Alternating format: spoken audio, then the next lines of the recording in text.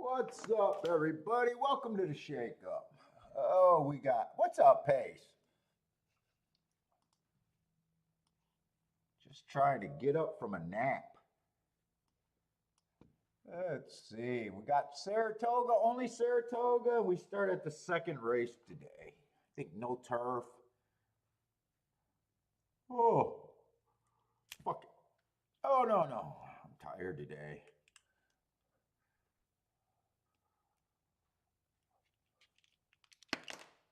We're doing great, man. Doing great. Coming off a really good last week.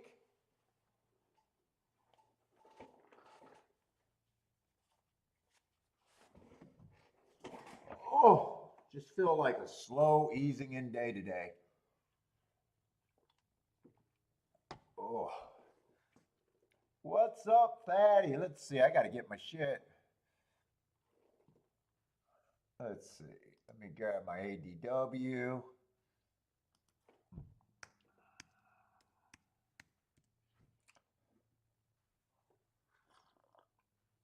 Get my sign in. I just hope I'm not too early. Let's see. The first race is the first race over? Or are they running down? Oh, no, they didn't even run the first race. That's right. I'm not sure the second race is going to be all that great. Let me get the scratches. I think the second race looks like a 4 or 5 horse field.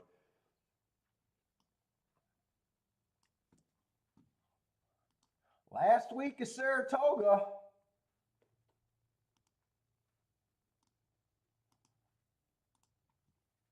I don't have to worry about being ahead for Saratoga this year.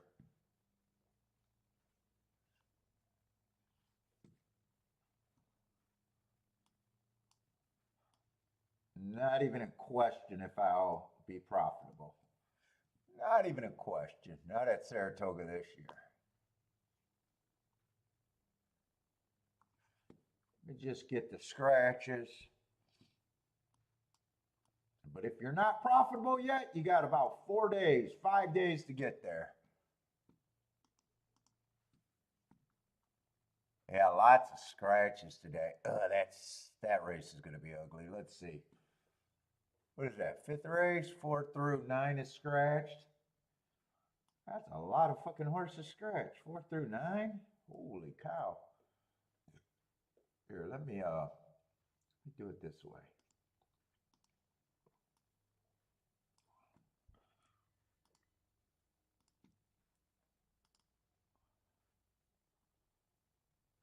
So 1, 2, 3, 4, 5.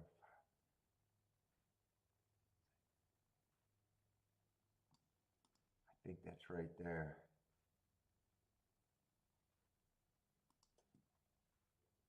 No, did I not do it right? Copy. 1, 2, 3, 4, 5, 6. Yeah, it should fit right in there. What the fuck? Maybe I didn't hit. Maybe I didn't hit paste. Oh shit.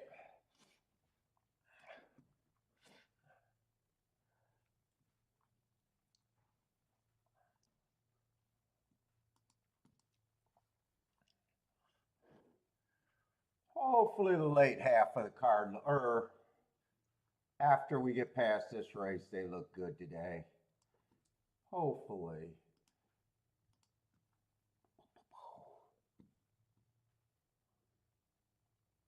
Let's see, 7th race.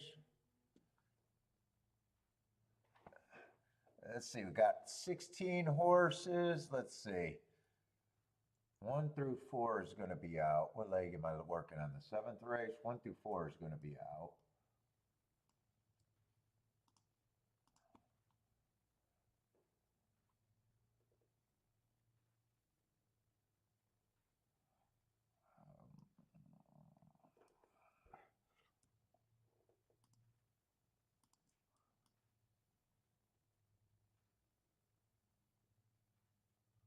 That all fit right there. Sweet.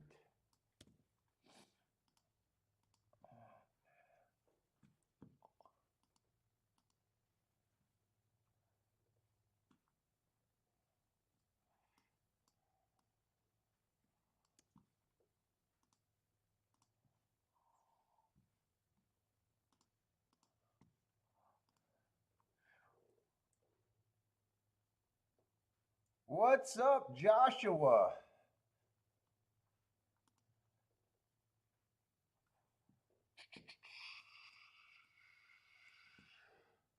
I see everyone on Twitter talking about boycotting this Keelan or not Keelan. I just want to know Kentucky Downs. I just really want to know how many of them are profitable where it even matters.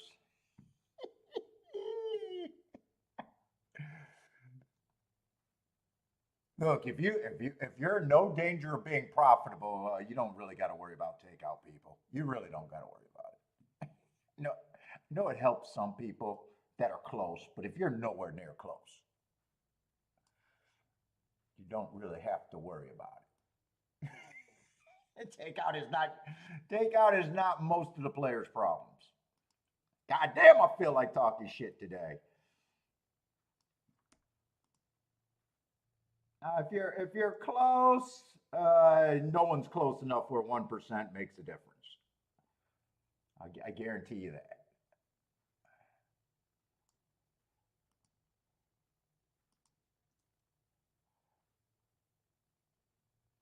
Fuck, where? Let's get this. Let's see. Let's try it one more time. Should be right there, right?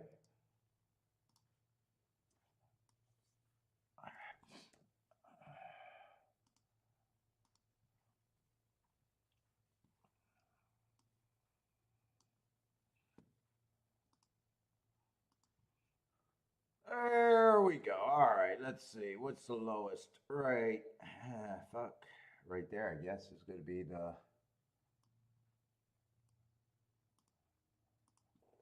lowest.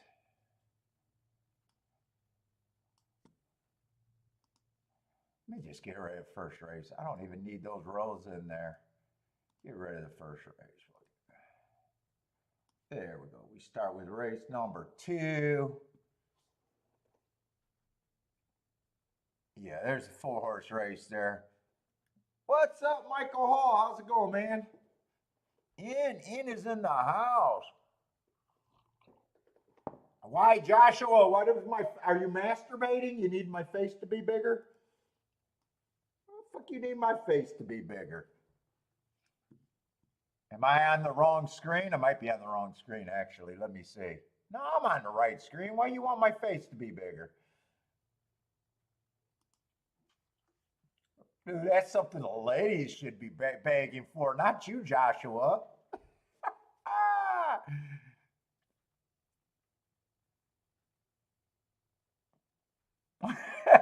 Pace. I don't know, man. We got to question Joshua right now. Look, he wants the eye candy and everything. Come on, man. We're going to have to question Joshua over there. Oh, my goodness. He did send me a little bitchy. He did said you didn't call me this morning. I hope you lose. He did act like a little bitchy. We might have to question Joshua over there.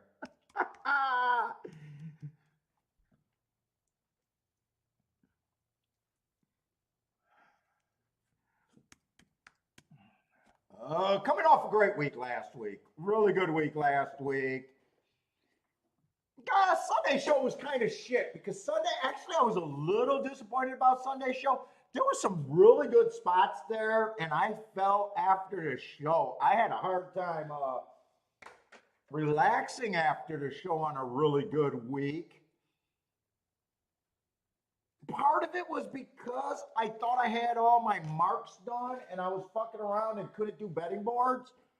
But man, I kind of really thought there was some legit spots Sunday afternoon. And really wish I could have done a better job.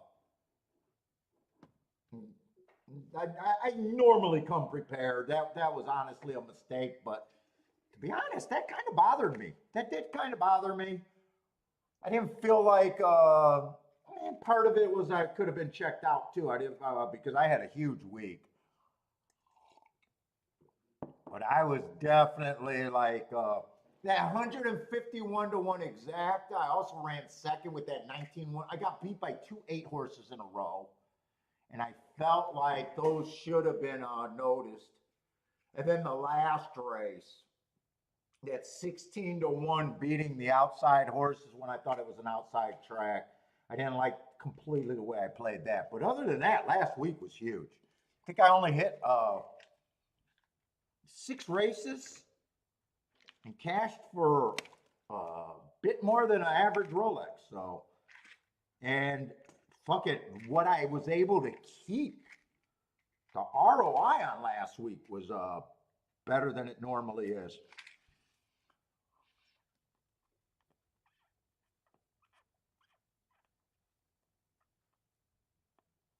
So I'm gonna keep doing what I'm doing.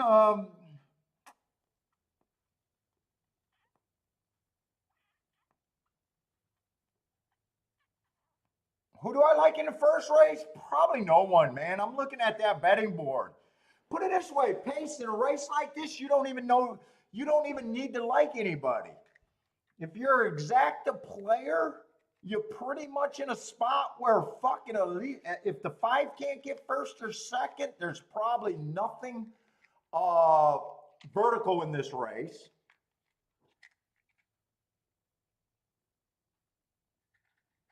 And unless the 5 get first, or maybe you really have a strong opinion on one of the 3 favorites,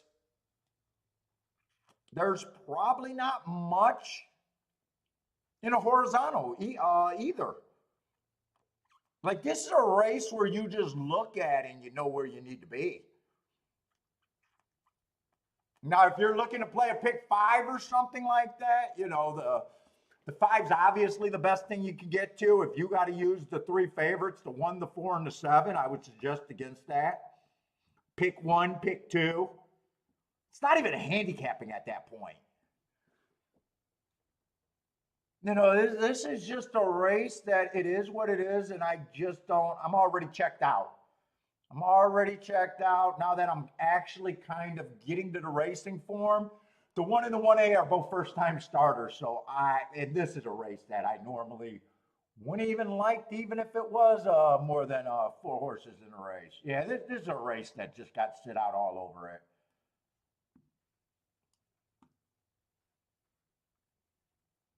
You know, the 4, I can say, hey, that's not a bad first time out. Could he be a winner? Sure. Do I got a problem if he wins? Sure. Do I got a problem if he loses? No. Does he sound like getting overpaid? No. And then the horses, you know, the other horses are so lightly. You're looking at horses that ran 1 or 2 races. Like, fucking, I mean, I'd never be confident all that much in races like this about who could take the step forward. So this is just a bad race.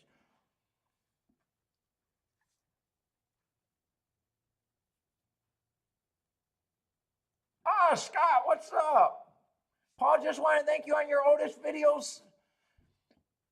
I learned a lot about handicapping. Yes, Scott, I'm developing my talking points about betting.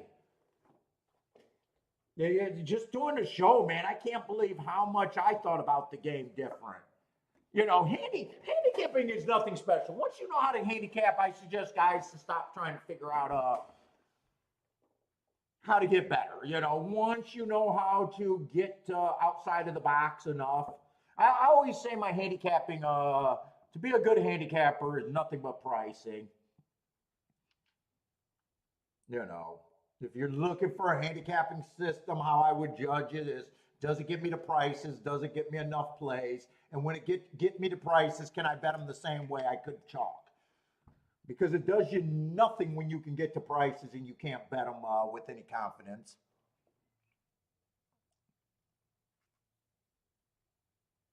Now that I start thinking about betting and handicapping philosophy, I can't honestly even tell you if I was always understanding that the outside of the box being a good offset, or if I got to get to so many long shots, not because of great handicapping, just because I understand that as a player, that's where I need to get. So therefore, I find reasons to get them. I can't even tell you It's almost a chicken or the leg, or chicken or the egg. Which came first, chicken or the egg? No one can really answer it. Honestly, I can't tell you the more I think about betting philosophies. Am I good? Am I a good handicapper?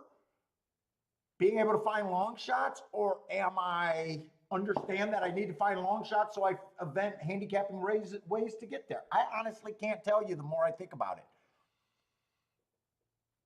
But I do appreciate it, Scott. I do appreciate it, man. In says the egg came first. All right, in is down for the egg. I honestly can't tell you what's more responsible for hitting big tickets: betting philosophy or great handicapping.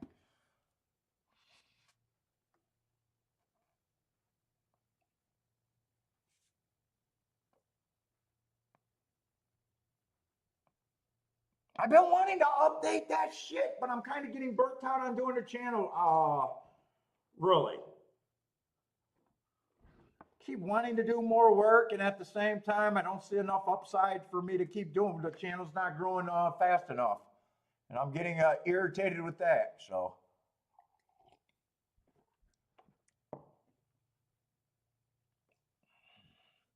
what's up, Blair? How's it going, Blair?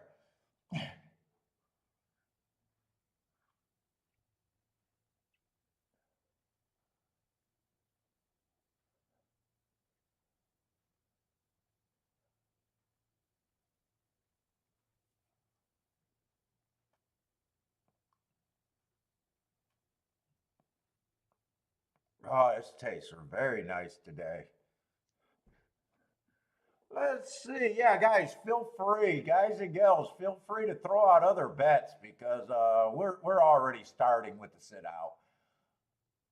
Let's see. Is what track are you guys talking about? Delaware? Is that race? Let's get the other tracks up there where I can root for shit.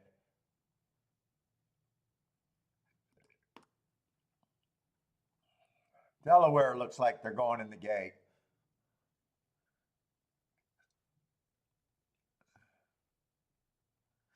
Let's see, but Scott is. Oh, Scott, are you just starting out as a handicapper? Looks like you're out there in Minnesota. What's up? I'm going to have a hard time saying your name. How do I say that name? Vass? Can I just go with Vass?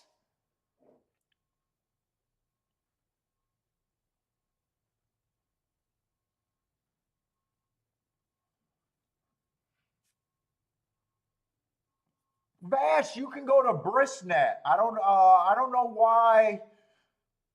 You should be able to go to Brisnet. Wait a minute. You are not able to you are not able to ask. I'm sorry. You are not able to access Brisnet website to download past performances.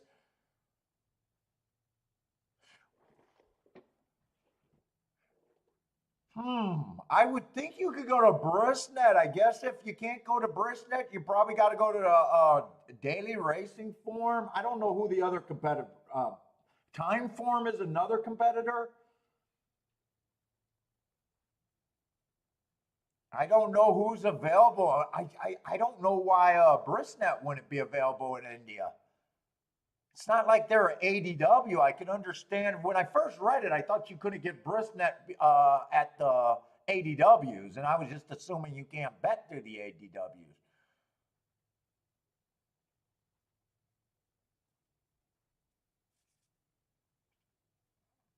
Really, by the way, Vass, it really doesn't matter which. The difference between the racing form, time form, and all of those, to me, the running lines, the date, that shit should be factual. Really, all you're paying for the difference is the shit that I don't use, the speed figures, pace lines, that kind of shit. Everything else should be roughly the same. You know, the running lines, the time, and the date. Unless some racing forum wants to pay me to fucking talk about their shit in a better light, it really doesn't matter which one you want to use. What's up, Frankie Tubbs?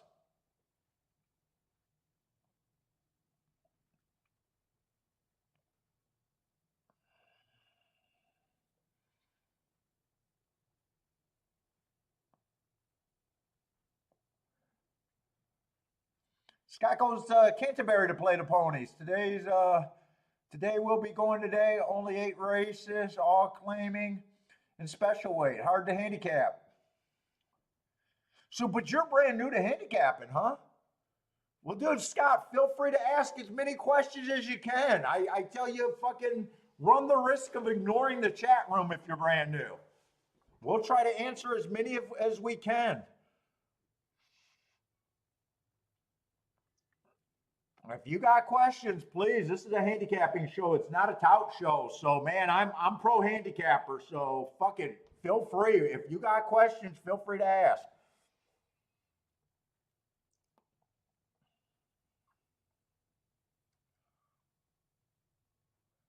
Oh, Anthony, you're from Portugal. Where do you act? You can't access BristNet. So, what do you use, Anthony?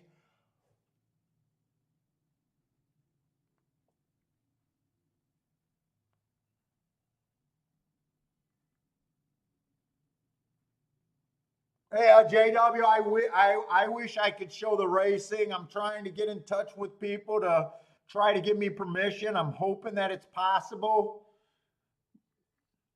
Since more smaller tracks are starting to show their races, but I got a feeling they're going to say, hey, why do we need him? Why will we give him permission when we can get the little bit of YouTube money? Trust me, it's a little bit. And we automatically going to have 5 to 10 times the people that he gets, not realizing that they're thinking small. Because if I help their people stay in the game longer, they will be able to churn longer. It's stupid, but I'm hoping that we get back to being able to show the video. But you got to remember, when I used to show the video and I got away with it for 2 years, that was the smallest I ever been. So the video...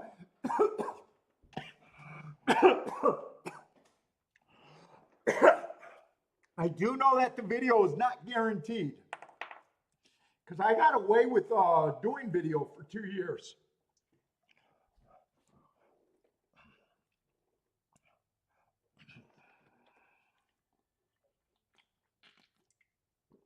And I used to have about 30 people at the time.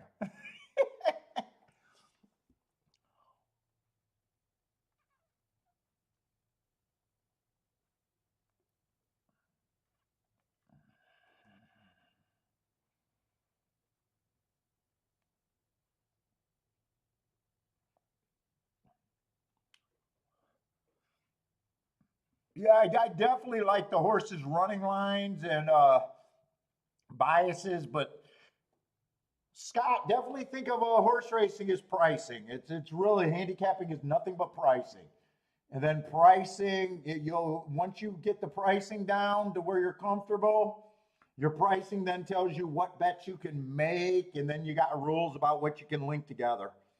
And then after that, it's all about betting and money philosophies. After that.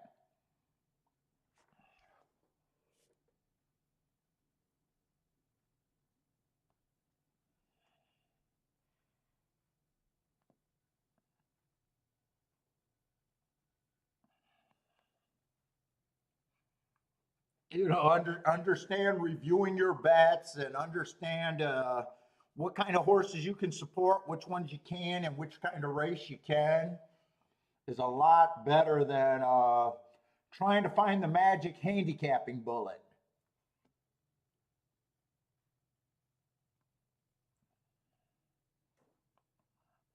Too many people are still trying to. They got decent at handicapping and they can't extract money out of the game. And they keep spending all their time trying to figure out how to get a little bit better at handicapping. It's almost impossible to get a little bit better at handicapping.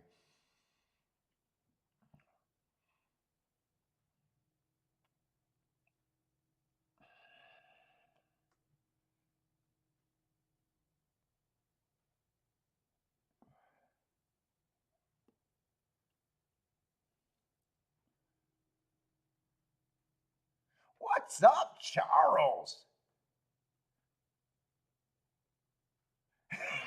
Charles said if you can't afford to. Well, we got, Charles, I think I realized the people that need the feed. The people that I think are generally looking for the feed are people that are playing in different countries or a few states in America where they can't get ADWs. I think that's really the main people that are looking for feeds. Because if you got an ADW and you can play, you're not really, I don't think those people are looking for track feeds. I think it's generally, and then when I see a lot of the smaller tracks, they got a lot of Spanish speaking people. I got a feeling they're outside of America and they just can't, they don't have ADWs. Maybe they got to figure out, maybe racing got to get in the dark web and do some crypto shit.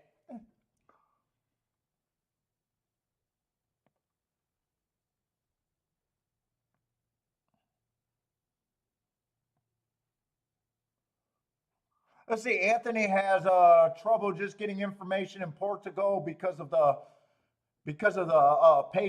payment options. So is that why you can't buy Brisnet? You could probably open up Brisnet, but there's no way to pay for Brisnet. Is that the problem, Anthony? Well, a lot of times us Americans, we're dumb Americans, and we think the world ends at our borders. I'm finding out that's not true. What's up, Greer? Those folks are not in our wagering pool for a reason.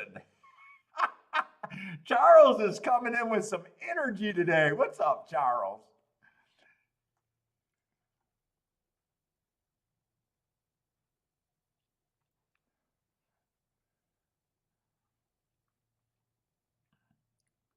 Greer is here. We can all rest easy. We got the great Greer today. What's up, Greer? How's it going, man?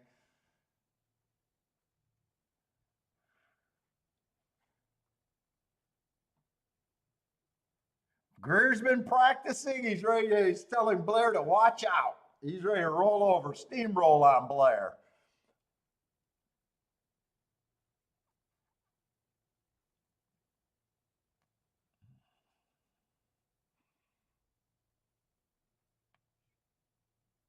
Oh, thank you, Anthony. I love everybody that watches for all different reasons, man. Yeah, I mean, I'm even grateful for the people that watch and they can't stand me and they just root for me to lose every day. I'm sorry. It's been difficult life for the people that root for me to lose, but I'm sorry. I'm sorry. I know there's a few of you out there. What's up, Based?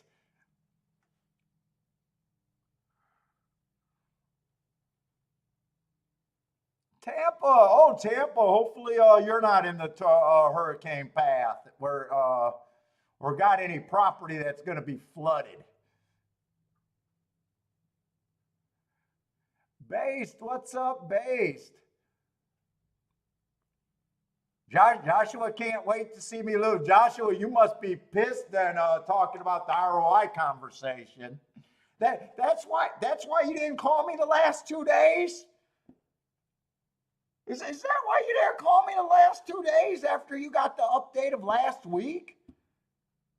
Saying what I hit for in 6 days or in 6 races, only 6 cashes? Oh, Joshua just got that little purple monster on his shoulder.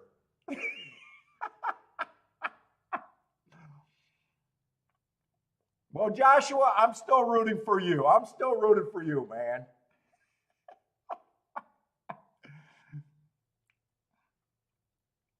I'm rooting for a lot of players. I know there's a few players that are going to get better. I'm hoping that there's a whole bunch of players that get a little bit better and get hope that they never had before. But I do understand that not everyone's going to, get a lot better. I know there's a few of you guys. A few of you guys send me a lot of emails and talk to me, and I definitely appreciate those shout outs. It's still gambling, and it's still a very small percentage of people that are going to have the instincts and be able to get it to work before they give up. But believe me when I say it's not as hard as some of you people really think it is. It's really not that hard when you understand what horse racing really is.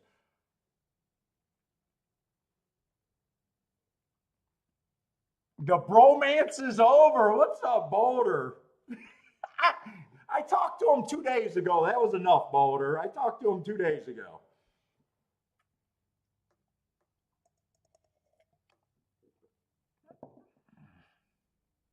Monday I talked to him. Sunday I reached out, but he has to do the fucking good husband or boyfriend thing on Sundays. Joshua's whipped on Sundays. If anyone wants to know why Joshua's not here on Sundays, he's whipped.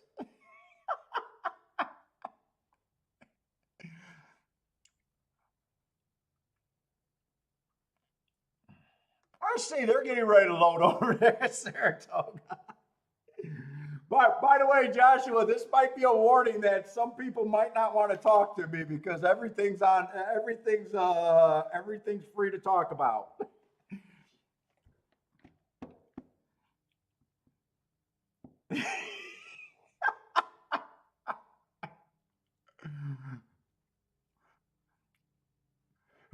If I find something you tell me that's too funny and a little bit of secret, depending on what it is, you know, it might not be off the record.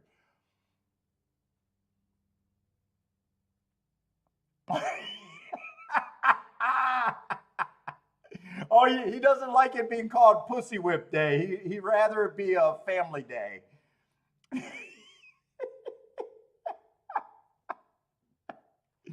Okay, Joshua, we'll let you call it Family Day.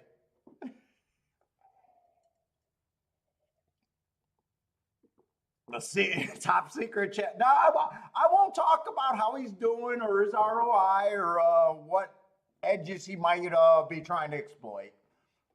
Now that to me is super personal right there, Joshua. That's more personal than Pussy Whip Day.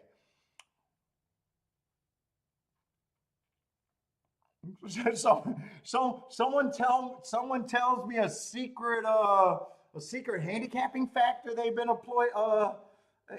exploiting. I can keep that a secret. That I can keep a secret. No, we don't get hurricanes in Detroit. We get tornado warnings every blue moon, but I'm not even sure if we get tornadoes. Maybe on the outskirts, deeper in the suburbs, maybe. Frankie Tubbs, you know what? Honestly, after the 2 breakdowns, it's the most worried I'd ever been.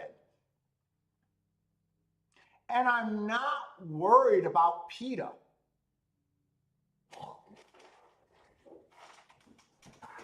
I'm worried about horse racing bitches. I'm worried about people acting like those were the only breakdown they ever seen. I'm so glad the touts did their posturing.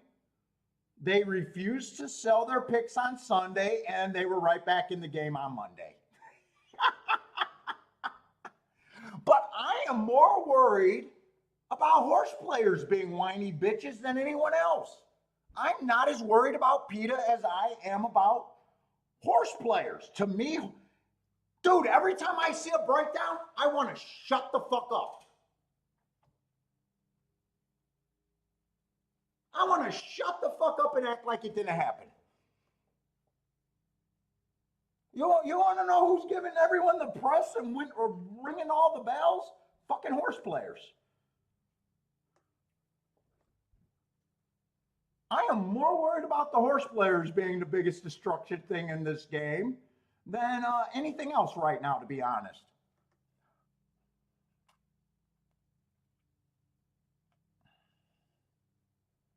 But if the game stays as it is, I'll be, unless you lose my mental faculties, I'd be at the same place in 10 years.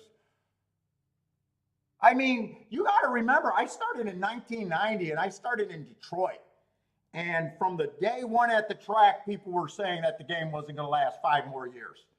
And if you hear all the new people now, They're talking about how great the game was in 1990. Well, when I started in 1990, people were saying, look, the lottery, the casinos, everything that you're hearing now has been being talked about the same way. Now, horse racing's not going to die. They're going to go to a third world country, or they're going to go to a country that doesn't have the same values as our whiny people. So they'll still be horse racing. As long as the form is correct, I'll be able to exploit if I want to stay up for different time zones. But you got to remember, I'm going to be 52. I don't know if my mind is going to be sharp enough to keep playing forever.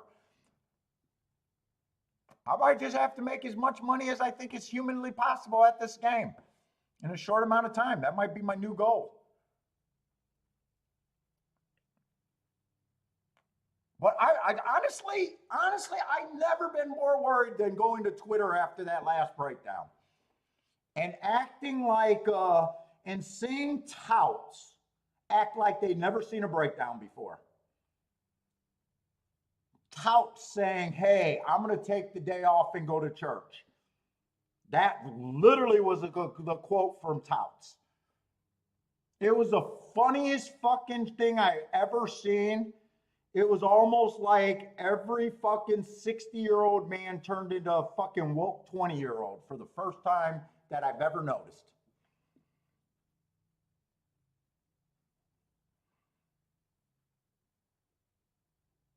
Well, yeah, but Frankie, that's always been the same thing. It's almost like why I laugh at by the book Handicappers. You can't be a real winner. Look, if you're betting, if everybody learned from the same 20 or 15 books, and that's everyone's foundation,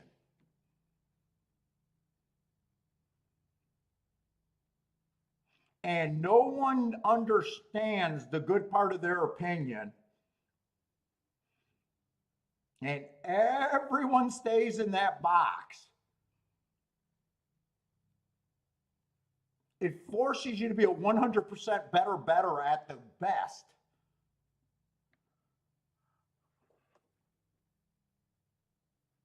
But I don't believe the game's going to change. In fact, I can't keep up. I mean, Frankie, you see, I still keep hitting 30 to 1s in the same prices. That's never going down, and I can't even focus on any tracks as many tracks as I could.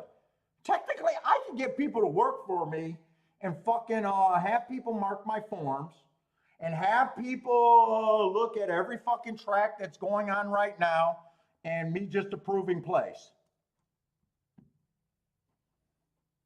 There's still so many bigger ways that I could go. In fact, there's nothing that stops you getting investors or your own money and become your own computer team. There's nothing out there that stops you. I have no idea where I'm going to be in 10 years, but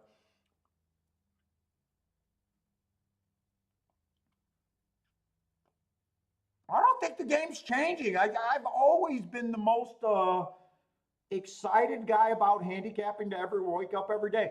I always make a joke that whenever I see long-term winners that say, hey, they're glad they don't have to be pros anymore, or they're glad that they don't have to make a living at the game. I don't understand how they say that the game's different. The game's definitely different. You got to look at more tracks than you ever had before. You know, you can't go to a single track and get 9 great competitive races every day like you could in the past. You know, that's been changing. But as far as the math of the game and, you know, your game might even change. You know, instead of being a daily player, you know, your game could address where you might play less races, better bets, more money, and funnel more money into the races that you play and only play for the, you know, the game, your structure and betting could change, or the way you approach the game I could see changing. You know, you might have to get some help and look at 7 tracks a day to find 2 or 3 good plays a day. But as far as people not making mistakes in horse racing betting, I don't ever see that changing. What's up, Marco Lou?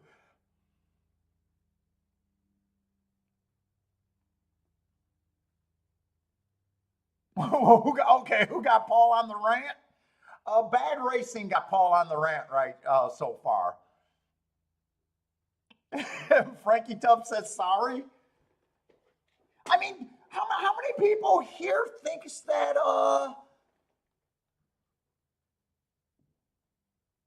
believes the game is completely shit? I don't understand how you could be on this show and in this chat room for any amount of time and think that the game's completely shit.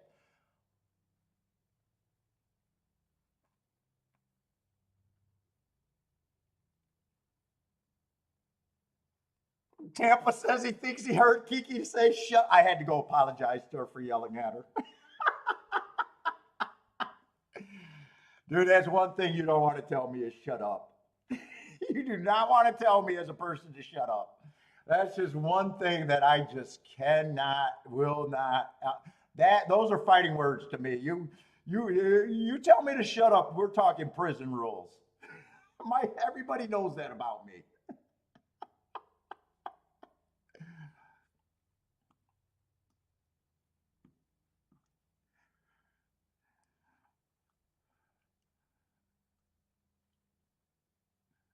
Those are fighting words. My first thought, and always my go-to is, motherfucker, you better be prepared to make me.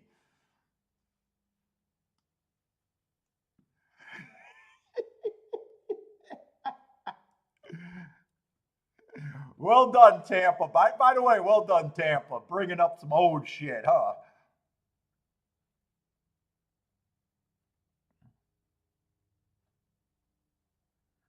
Yeah, Marco, I don't even think necessarily with the horse shortages. I don't know. Let's just say all the tracks closed down and there's basically three circuits: Kentucky, New York, and Florida. We don't know what happens then. Does the pools get do the pools get inflated big time because there's no little pools to suck up money? Does the horse shortage problem get way better?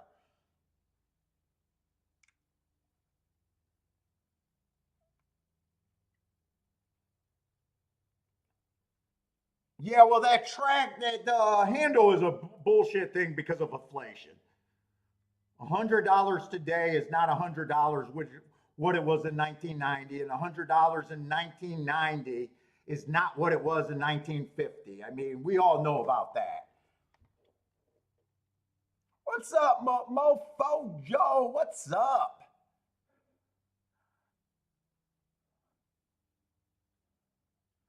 You know, it's just like with less tracks, does horse racing become Hong Kong in America?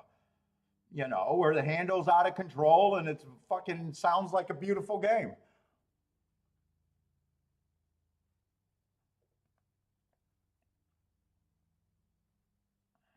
Well, they're never gonna they only retire good horses at 3. They're never gonna retire cheap horses at 3. I don't know. I do not have the negative outlook in racing. Now, I got no faith in what racetracks do. I got no faith on racetrack managements being great stewards of the game.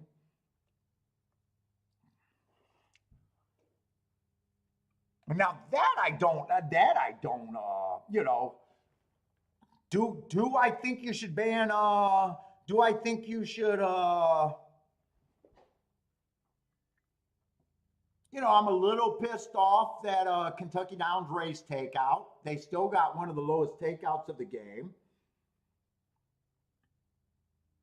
Do I think as a player that it does you any good to sit out of Kentucky Downs? Not really. Not really. At the same time, do I want fucking the management to know that they shouldn't be raising takeout? Yes. Do I got a feeling that if Kentucky Downs raise their takeout and they have a great meet and do great handle this year. Are other tracks going to fall in line? Yeah, probably. Do I think that they needed to raise the tax, raise their purses another 5 million for that meet? Couldn't they have only raised it 4 and paid for Heisa on their own? Sure. Am I going to sit out Tampa Bay? No.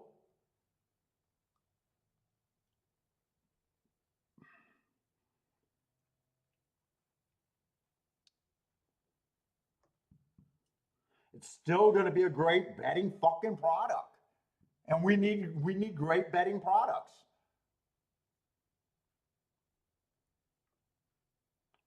Kentucky Downs, even with 1% more, is probably at least either the best betting opportunity of the year.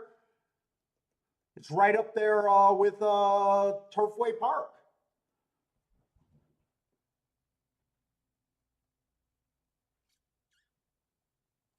No, Markaloo, it went down and it's going up again. It's going both ways.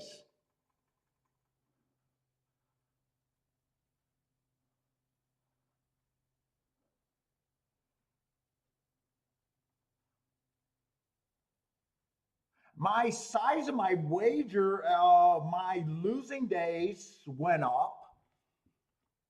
What I consider, my meltdown days went up a little bit. My average losing day, I allowed to go up a little bit. Smarter bets been bringing my handle down. I was having a couple ticks of it going lower. Because when I started doing the stream, you got to remember when I play by myself, I don't have to mark as much. So I could have 5 forms going at one time. The show caused my handle to go down a bit. My making money has been getting better the last 5 years and looking to even have more upside than ever before.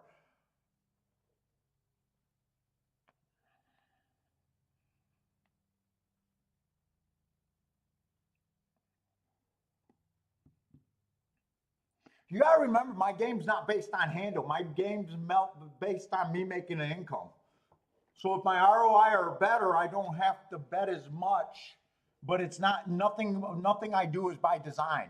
I don't set out and say, hey, I don't like the pricing of the game, therefore my handle goes down. It's not, there's not cause and effect there. Let's say I was struggling and I got about 6 months or 5 months left in the year. Let's say I was about even right now. I'd probably naturally have to bet more. Right? It's not always cause and effect. When my handle went down for a little while, it was never because of the game. It was the nature of how I play.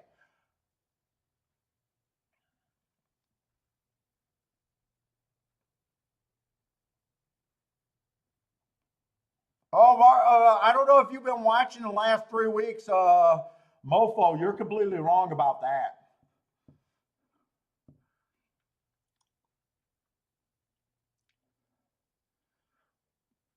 My last 3 years, each year has been better than the next.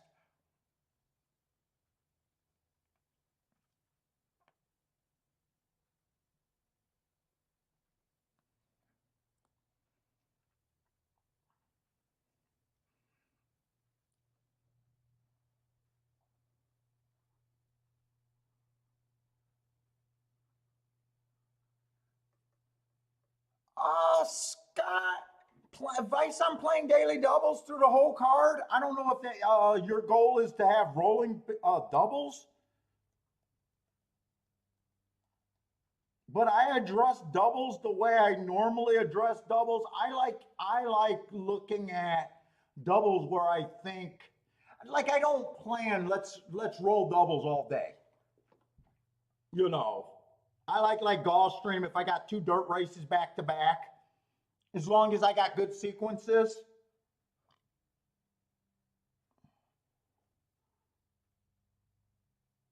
Like to me, that's almost like how Bender tells me, hey, Paul, you miss out on structuring better bets by not looking at good sequences in ahead.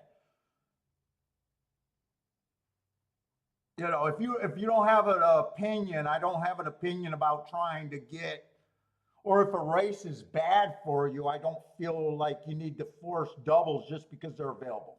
I would suggest let them come naturally. When you got a good sequence or you got two races that you like that are lined up for a double, do doubles.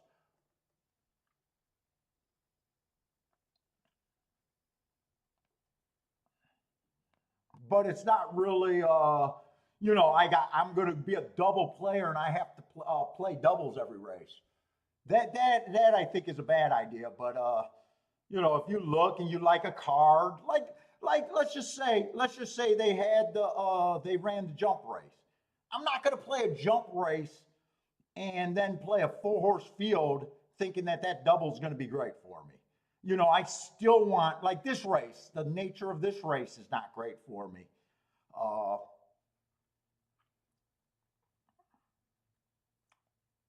next race is probably a little bit better for me depending on the scratches, but I just look at the sequences if I was you.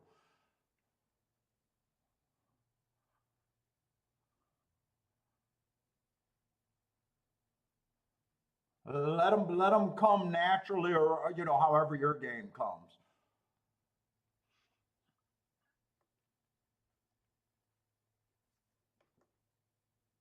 Well, Mofo says everything should come naturally.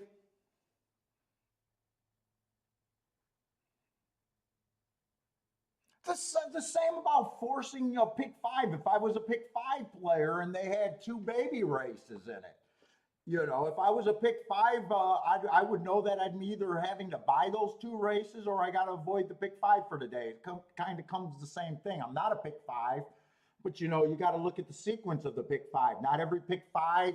Let's just say I was a pick five player day in and day out. Not every pick five would have the same investment. There'd be days where, the pick five is great for me. I might want to bet triple, quadruple in that pick five sequence. Pick five that I'm forcing, they got bad races, maybe, I bet a quarter of what I would on another day. You got to kind of look at sequences like that.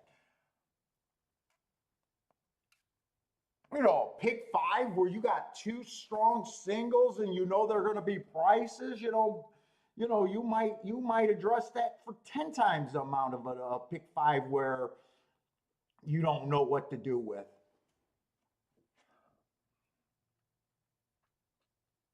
Hey, what's up, Irene? How's it going?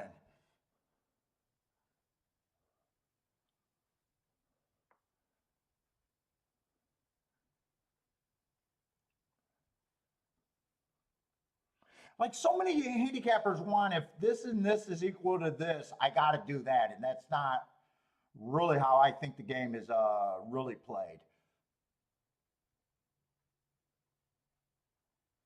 Okay, but we got to start looking at this race. Do know that it's overall a bad race for me, but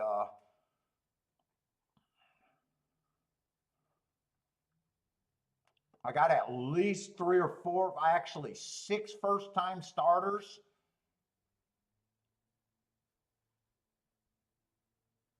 So the race is just in definition bad for me, but I do have the 6 horse that got great marks.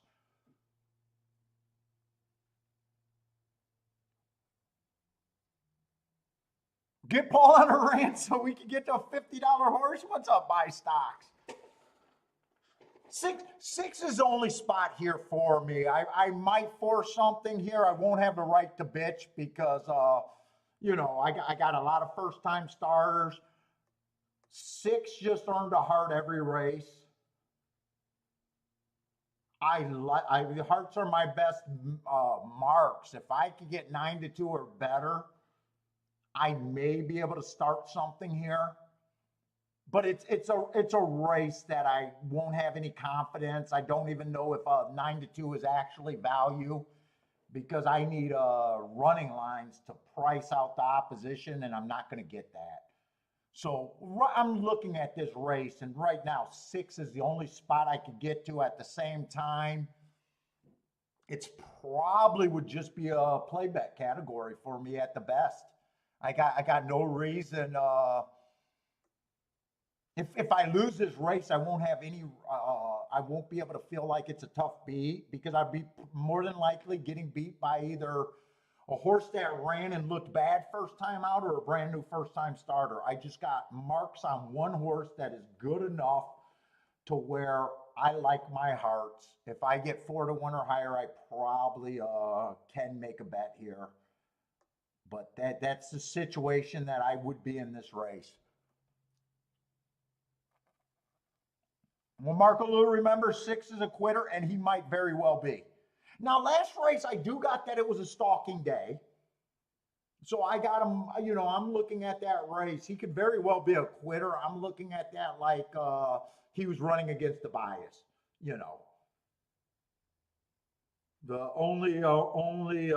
what the future will tell if he's really a quitter. So far, he has quit after 3 races.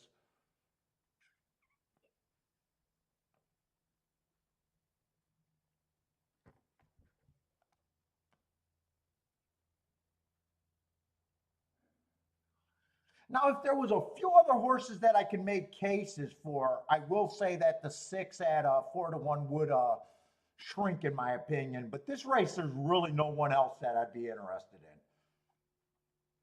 in. It's the 6 and only the 6. A single combination.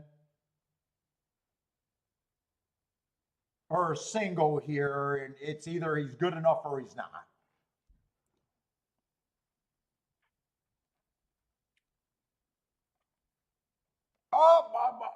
Mofo, actually, for the last 3 weeks, my play bets have been getting to be a lot less. That I've been, I don't know if you've been watching the last 3 weeks, but I've really been working on my bet construction. So naturally, when you're trying to put in better tickets, I felt like my play tickets have been kind of disappearing. It's almost like I don't know if it's cause and effect, but it's naturally, if you're looking to make better tickets and you're trying to pay for less combinations, it's almost like those play bets are disappearing.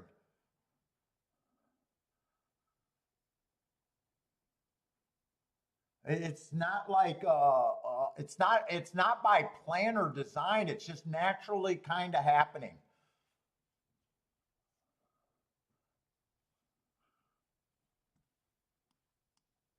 I also, for the last 3 weeks, have not been burying myself when I've been wrong early.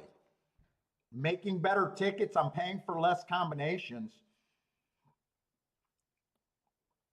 It's all been actually super insightful.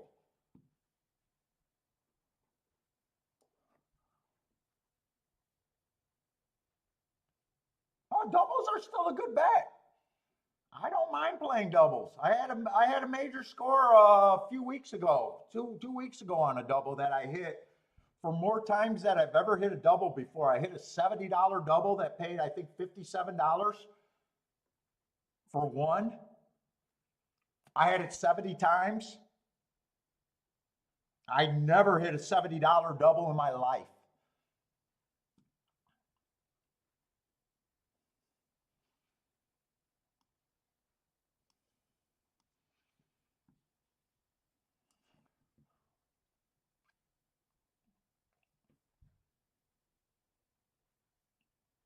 And I was able to hit it more for about, I don't remember if that race was actually about the same as what I would have put in on my inefficient wagers. It was either for roughly the same or even less. That I don't remember because it was a couple weeks ago. That part I don't remember of.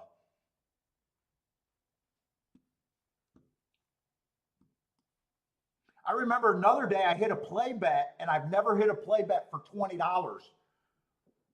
But a $20 exacta was able to be played in a play bet category because the total cost of the bet kept in a play bet. But the amount, normally it'd be a $5 or $10 combination.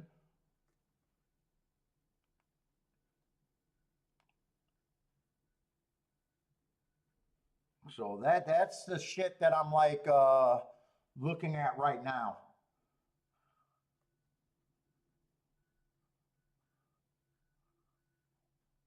Let's see, I'm kind of looking at doubles to see if I want to play a double. I really don't know what the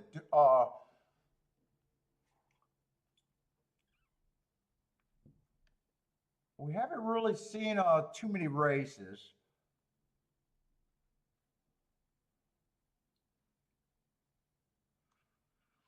Let's see, I can either bet the 6 to win, or I can bet the 6 in some doubles, or a little bit of both.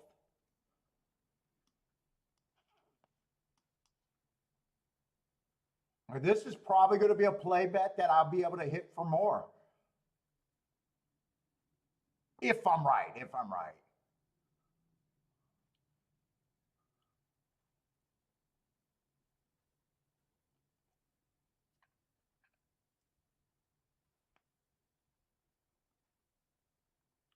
Guess I'd be interested in the 3, the 4 a little bit, and the 6, and the 7. Is that all?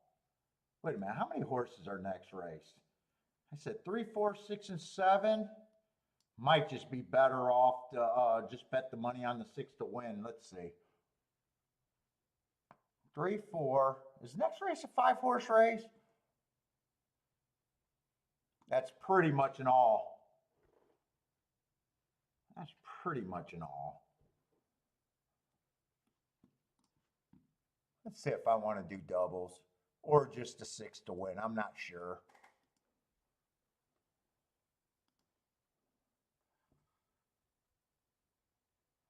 Eh, 6 to the 3 is 21. 6 to the 4 is 13. I don't even need. I'd rather just bet that to win on the 6. 6 to the 6. I don't need to play for that either.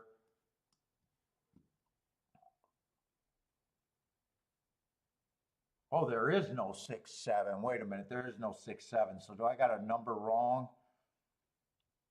Oh, that's the 8, not the 7. That's the 8 that I'd be interested in. 6, 8 is paying 100 to 1. 6, 3 is paying 18 to 1.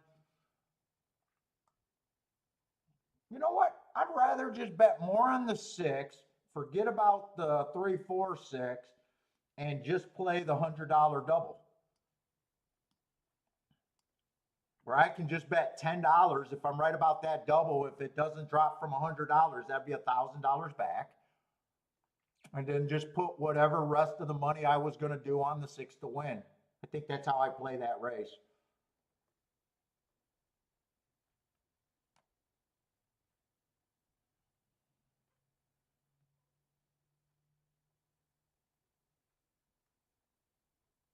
In fact, I think that is how I'm going to play that race. The only other combination I could play is 6-3. But you know what I get right now? $11 if the 6 just wins, and I don't have to split anything. I think that's how I'm going to play it, exactly how I said. Just more money on the 6 to win here. Still going to be considered a play bet. And a single double 6-8. And I only got to do that double for $10 if I'm right, and that stays at that price. Could be $1,000 hit.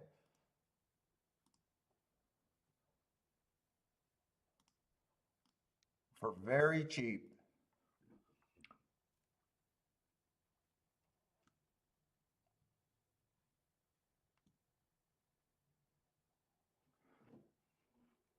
Let's get the likes up, man. 48 people. Come on, guys. You guys got to hear some rants.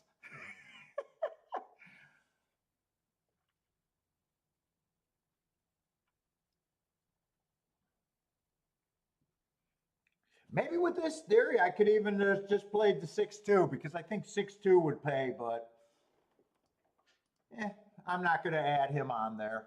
I could have.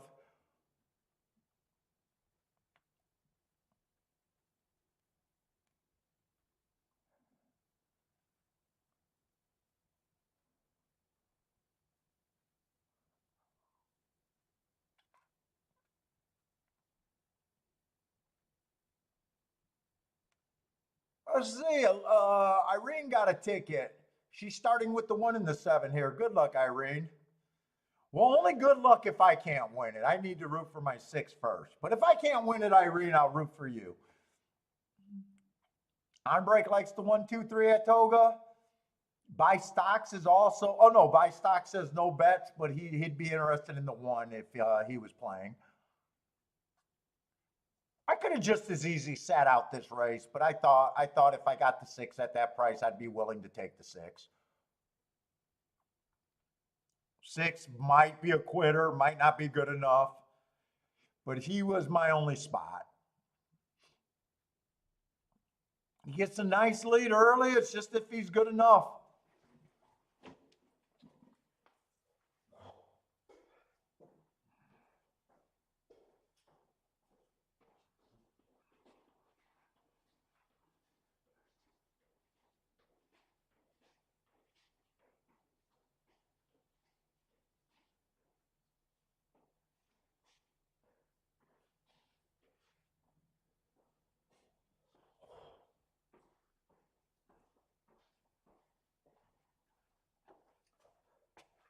That looks pretty good.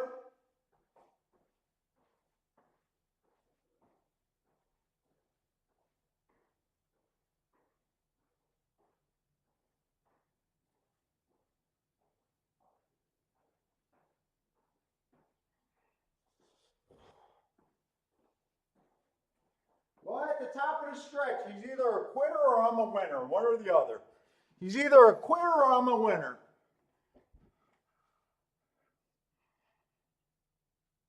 Looks like I'm a winner.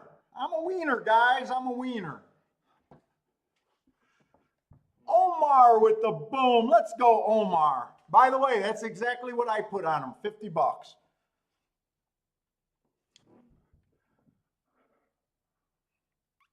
Rex booming, exacta and win ticket. Nice job. Omar, $50 to win in place. Based is booming.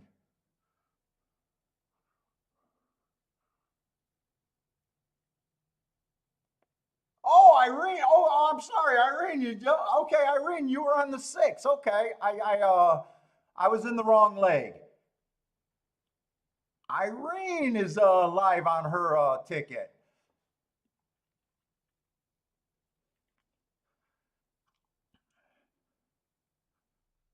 I can't even say it's really a good call. I just had a horse with great marks. I couldn't do any more than a play bet on him. But with him being the only spot that I could have did, it was the only reason I did it. I can't say great call or anything. But I'm glad it worked out. I got a $50 win ticket and a $10 double.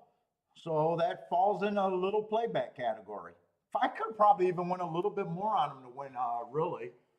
My play bets can sometimes get over $100. I could have won a little bit more.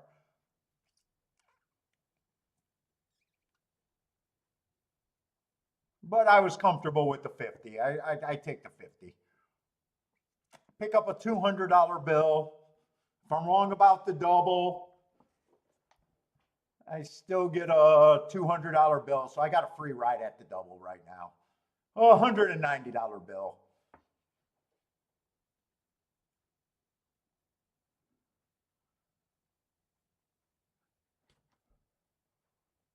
I don't do really big win tickets though. Really big win tickets aren't really that big of a thing for me.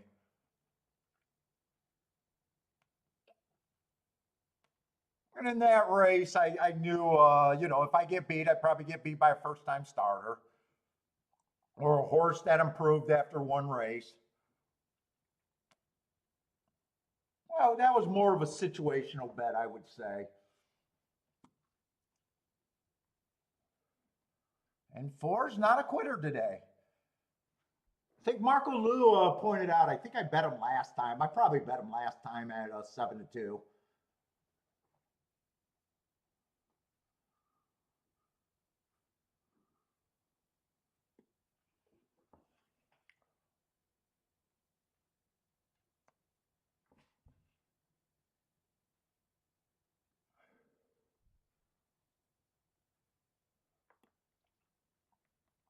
Try's going to be nice. Who is the four? Is four's the other horse that ran before? He's 5-1, and one of the first time starters at a nice price got a third.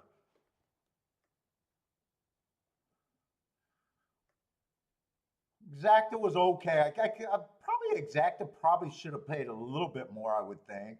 But I think a lot of people probably take the only two horses that ran. 50-cent Try paid really nice. And the Super, 10-cent Super paid great. $300 for the 10-cent Super.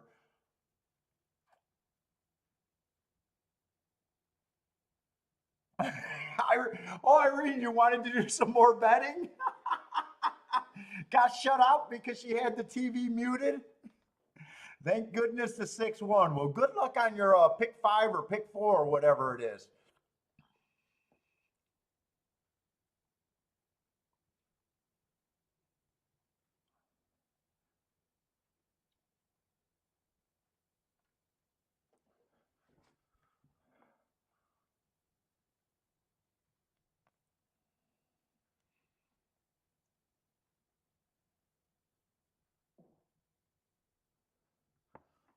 Let's see. Let's see if that double held up.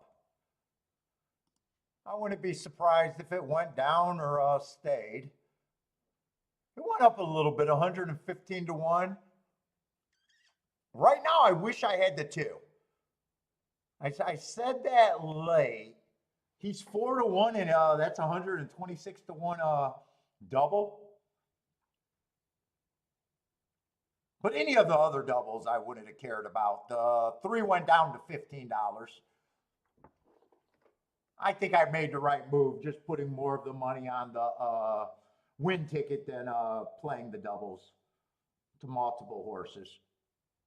I feel like I did the right move. If the 2 wins, that might have been the only other double that would have been worth it there. What's up, Lloyd?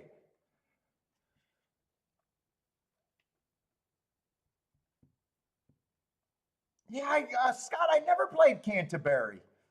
I don't know what type of fields. You said they got a lot of short fields.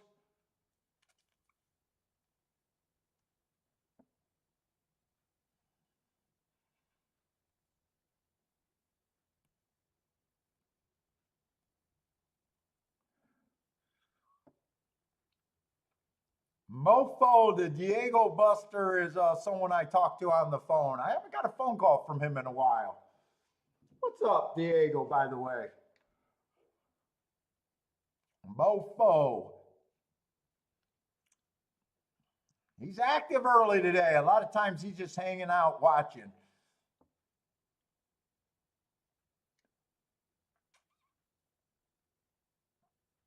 Scott said his favorite bets now are, I love daily doubles.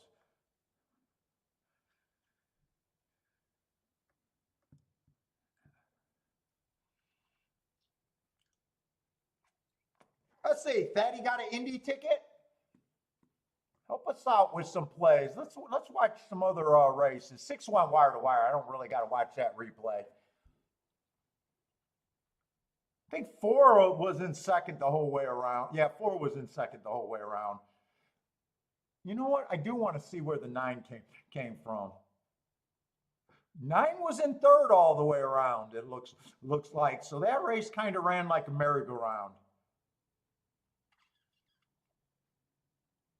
Well, 9 did get shuffled a little back. 8 was actually in third for a little while.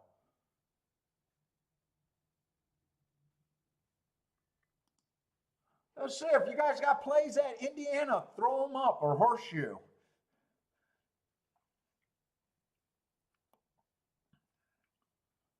Got a whole, yeah, it would be a nice, very nice ticket if the 8 wins next race. In fact, if 8 wins next race, I will say that's a home run for what I put in the race. 60 bucks. And if we get 115 to 1 double 10 times, I will say that that's a home run. And Joshua will call me tomorrow and say, you know what? Why didn't you play it for more? You did not get the most out of that race, is what he'll tell me.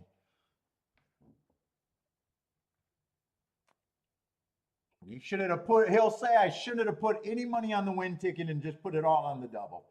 That's what he'll say.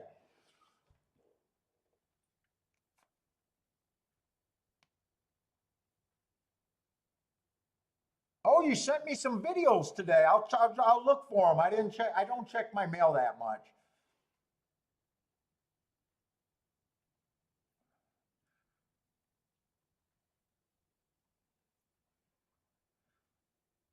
Let's see, Irene. Hi, Scott. I'm not a winning player overall, but I've been trying to the superfecta strategy lately when I have very little money in my betting account. Irene, how long have you been playing? Are you new to the game?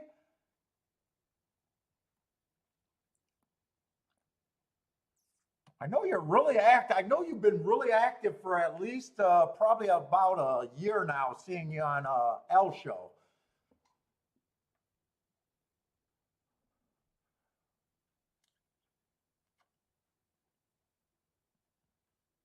I think you're fairly new though, right?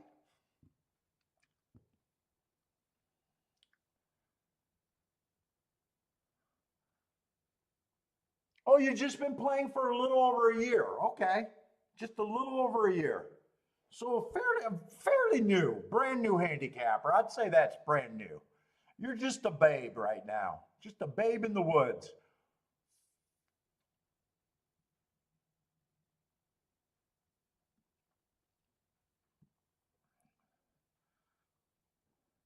The learning curve for you people that are freaking just starting is tremendous in this game, and the takeout is what kills you. The cost of your bets are just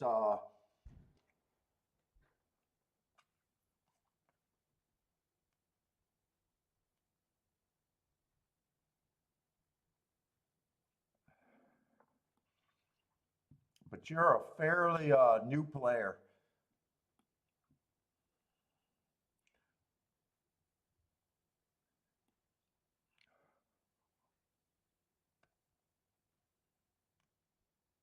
Oh my God, Scott, that's a track right there that I would want to avoid at all costs. Scott says that Canterbury has a 50% favorite win rate. Oh boy, yeah, my God, that's rough sledding. That is rough. That sounds like uncompetitive fields when it's 50% favorites. Unless they just started and they're only a week or two into the meet, that would be something that I would not be interested in. That many favorites winning.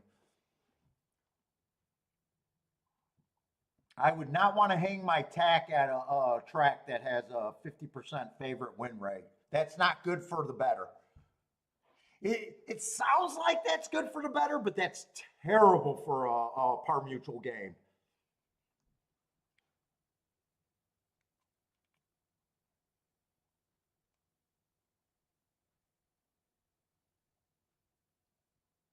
That's a recipe for a lot of pain.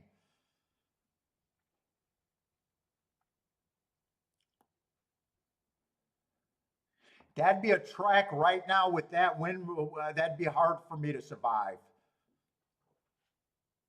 That's not even counting when they get second. It's got to be even worse that they're getting second.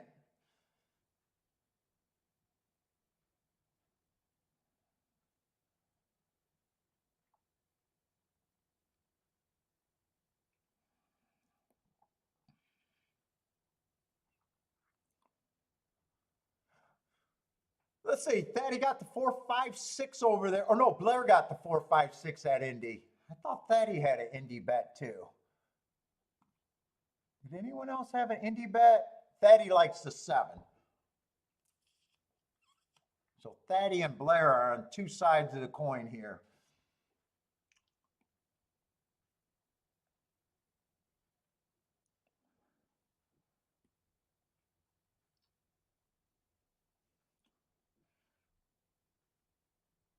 Right now, I think Blair looks more alive. Who did Blair like? Blair liked the 4. Who is this? Oh, who was Blair's 3 horses? Hold up, I'm trying to. 4, 5, 6. No, 2's going to split Blair.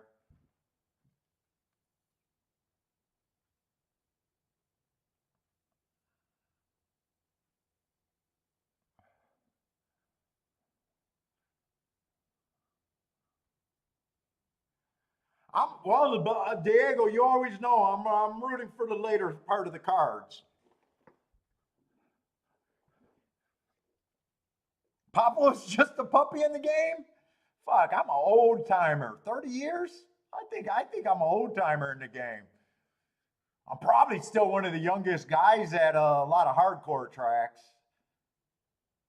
Although I think we're going back to, I think I'm going back to Keelan in October. I think Kiki and I talked about taking another trip out to Keelan. Keelan, they got a nice crowd. We might be going back to Keelan in October.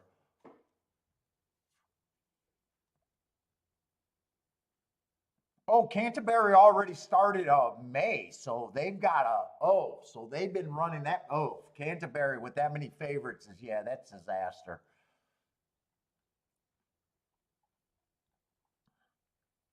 I was wondering if they were maybe like the first week you were looking at that data point.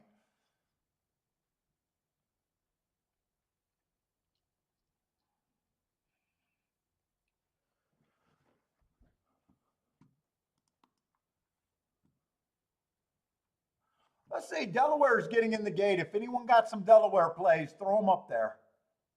We're going to have a nice slow show today, so if you guys are new, feel free to ask questions. I only got one track today, so these are the good days to throw out questions or comments. If we want to go on discussions, this is a good day to do it. And I think this race, next race at Toga, probably not going to be doing anything. Looks like just on the morning lines, there's going to be, or just judging from the doubles, they're going to be betting the 3 interior horses.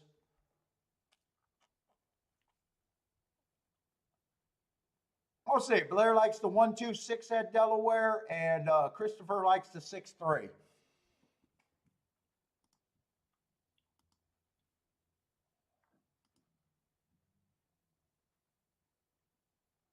Yeah, right now, this is a pretty straightforward race at Saratoga. Unless you can get the 6 or the 8 to get first or second, there's probably not much upside in the combinations. Any order of 6, 4, and 3 is probably, well, I guess 4 and 3 would be a okay exacta maybe, but kind of probably in the teen range. Not really what I'm looking for.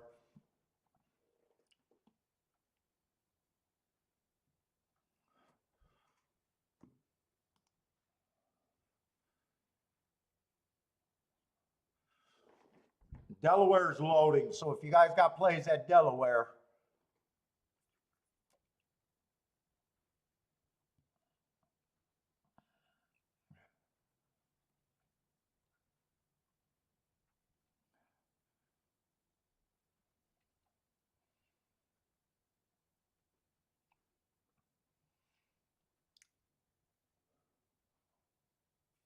Pace likes the 2 over there at Delaware. Show betting, Pace. No, not with the show bets. No show bets, Pace. You're betting the show crutch.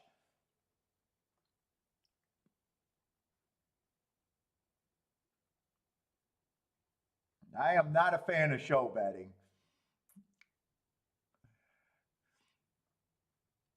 On break, what's up, on break? On break skiing off the 6.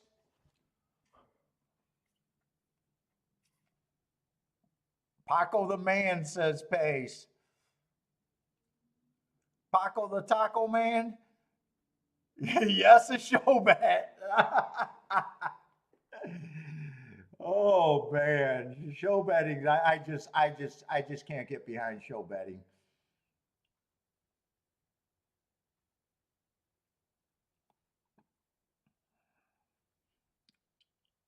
Don't throw tomatoes at you. I just think it's bad for the player. That's all. I just think it stops you from getting what you need to be good at horse racing is big hits. And show betting, just by definition, just makes it impossible to get big hits. Hey, Pace, it's out of love that I'm telling you not to do show betting. It's too much safety with no upside. You miss regardless.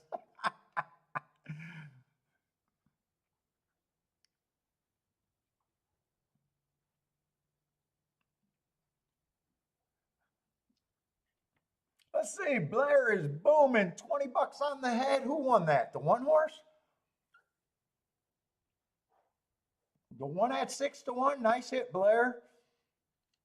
Yeah, Pace, don't mind me. You've been in here a little bit, so don't mind me being critical. It's out of love, honestly. It's out of love.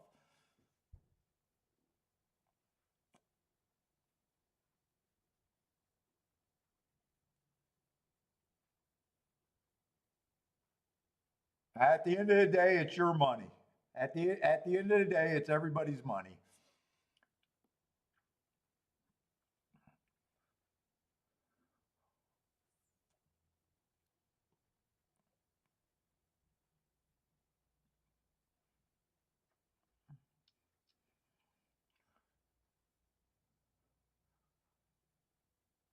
No tomatoes though. I'm not throwing any bombs at you. No tomatoes. Irene, I'm pretty against place betting, but there is an exception. If you do a betting line, now you got to listen to the exception. I'd rather you backdoor an exacta. But if you do a betting line, and sometimes you'll get to a horse when you do your own betting lines, and you'll get to a horse that you like at 4 or 5-1, say. Right? And let's just say the odds are going crazy and they're completely ignoring him where he's 20-1. The situation actually comes up more than you would think. I don't mind it then, because that situation, you're telling us that, let's just say you got him at 4-1 and you were willing to take $10 to win. And no matter who wins, even the favorite, he's probably going to pay at least $10 to place. I don't hate it, but that's the scenario if you did a betting line and you thought about it. So many people don't think about it. If you're saying, hey, I would have took him to win and got $10. Now, I do believe it's better to try to get that 20-1 in the win hole. And I do believe it's better to backdoor it exacta with them. But, just for place sakes, no. I think it's a bad idea. There's been studies, and a lot of people study-wise says you'll be 5% better just always betting them to win.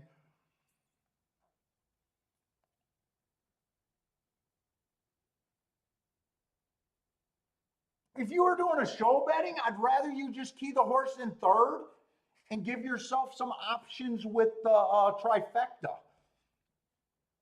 instead of a show bet. I'd like that a little bit better. At least you might fall into something that could give you a score.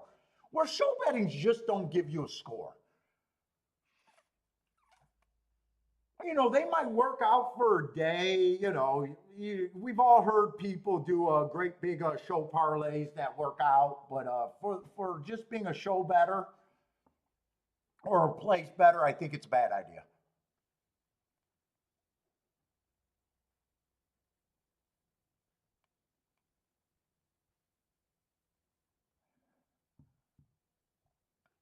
Yeah, you're doing the 20% to win and 80% to show. I'd rather you just, even if you're picking random horses in the exacta, that would be good. I think you'd be better off than just straight place bets. Show bettings are so bad.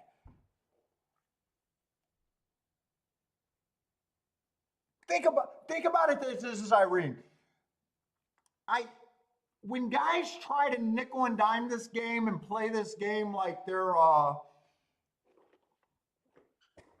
and they say things like that's better than bank interest. A lot of old people do it. You know, they feel like the safety, and it's true, but it's such a bad way to play the game.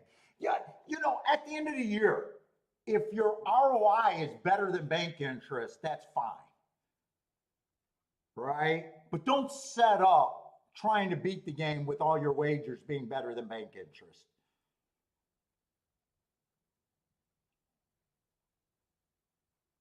You know, don't take a bet that pays 10 cents on the dollar. You want that at the end of the year. If you got a ROI for every dollar you bet, you get 10% at the end of the year, you know, you could have a successful year. But you don't set out trying to make it in that way, in my opinion. It just does not work that way.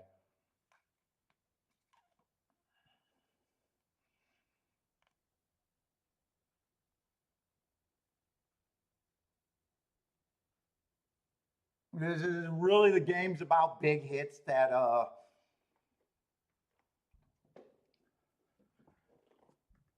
what's up, Elaine? How's it going, Elaine?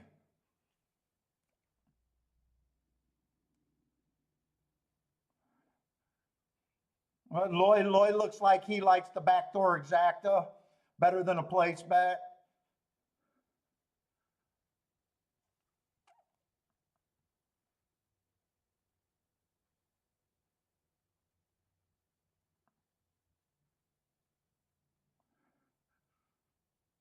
Elaine hit a pick three today for 50 cents. Hopefully you got a nice, hopefully that was a nice pick three. I think I said exacta, but a pick three for 50 cents.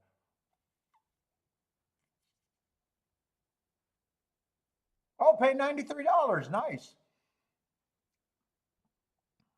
50 cent pick three that pays $93 means you had to have something happen there that was good for a better.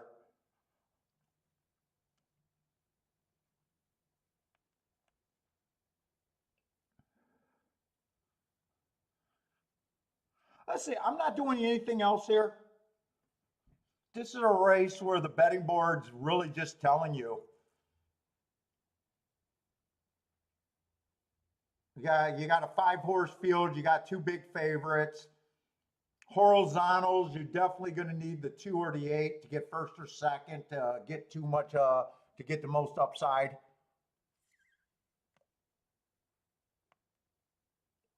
I'm on a nice hit if I'm right about a single horse here.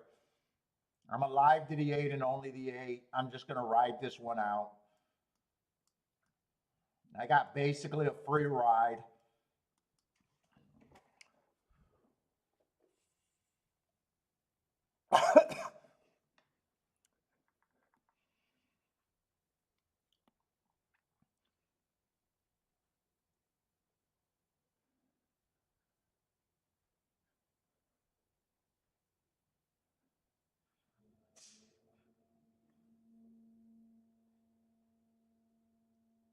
And the other thing about show betting, I will say that a lot of times every hotshot young handicapper at one time early in their career thought that they were just going to make big show bets and be able to keep the party going. And most of them, if any of them, do not survive. I even tried it early in my playing days. And I just found out that every time you're wrong, the wrong just hurts you way more. When you bet to show, it forces you to be right at least 70% of the time. And then the other thing that I found out when you just address the game show betting in that way, your handicapping starts getting sloppy. You start reaching for horses that you can pay a bit more.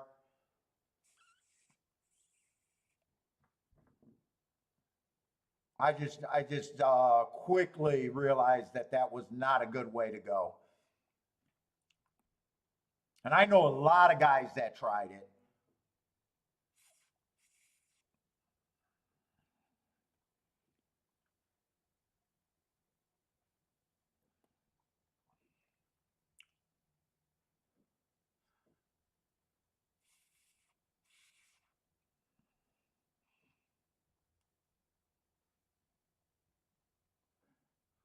Let's say Marco Lou says if the 6 comes, he'll have 2 tickets live in the horizontals.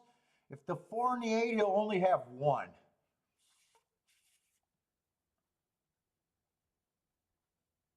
Eight would be a great separator. Which one are you rooting for, Marco Lou?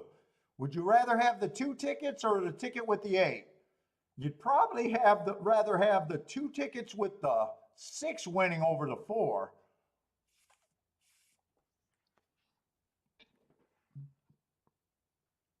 But 8's the big separator on your tickets.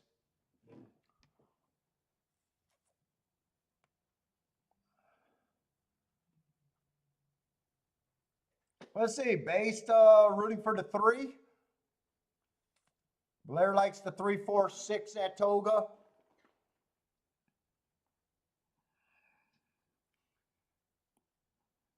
I don't even know who the 8 was. Who is the 8 and why did I like the 8? I like last race. 1 tick slower than the fastest winner, matched rides with the fastest winner, and went too fast to win at the, I guess, at the 5 furlong mark. Because he can't be going too fast to win at the 6 furlong mark. That would make you a winner. So it had to be the 5 furlong mark that I was using that day. Probably a stalker.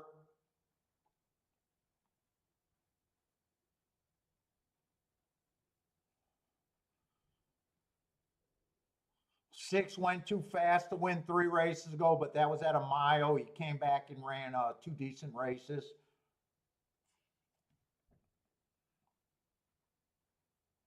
4, I got no problem. 3, I have no problem if he wins. 2 ran on a speed favoring track last race. He's a closer though. I think the most likely winners are the 6, the 4, and the 3. I probably do feel like I got to get lucky to get the 8 to win.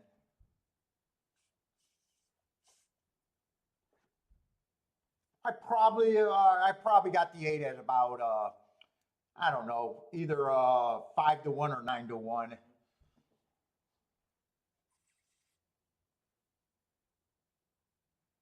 Come on, can we get the lead and just make this easy?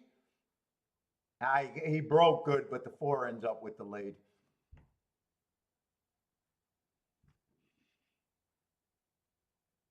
Well, he's in good position if he's good enough.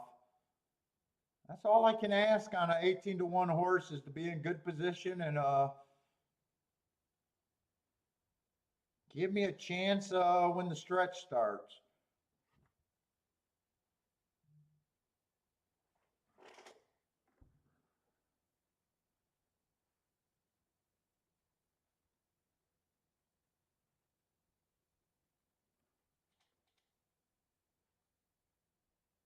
What is that?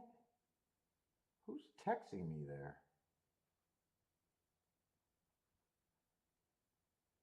I must receipt for your response to my question. I don't know what that is. I don't know who that is right now either. Huh. Come on, 8. Give me a shot. Give me a shot with the 8. Give me a shot. I don't think I won that. Maybe I should have looked at the exactas right now. I don't think he got it, did he? He made it close, but I don't think he got it. No, he didn't get it. He didn't get it.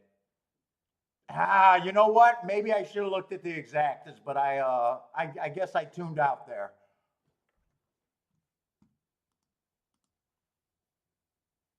What is this exactly going to pay?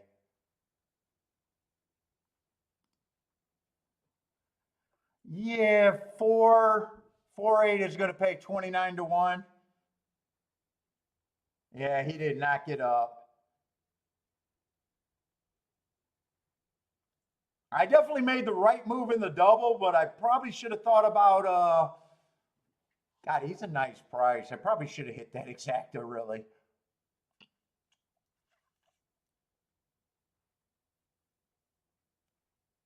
Well, that was $1,000 bill floating in front of me that I didn't grab.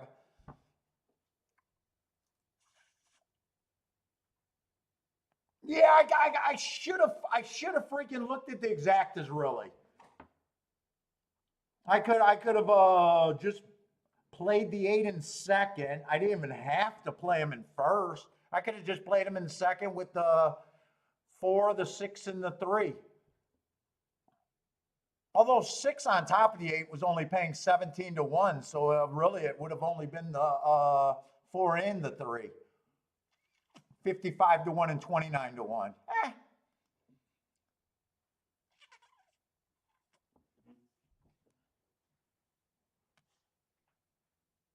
I don't mind that.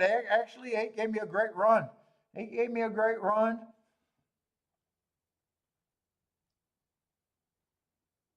We were live. If you played that 6-8 double, you were live and got a thrill at the very least for a very nice ticket. Like I said, $10 to get 1,100 and something back was a nice investment that didn't work out, but a nice bet.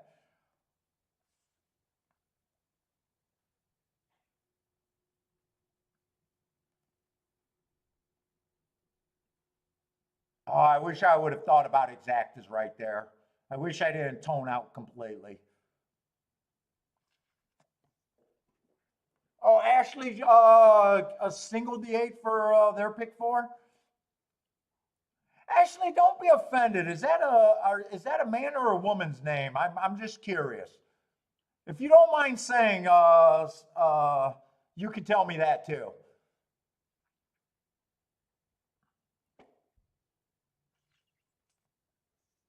I'm trying to work on my female viewership, so I'm just curious.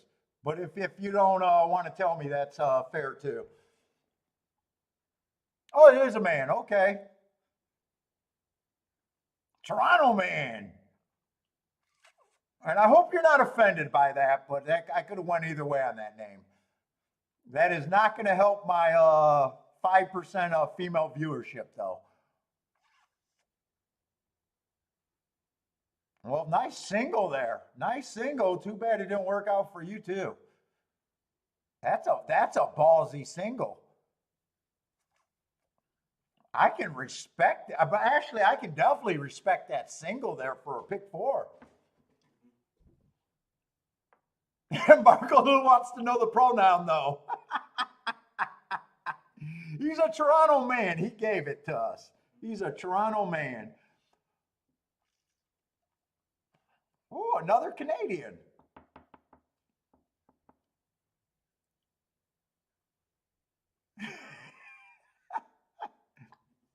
That's a ballsy single. I'll say that. That's a ballsy single. I can definitely respect that play.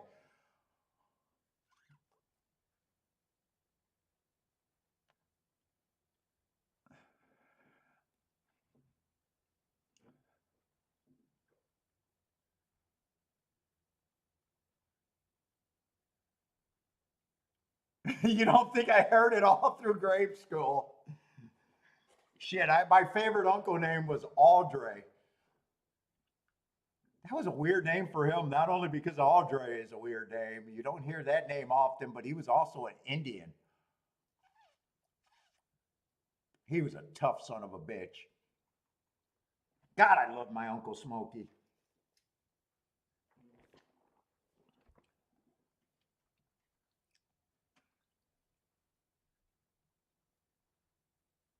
Yeah, Irene's saying she could respect that handicapping too. I could definitely respect that handicapping. On a pick 4, a lot of people are scared to take a single like that.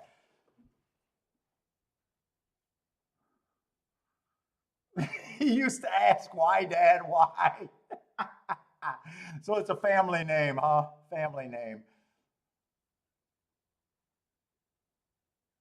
Oh, and it looks like we got a lot of scratches next race too. So hopefully the card get bigger fields. Although that looks like it's gonna be, it just looks like there's a lot of scratches. It still looks like we got 6 to 7 horses in the race at least. 8 horses maybe. And I haven't been able to make a betting line yet, just because of the nature of the races so far today. This might be the first race I can actually make a betting line. Oh, Charles says Ashley's a very popular man's name in the South in the U.S. I didn't know that.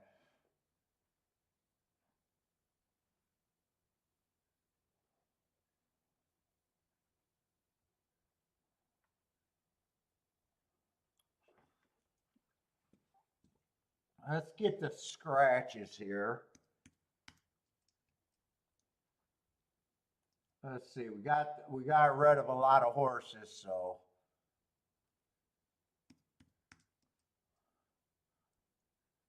Oh shit, there's a 16 in the race, huh?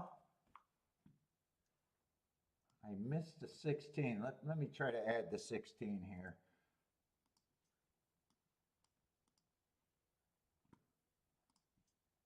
You know, I don't like those two being the same saddle cloths. Let's go with that for the saddle cloth. That's actually pretty close to what it should be.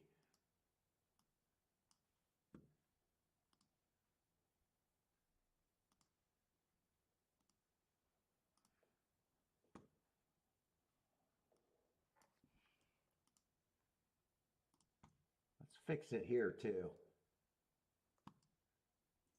Yeah, that looks better. Let's fix it here too. Oh, that looks so much better.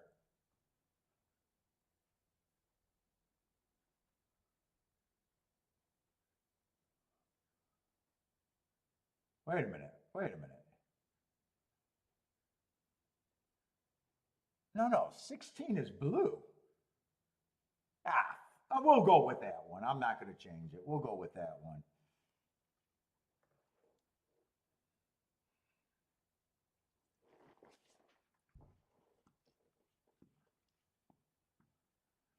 Oh, a head from glory. Oh, a head from glory.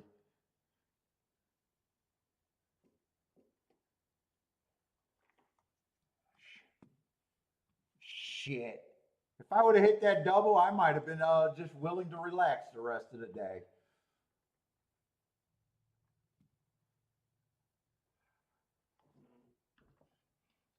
Speed's been holding up today after two. After 2 or 3 on the dirt, speed's actually been pretty good.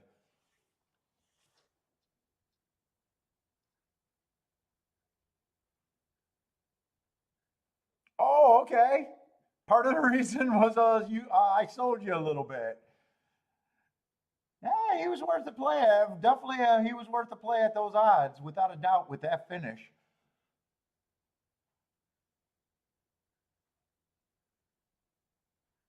So honestly, that's all I could hope for. I can't even be mad about that. I don't. I feel great about that actually.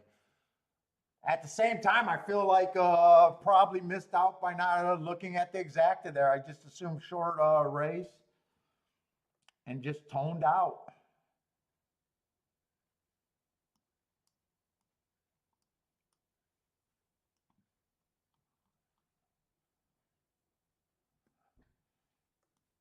Let's see. We're going to have a lot of scratches on our form though.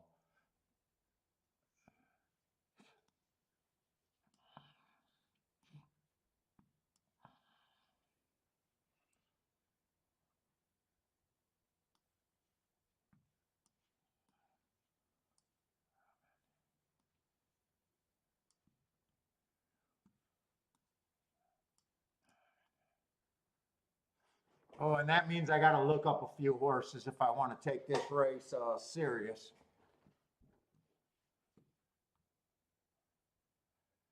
Yeah, I'm going to look up a few horses here.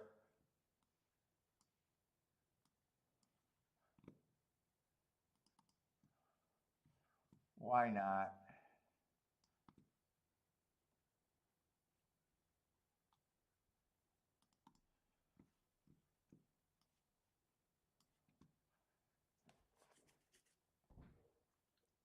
Let's see, 61 we got to look up.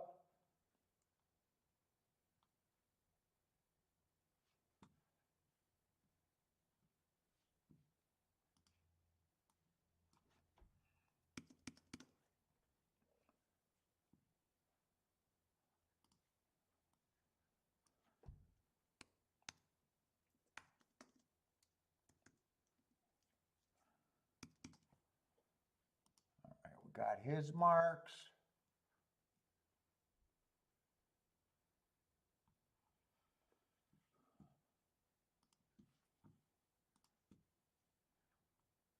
August 5th at Saratoga.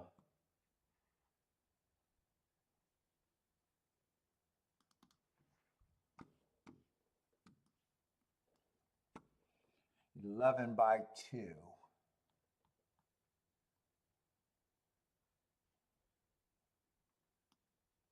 That's him.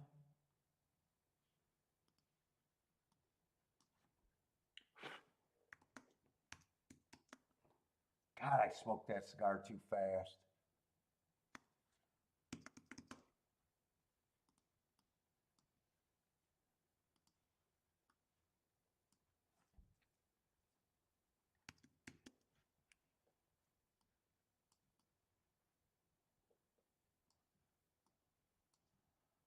Let's see. July 26th, I should have that with the shortcut.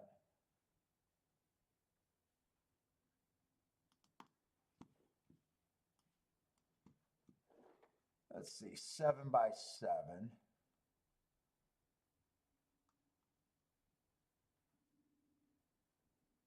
Winter's Lion. Why don't I see him? 7 by 7, July 20.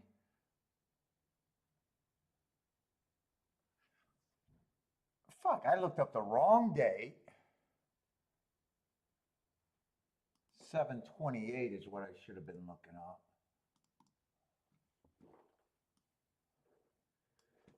10 by 3.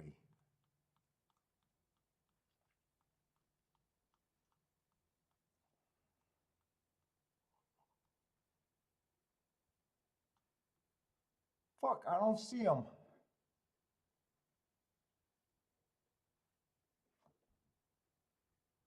July 28, July 28, Saratoga. Amsterdam Stakes, I'm in the right one. 10th race, 3-hole.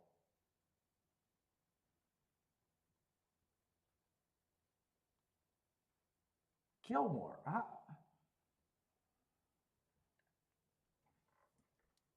Amsterdam, grade 2. What the fuck am I missing? 10th race, July 28th. It's the Amsterdam. Gilmore. There he is, right there. How did I not see him after all those times? Thought I was going crazy.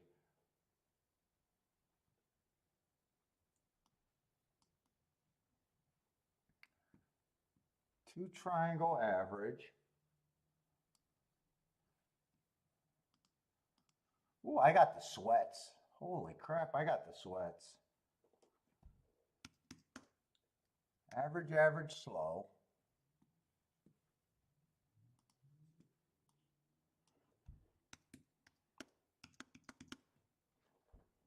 July 1st at Belmont. I don't think I have that date. I'll have to look him up the slow way. Yeah, I only played July 4th at Belmont. All right, so now I got to do everyone up single. It's a good head start though.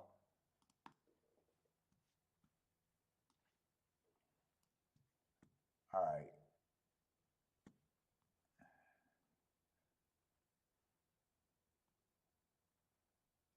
August 5th.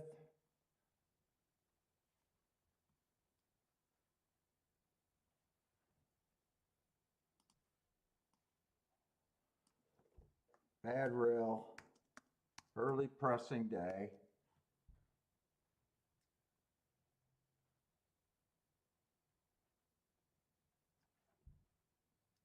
Slow, slow, slow. That's Gulfstream. July 26. Inside, early pressing day, was a closer, asterisk.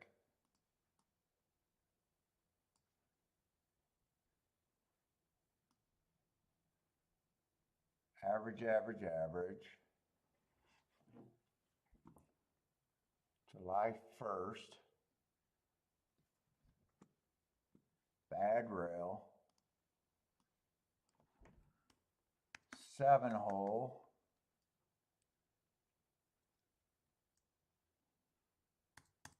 Slow, slow, slow.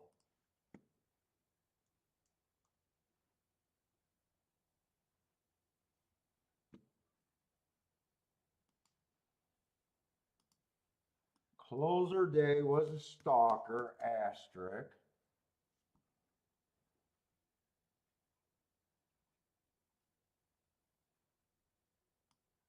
Average, average, heart.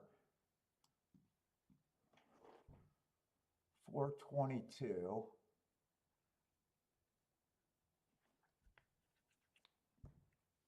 Stalker day. God, I hate it that I got to keep doing notes, but I got to do them.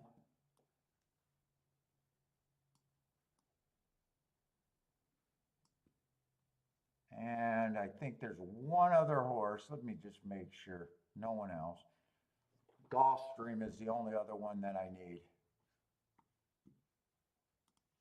And I should be able to work from that. 6-4 on the dirt.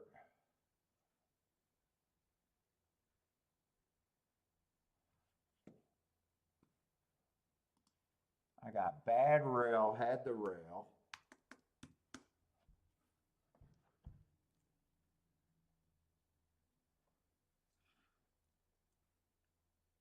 Slow, average, average.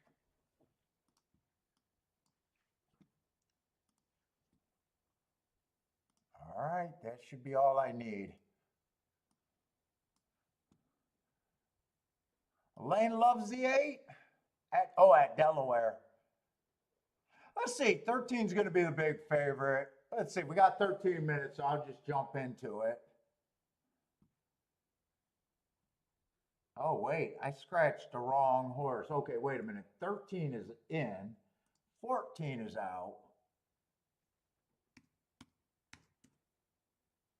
2, 3, 4, 5, 6, 7, 8. And we only got 8 horses here. So on my betting line, everyone's going to start at 15%. So 13 is the favorite. Gilmore, that's a big step. What kind of race is this? Gilmore, I reckon that's a stakes horse. Okay. What kind of race is this? This is just expensive claimers, optional claimers. All right, no shame in him on class anyways. He belongs on the dirt too, so he's mostly been a dirt horse. Let's see, 4 races ago at a sprint. I got an early pressing day. He was average, average, average, running second. No real problem there. At the Bay Shore, grade 3, no shame on him getting second. Probably going to feel like the class at the very least.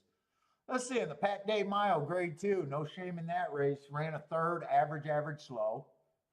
Although he was a closer that day, so I don't worry about that average, average, slow. Closers, I'm more worried about if they get within 3 lengths of the lead at the top of the stretch, which he did.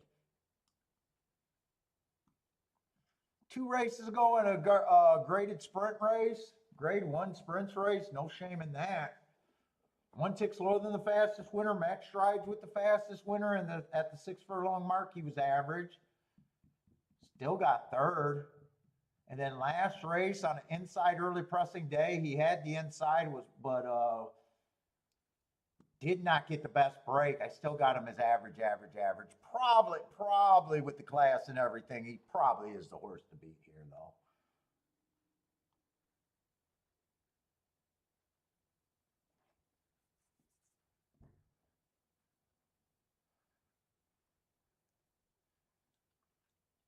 This is going to be a mile optional claimer. Speed's been good from at least the 2 races that we've seen so far, 2 or 3 races, however many races we've seen. Speed has actually been pretty good. Let's see, the 2 horse I just got as being 1 tick slower than the fastest winner, average, which he was. He won that race. Nice race, broke his maiden. Tried a little stakes, was fast on the pace, 1 tick slower than the fastest winner at the first 2 calls, average at the 6 furlong mark. I don't care about beating lengths. I just care that he was fast early. And last race, stalking day, if I'm right about the stalking day, would have ran against the bias that day. I would agree he should be a price.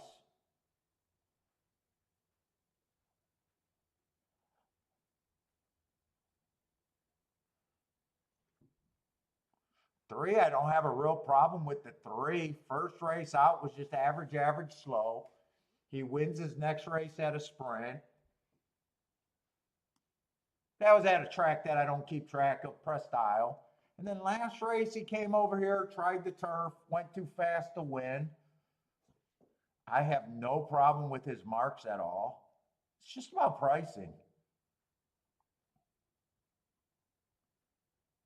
Ah, shit. All right, I got to look up the Monmouth horse. I even glanced and thought I had everyone looked up, but let me look at him.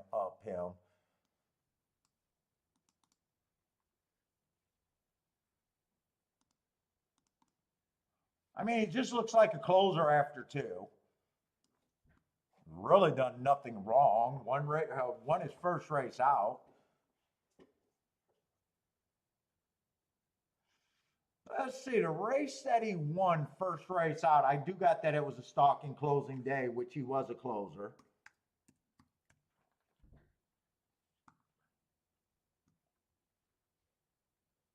I just got him as average. Might have been bias aided, but and then on July 22nd, I got a bad rail day, so he would have got at least a good note there.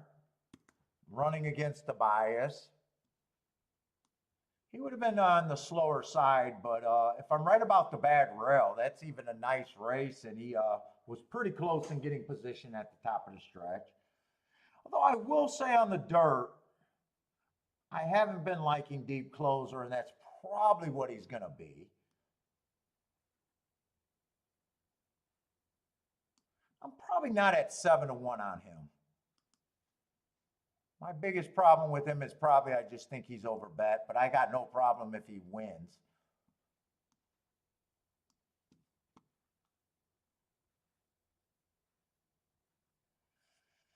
Let's see, 11 got some nice marks. 4 races ago, I got a bad rail stalking closing day, so I got a bias there. He comes back, improves. Stalking day going too fast to win. He comes back off of that and wins off of those 2 nice excuses. And last race on an early pressing day was average. I agree he should be a price. I just don't know how big of a price. Probably going to be an overlay at that price.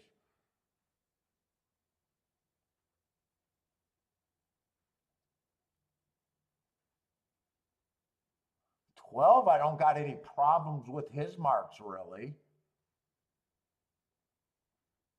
At that stakes race 3 races ago, I got a stalking day. He was a stalker. He matched strides with the slowest winner, average.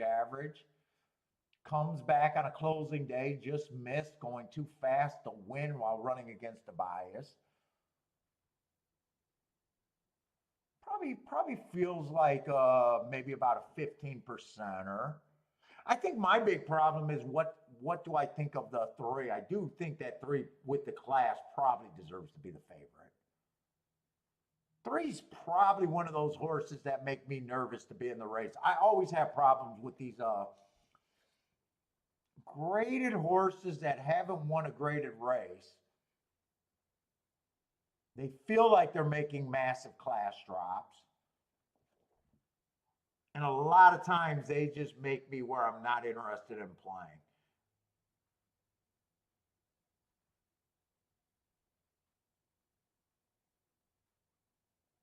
I probably don't like the 15 as much as 3-1. I got first race out just being average match strides with the slowest winner slow. Ran a nice second, but his next race he wins. I got that the inside was good that day and he had the inside. I just don't think I'm at 3-1. There's more interesting horses. And last race, I do got him running on a bad rail. He wouldn't have shocked me. I just don't think I'm at 3-1.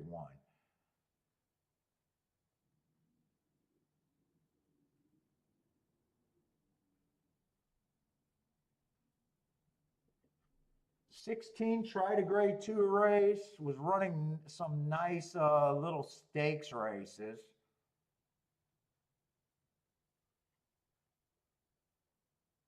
Last race, I got him running on a bad rail.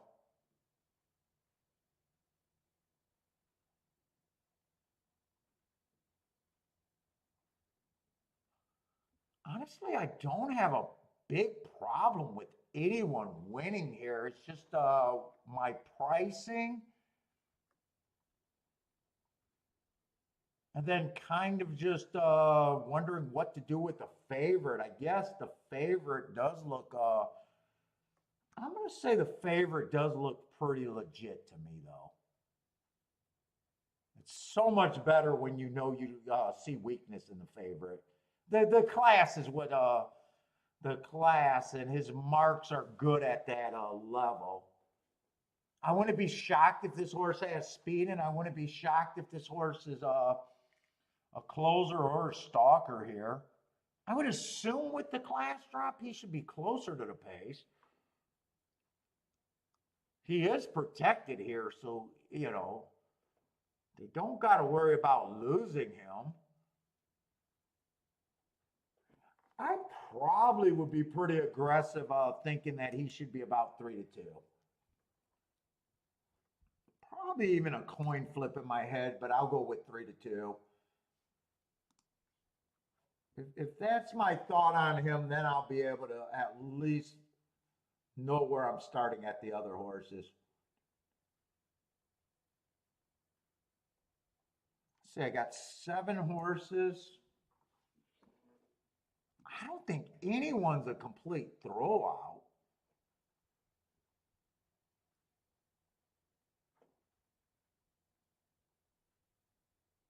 I'd probably say the 10 being a deep, right now after 2, he just wears the uniform of a deep closer. He might not even be a deep closer, but he's at least wearing the uniform. And at Saratoga, I don't think deep closers are a benefit. I think he's overplayed at a 10-1. I'm going to have to take a stand against someone. I probably just got him at about 7%.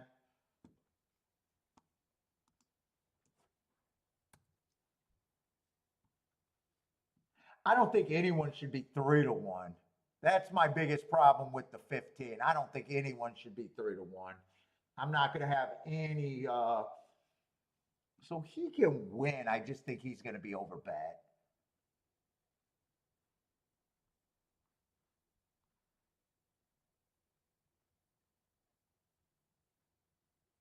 I don't trust that he won on a day that I thought he had the track in his favor. I'm nitpicking, but I'm nitpicking trying to get off of a co-favorite or second choice.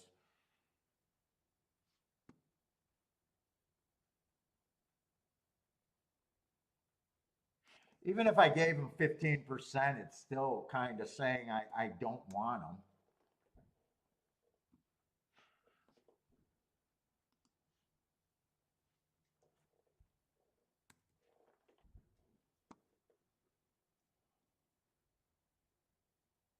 16, I can give the 10%. He'll be an overlay at that price.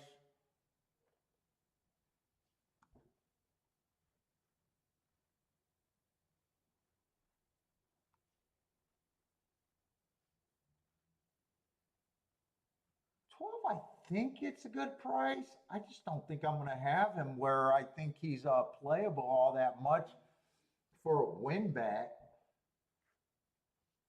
at 8-1.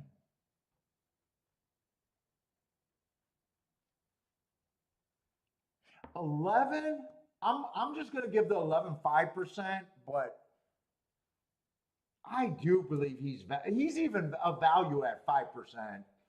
If you could get to him, I wouldn't let that scare me off of him. If you could get to him.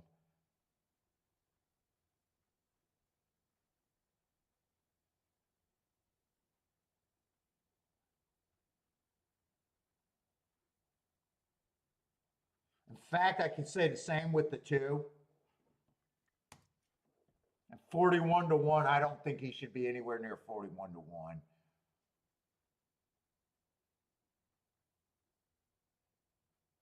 Let's see, I'm going to adjust this because I did not realize that I had 2 horses that are just big overlays. No matter what number I give them. I guess I feel fine saying these 3 horses at 18%.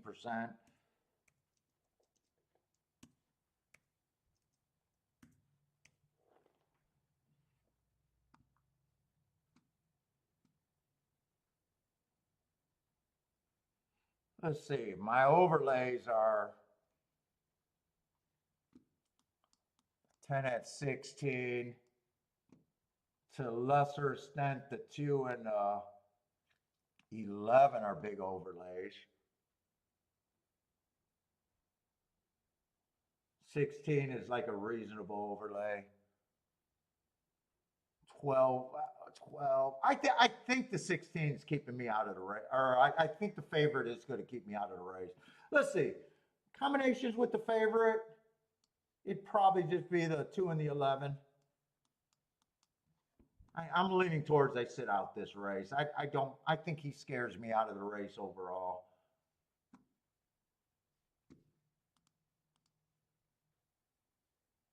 Three would be a big one. And if I try to beat the 3, if I try to beat the 13, there's probably too many directions that I'm, oh, they're off. I was leaning towards not betting that race anyways.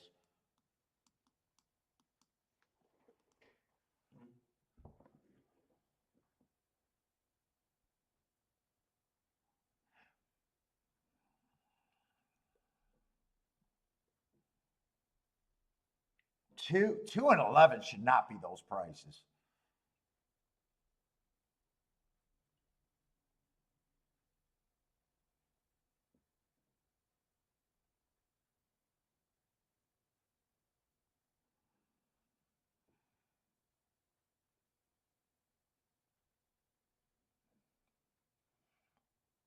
These stakes horses always keep me out of the race. It'd be curious.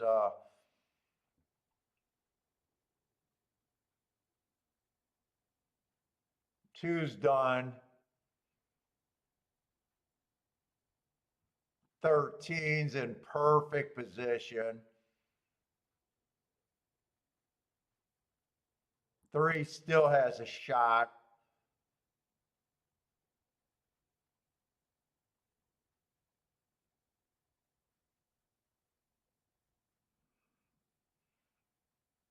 $13.3, I doubt it if it's going to be a good enough exacta though. 10's coming late. 10's loaded, but he's too far back. But 13's going to win that race. I thought he kept me. I was leaning towards that horse keeps me out of the race.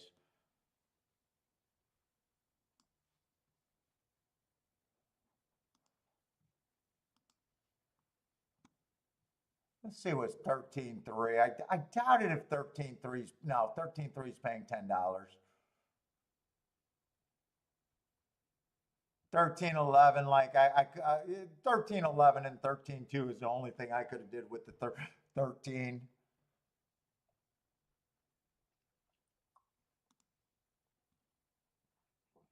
Based is booming. I think it came in 13, 3, 10, I think. I think 10 probably got third. Based hit it all.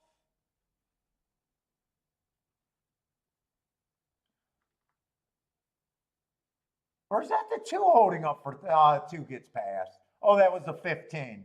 That was the tan, not the white. I thought that was the white for a minute.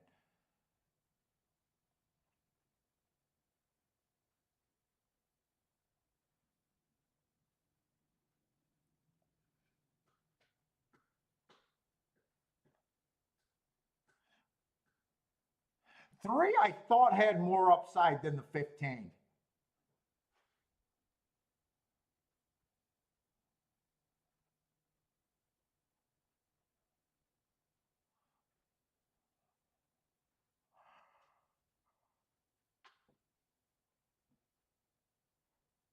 Little base got some doubles going now. 13 with the 6, 8, 9. Speed seems to be at least pretty good right now, at the very least. I would not be worried about speed today. May or may not be a bias, but I'm definitely saying that speed's good.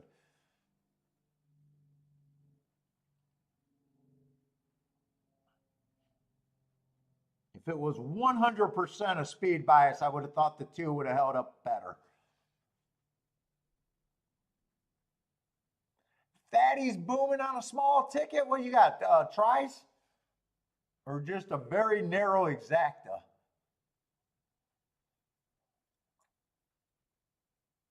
Oh, you got exacta and try. Exacta and try. I see it now. Let's say Marco Lou's going to need some help in that pick 5 or pick 6 or pick 4 or pick 4 or pick 5, I think. Oh, wait, that should be done. Wait a minute. Or is this doubles? I'm not even sure when they get rid of when the first race. Is that a pick 5 going off in the 6th race then? Pick 5?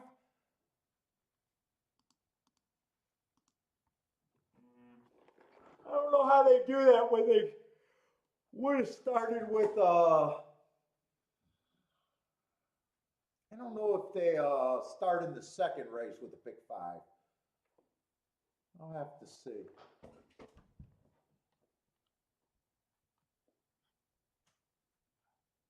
Marco Lou, you would have probably been alive whether you got the 4-horse home, but you really needed that 8, I bet. I'm guessing. You probably really needed that 8 in the last leg, or the last race, the race before this.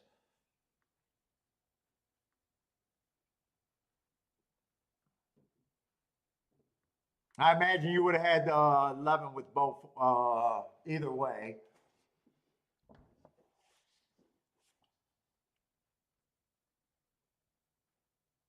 Oh, the late pick 5. When did the early pick 5 end? Is this the leg for the first pick 5 too? Since they got rid of the first race, I think, or do they cancel the first pick 5? Does it say on the form? I don't even know if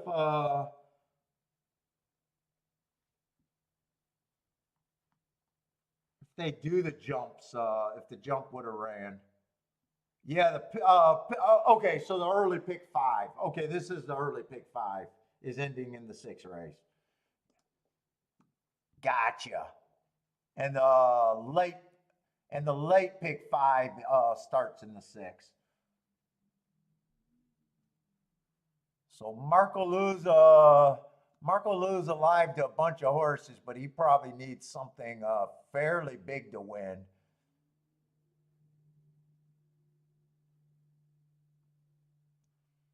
Yep, Charles, 10-1 exact is not what you're looking for either, huh? Me neither. If you're skinny enough and that's your style.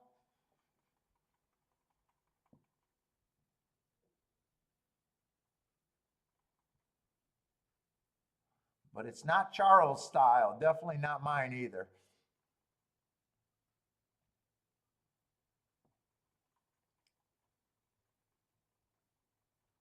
Charles with the show though on the 10.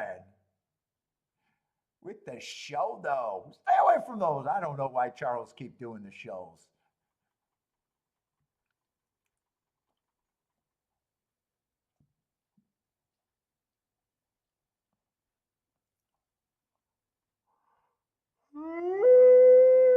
Yeah, I'm tired. I'm always tired. Holy shit, am I always tired.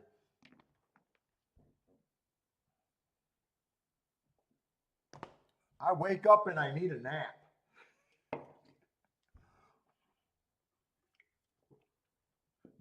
Bentley wakes up, he gets his breakfast, and then he naps. Me and Bentley got the same lifestyle.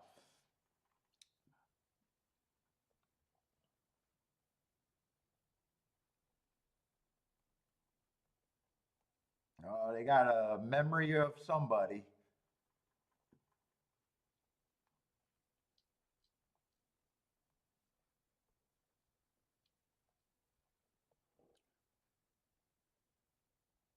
What's up, John? I can explain my marks. You usually just hear me read my marks. It's my marks are just my shorthand. So whenever you hear me read about the horses and wondering how I know that something was fast or something or average that day, you're basically just hearing me read the marks. So right here, the full horse, you know, ST, that's stalking. I thought it was a stalking day that day. A's are average. So the first call I thought was average that day. The second call I thought was average. And the 6 furlong mark I would have thought was too slow to win that day. So whenever you hear me reading when I'm talking about the horses, so it's basically shorthand. It's part of my pace handicapping. Hearts are my best marks. The horse went too fast to win. So I'm not looking at the fractions. I build a profile each day and I got to look that up. So like on that 6 horse I won with, I had that it was an early pressing day. That means speed and stalkers were the dominant running style that day. Closers were at a disadvantage. The horse went too fast to win at the first call. Average at the second call, and then I got a slash that was a 5 furlong race, and I was probably using 6 furlong. There was more 6 furlong races that day. That's why you see a slash. 2 races ago, I would have got him as at every call going too fast to win. Now that was a 5.5 furlong race, so you see I got 3 of them. You can't go too fast to win at the 5.5 furlong mark. I never use the 5.5 furlong mark. It's usually either the 5 furlong mark or the 6. And then last race, I got a stalking day. Whenever you see an X, that's the asterisk. An asterisk is me seeing an excuse. Usually it's a bias excuse. So I got that was a stalking day. You can see that he tried to go wire to wire. If it was stalkers were dominant, so I got an asterisk there, an X. So, but you generally hear me reading them. And I usually start from 4 races back. So they go 4 races back right here, 3 bet races, 2 races, 1 race. It just keeps me in order. Triangles mean he went match strides with the fastest winner that day. Circles are slow. They were going too slow to do anything that day.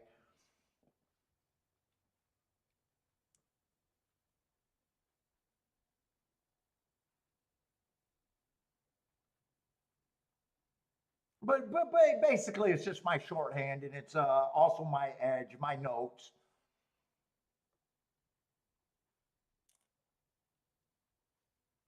What's up, Greg?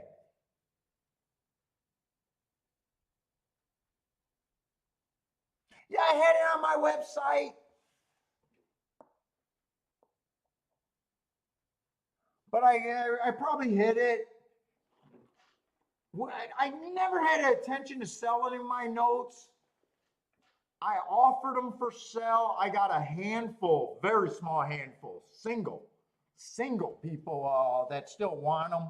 When they're gone, When those people are gone, I don't even advertise my notes or stuff. I never had the intention of selling them.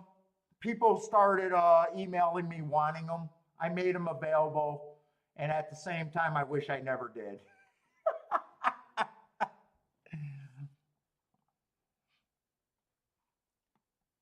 I'd love to put that back in the handicapping cookie jar. Top secret shit right there. But basically, what I do, I build what I call a winning profile each day at the track. That's what you always see me look up. So whenever you see me throw it up here, I got a shorthand form, and then I chart every race. So like right here is fairgrounds. So I'm able to just look at the date right here.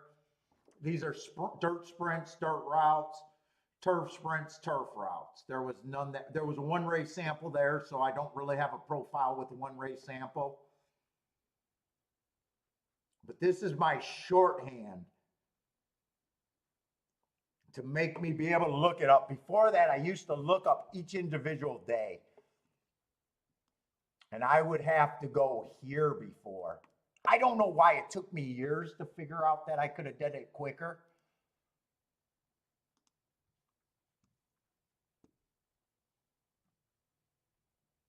Yeah, I do a lot of work to have small edges in the game. But here, this is what I get it off of. So I got to make all of these on Monday and Tuesdays. I make all of these, and this is just one day. And then I put them on that shorthand note.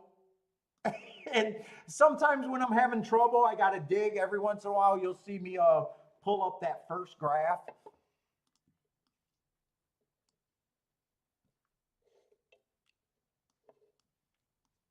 But yeah, I do a lot of extra work to have these little advantages. I wish I had an easier way to handicap. It takes me an hour just to transfer 4 races each day. If I could eliminate that, I'd be able to play more tracks, but I don't know any other way I could play the game.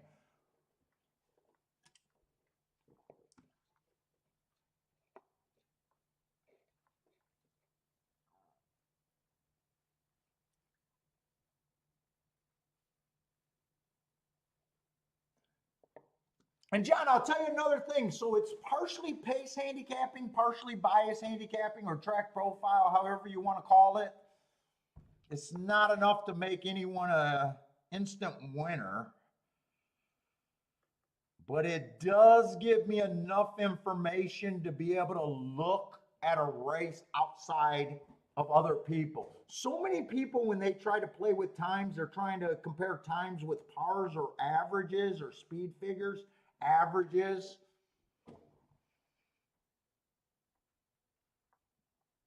I just want to know if the race did, if the horse did something on that day, like this 3 horse. I got that it was an inside early pressing day. He was average, match strides with the slowest winner at the 6 furlong mark. I don't believe in comparing times for different days. And so much of horse racing, speed figures or pars, that's what they're trying to do. So it automatically gets me outside of the box. I'm not looking at the race the same way other people are. Greg, no wonder. Dude, it takes me 2 days to get my shit together. 2 days to do my data.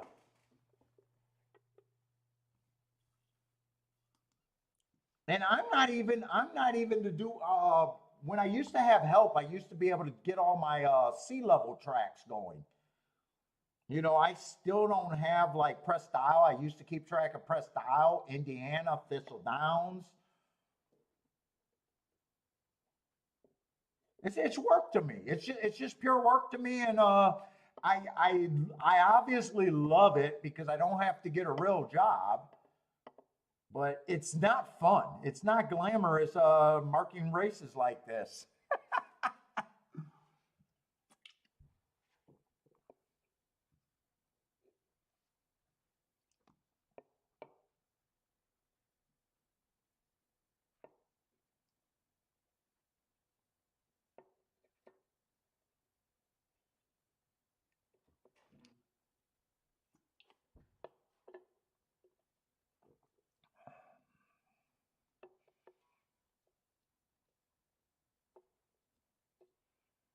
Let's say I'm gonna go to the restroom and get Bentley a snacks. I got enough time. Let me do that real quick.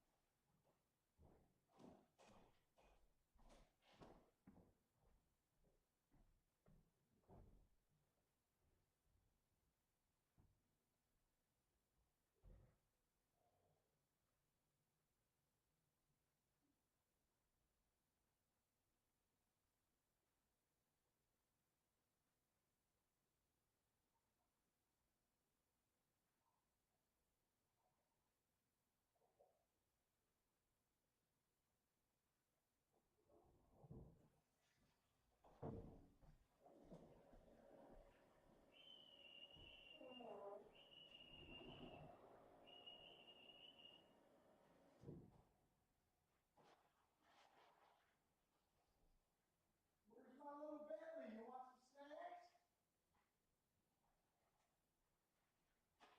How about some snacks?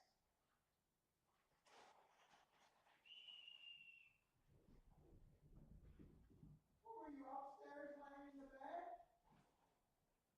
Were you upstairs taking a nap? Come on, we got some snacks.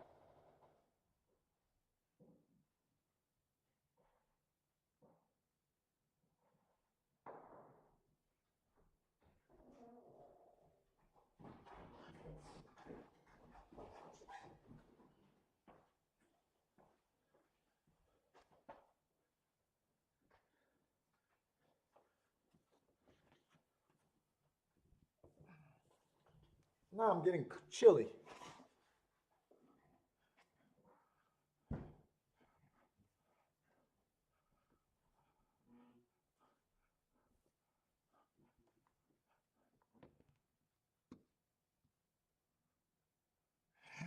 John, I used to get brisnets. Well, I used to get brisnets also for ultimate PPs. You know, they got the bias thing there. The problem is when you do it yourself, you know, they do it by the week and for the meet. Really, the best bias players are the ones that keep daily notes. And there probably are other people that are selling bias reports. But you're always, you know, you're always trusting a lot of this stuff, man. Your edges, like I can't prove biases and stuff, but I do know that they make me look at races different. Like, let's just say I'm wrong about this was a stalking day. Let's just say it was a coincidence day. It doesn't even matter that I'm wrong there because I already accept the fact that I'm only going to be right about 20% of the races that I win. But right away, the important part is it gets me out of the box. I'm looking at this horse possibly a little bit different than most people. The getting outside of the box with whatever you're doing, a part mutual pool, is where you need to be. Now you got, you know, whatever you do, you got to believe it. And at the same time, you got to also admit the flaws. You know, it's like when we were talking about those feet per second guys. Right now, we don't got good timers. I don't know why anyone would go feet per second. And right now, the beaten lengths, you know, they're not GPS. I think Trackage went under.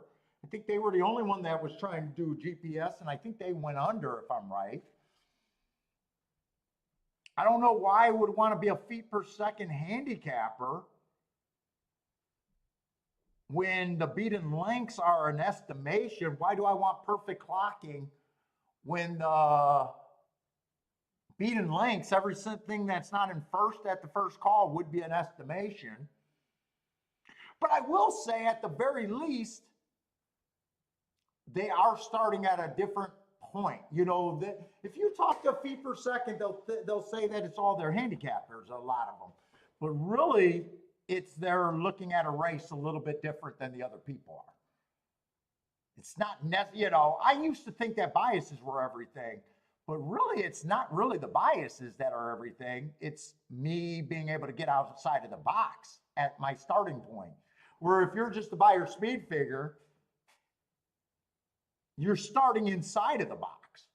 You know, if buyers are the most popular speed figure, you're automatically starting inside what a lot of people are doing.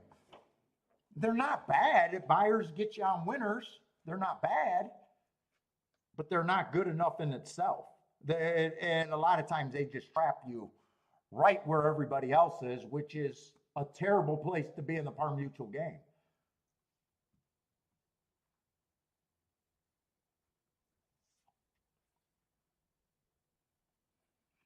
So even on my notes, my wrong shit is valuable to me. Even when it's completely wrong, it's valuable. I might be looking at that race different.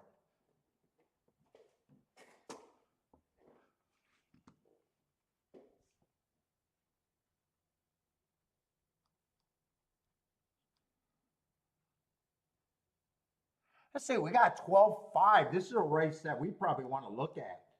Fairly full field of 9. Oh, thank you. I love my method too. Dude, I'm jealous of people that can just handicap out of the form and can do something. I laugh, but I'm jealous. I wish I could just show up with no extra. Fuck, you think I want to be doing 2 days of work? I'd rather be playing on Monday and Tuesday than having to do my notes. But that my notes are valuable to me.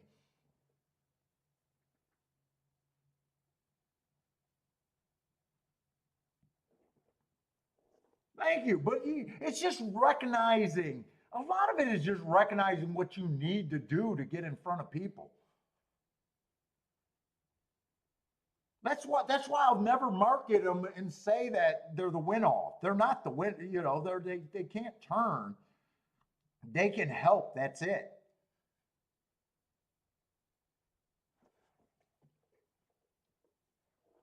And you see me, shit, I only hit 6 races last week, but I had a huge week.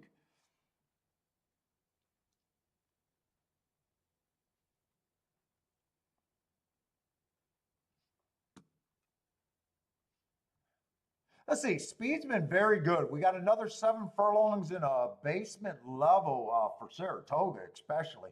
Let's see, 4 is going to be the favorite there.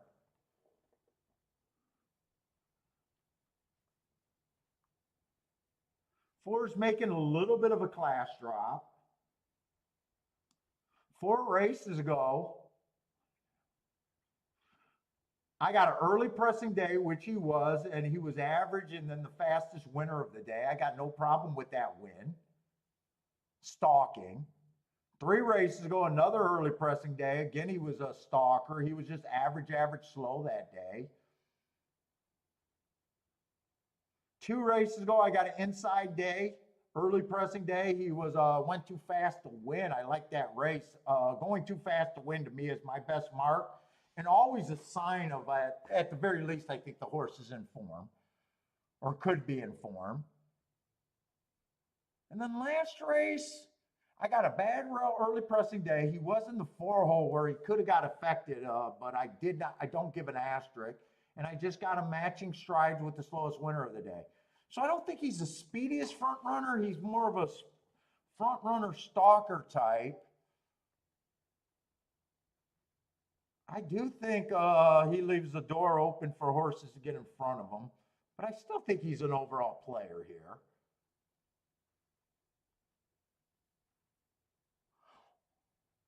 One just feels too far back. I got him at slow 4 races ago. 2 races ago, running against it was a stalker day. He was a closer, too far back. 2 races ago, again, just normally early pressing day, even though I don't have that labeled as an early pressing day. That's a nice second, but he was still slow. And then last race, I got a little upside with, if I'm right about the bad rail, but he still feels like a horse that should be double digits.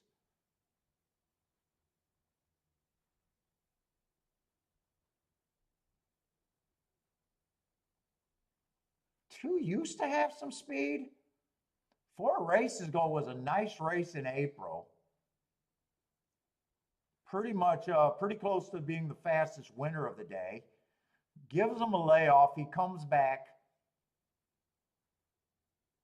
on an early pressing day, had no speed. 2 races ago, an early pressing day, no speed. And then last race, a speed favoring day, and he showed a little bit of speed.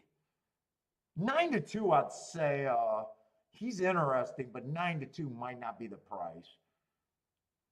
If he was a higher price, he would be a focus for me. 9-2, I don't feel like I'm getting overpaid, but he's a horse I could get to.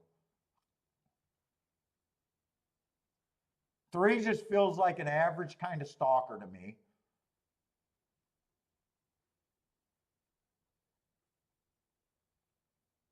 Wouldn't it shock me? 7-2, I'm not that interested. If I was going to pick between a short price 7-2, 4 feels like the safer side. 5 feels like a stalker closer. I'm still looking for an interesting speed horse.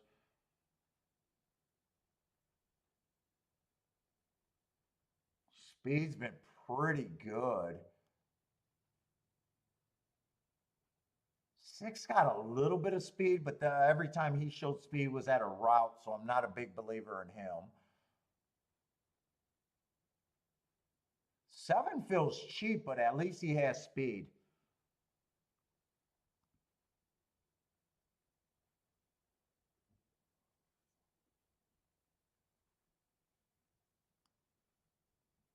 Ah, 7 at 5-1 doesn't sound like high enough odds, though. When he stepped up to this 20,000, when he stepped up to 20,000, he was just average, slow. But last 2 races at the level, but there's a lot of horses dropping. I think I need more than 5-1. I think he's just priced right.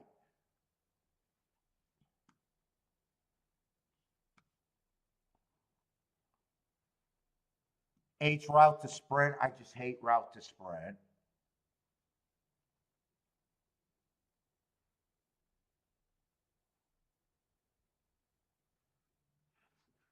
Nine feels like a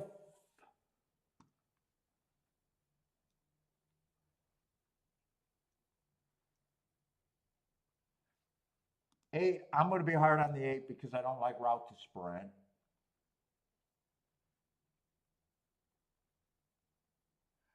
Same with the 6. 6 is making a nice class drop.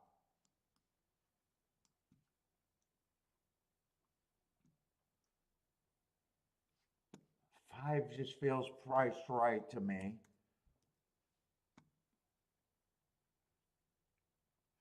4 does feel like he should at least be close to favorite here. So does the 2. 4 feels like he should be favorite. 2 feels like he's at least 5-1.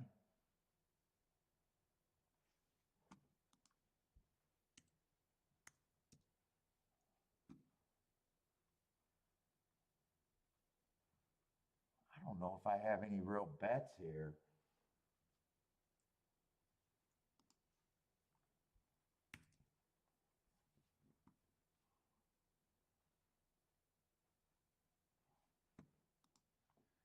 I have a super strong opinion.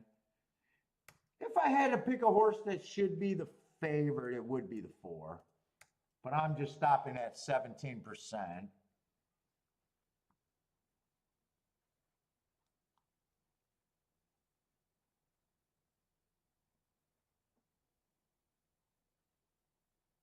I don't have a problem with the 2, 3, 4, 7, or 9. I wouldn't be shocked if those 5 horses are the exacta.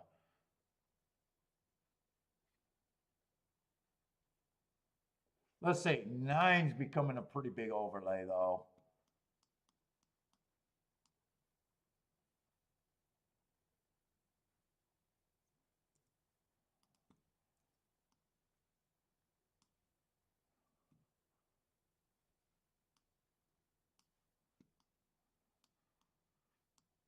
Nine I'm going to key off of.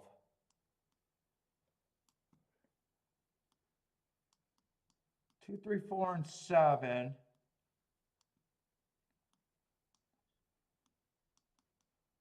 I'm going to try to get that in. I'm going to do the 3-horse exacta box first.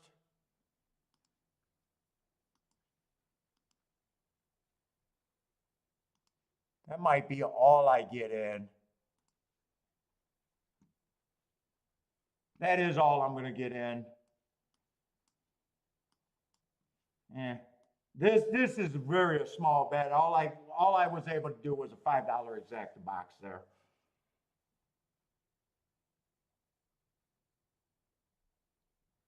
I was going to hit the 9 with the win ticket, and I was going to keep the 9 first and second. That was going to be first and second. Keep this 7 and 9 just going.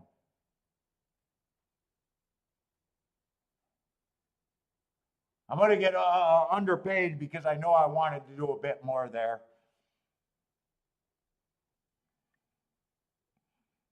I only ended up with $30 bet in that race. Come on, keep this 9 and 7 together.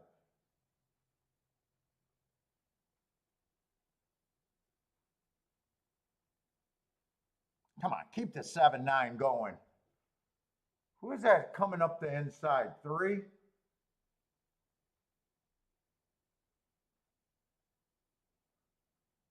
I would have keyed off the wrong horse. 7, I just thought 7 was perfectly priced. If 8 gets second, I couldn't even got the exacta. Yeah, 7 I could have keyed off of, but I was only going to do the 9.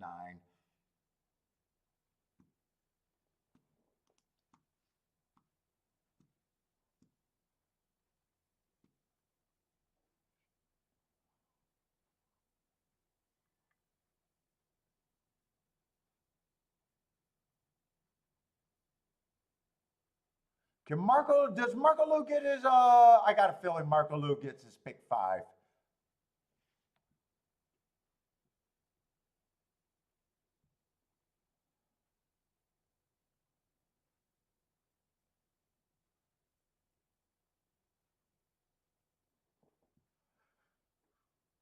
What's up, Jared?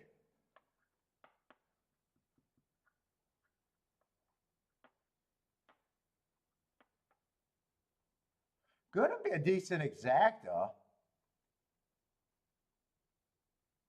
I would have had to key off the 7 and the 9 to hit the exacta.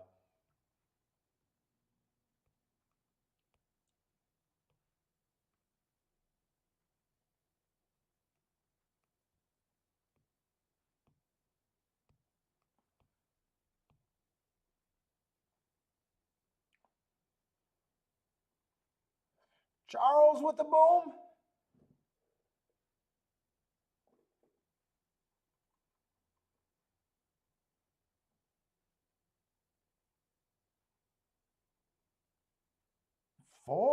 Four, if I had to be pressed, I would have said 4 deserved to be the favorite.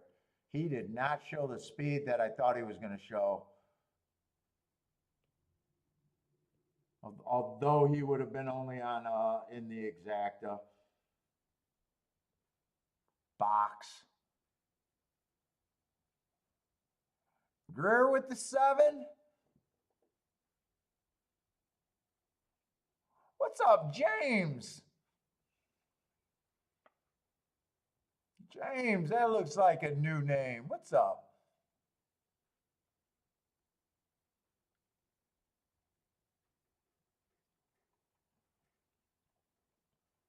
I thought the exacta would be those 5 horses, though. I wasn't wrong about that. That's not saying a lot, but at the same time, if I key right.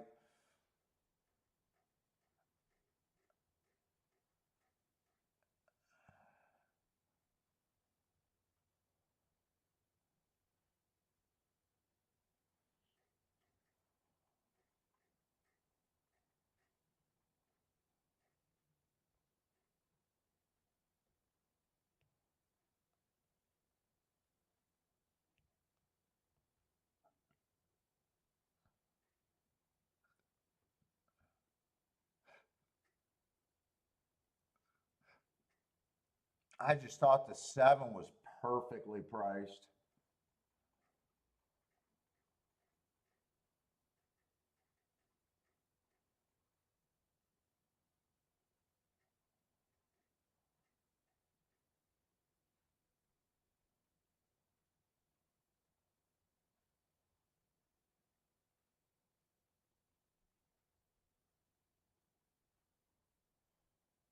Yeah, 32 to 1 exacta. Maybe I could have just played 9 and 7 without turning it around, but I did not get enough time to do the extra.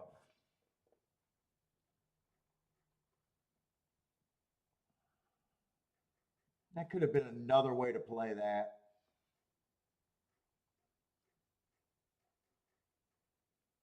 Pick 5, yeah, I don't think that pick 5 could have played that much. I'm hoping Marco Lou got it.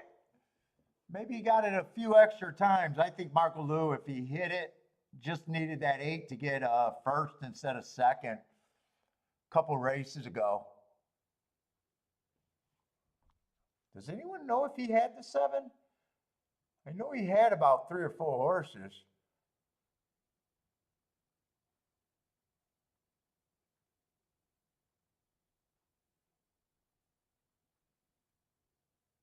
He had the 2, 6, 7, 8, so I believe he hit the pick 5.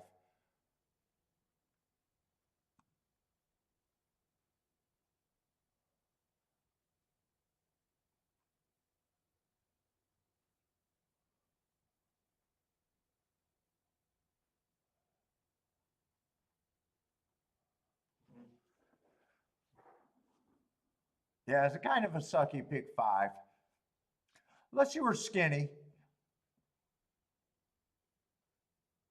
You could be played that one skinny in a lot of times, and then it won't be sucky.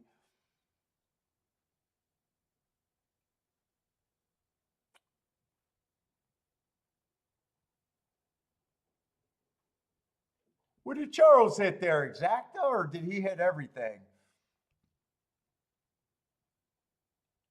What's up, Jay Brum?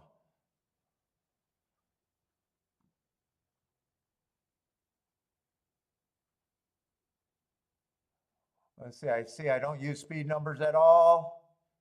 Yep, you never win anything thinking on those. I agree.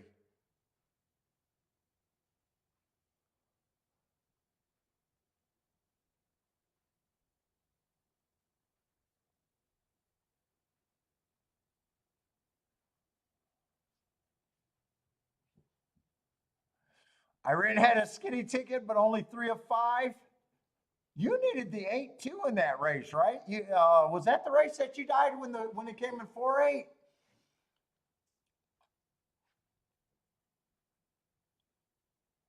Rex says someone calls, so Rex might have hit a pick 3 there. How did a pick 3 pay? Would have been chalk 5 to 1. I don't know if I got much faith in that pick 3. Yeah, $25 for a dollar. Yeah, I wouldn't have had much faith in that pick 3. Let's see, Thaddy, good luck, Indiana.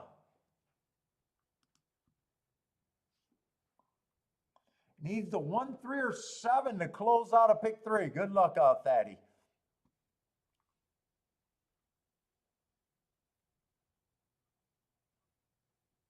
One, 3, or 7. Come on, 7 for Thaddy. Oh, you needed the 8, but you still didn't have the 7.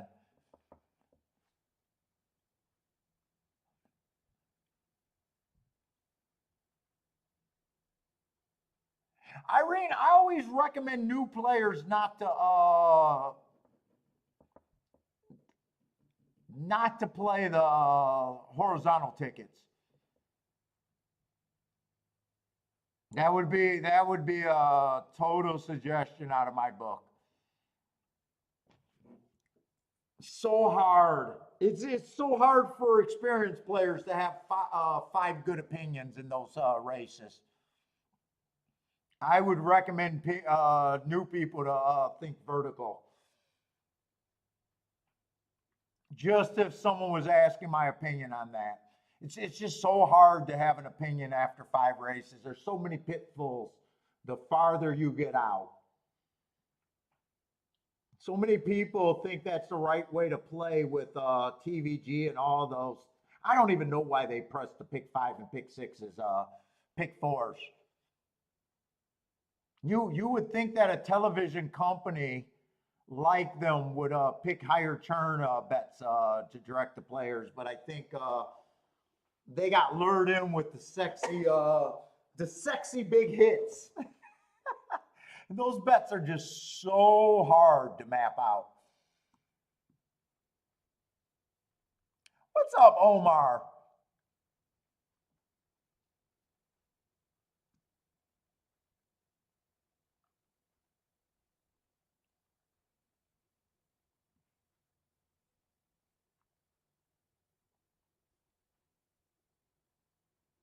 Let's see. Christopher likes the 5 at Indy. Oh, Jared, you're going to be on Razor tomorrow. I'll try to watch the replay.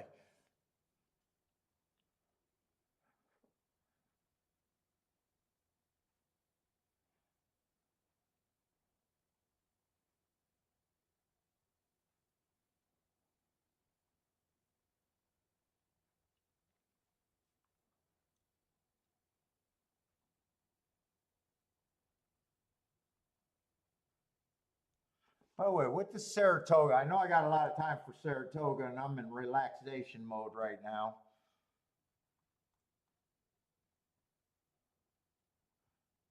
But I want to see what kind of scratches and what kind of field we got. So they got a ton of scratches. Oh, I'm probably going to have to look up some main track only. That's a pain in the ass. You know it's not, yeah, they're hard to resist. They're hard to resist if you got enticed early.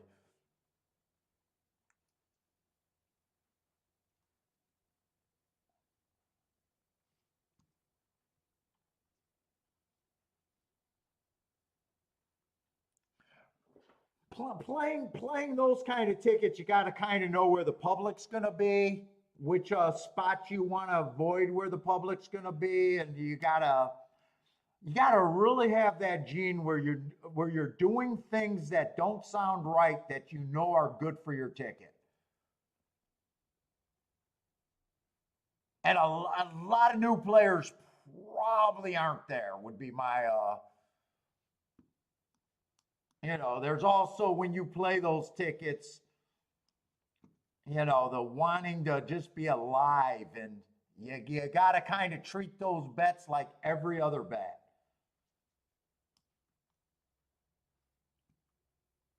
Unless you said you do skinny tickets, and if they're kind of throwaways, that would at least be a better way to address it first year out the box.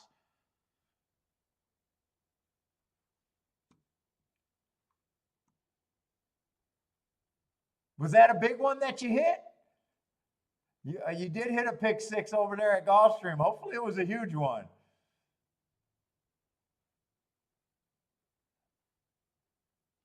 You've hit several pick 5s, but not in a long time. They're also, just think about it. If that's your specialty, you're asking for probably longer, bigger variances too.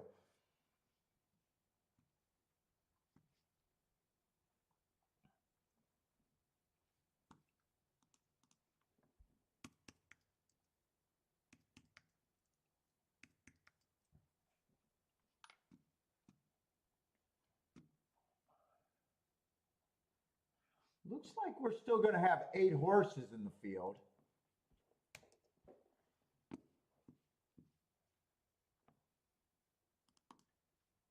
I don't know why TVG went on the thing, and Horseshoe just went on the thing of suggesting that's the way to play. You want to talk about a thing for a recipe for disaster? Is recommending new players to do that. I know they don't recommend it, but when they put it up every sequence, they're kind of recommending it.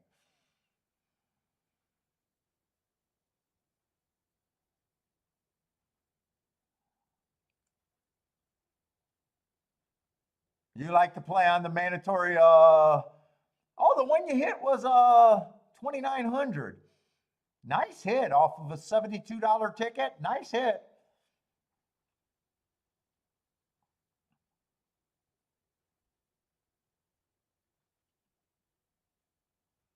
So Irene, let me ask you, when you hit that, does that work as a heroin where you keep chasing them?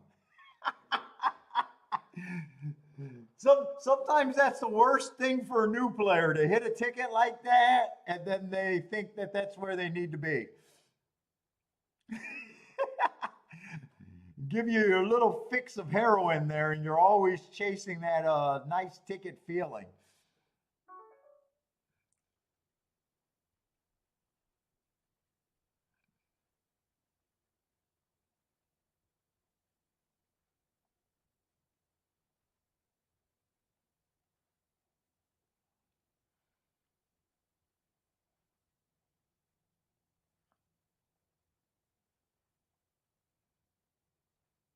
Let's say four's going to win over there. The favorite is going to win over there at Horseshoe.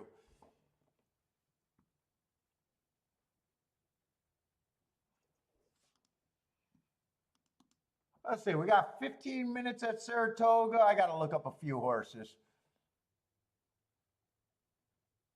Yeah, it doesn't make sense. Like they're not only would their talent look better if they because a lot of times, if you notice, a lot of times those pick fives and pick fours and their recommended tickets are losers. But how many exactas that they had, or how many doubles they could have actually made their hosts look better. But they're stupid. They're stupid. Instead, they want to give out a big sequence ticket every day. Right?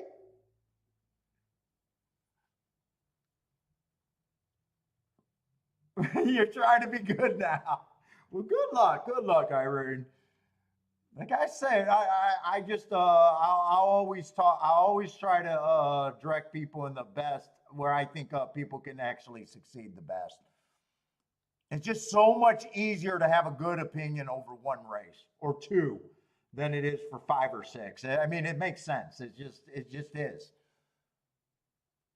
You hear so many players saying, "Hey, I'm great at a three or four, or five of six, or five, four or five." Well, how many doubles did you pass up? And a lot of times, if you just play the doubles for more, the double hits are more, could have been more than the pick five or the big tickets that people are chasing.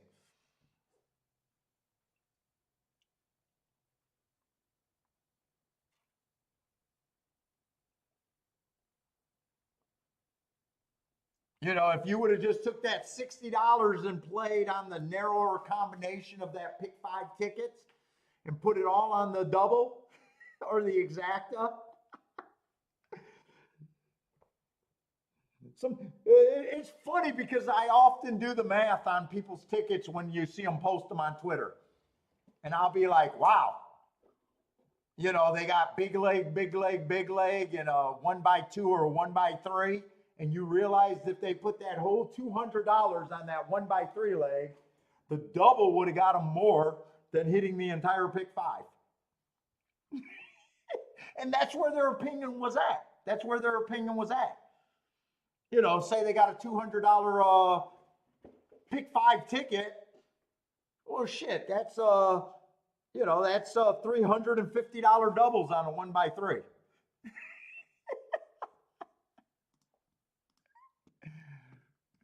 They don't even realize that all their money went through that narrow combination. You know, and then their combination comes back and pays 1,200, and they're gloating, and you're like, "Oh wow, you could have done so much better. You could have won 5 times that if you played the double for $100."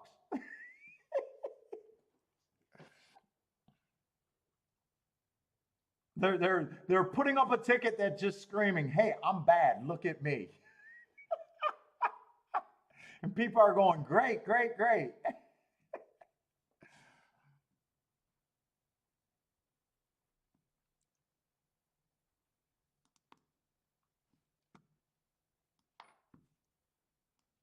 Meanwhile, they would have won 5 times the amount in a double. They don't even know it.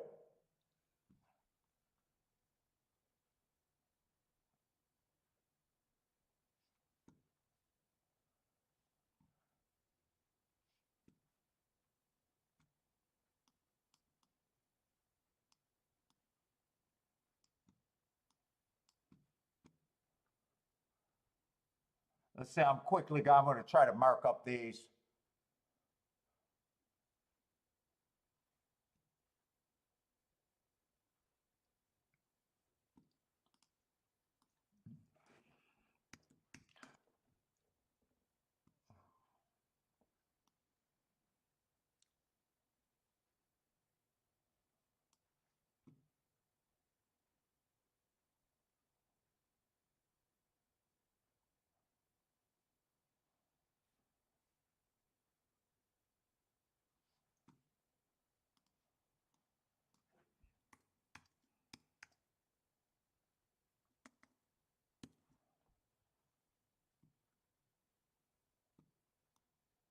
I will say speed's been looking pretty damn good today.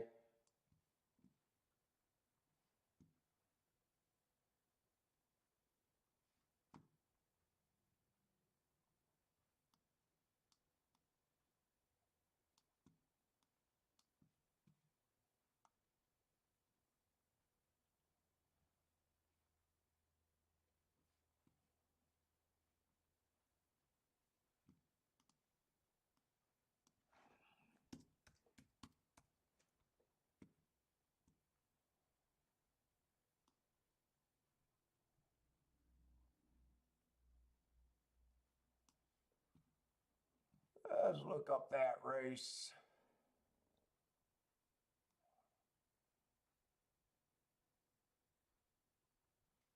Man, today feels like a nice slow day. What the fuck just happened there? Did my marks not? All right, I'm gonna have to go back there. I do not remember what I wrote down.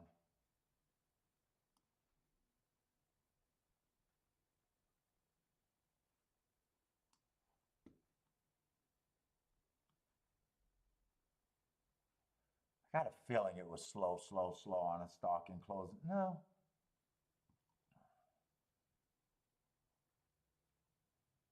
It was average.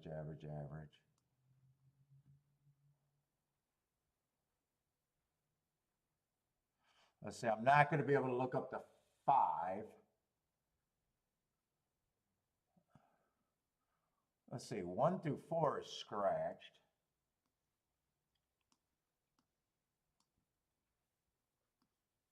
5, I'm not going to be able to look up. 7 is out.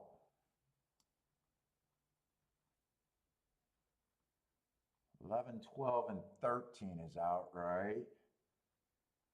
I want to grab that Oklahoma Park race.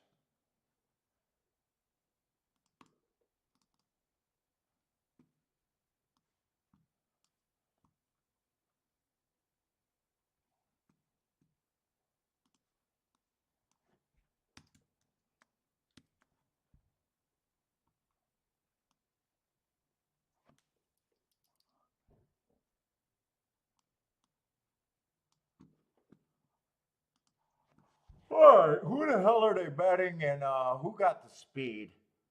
What's up, Mike R?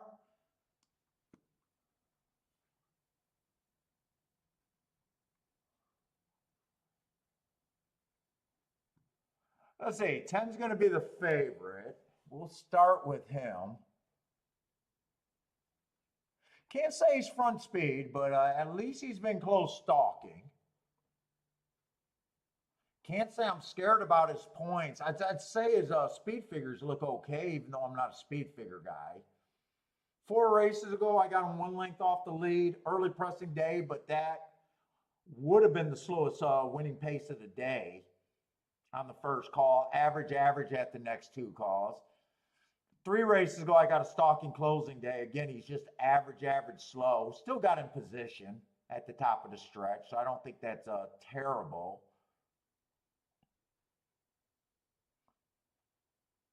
2 races ago, stalking closing day was slow, but the important part, he got within 3 lengths of the lead at the top of the stretch.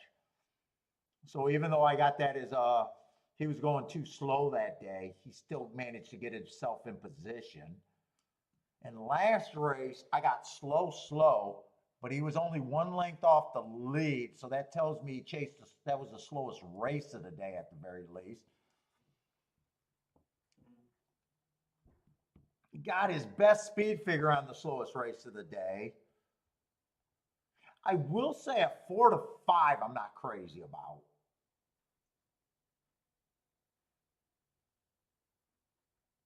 I can't, even though he's been close to the pace, I don't think he's a speed horse.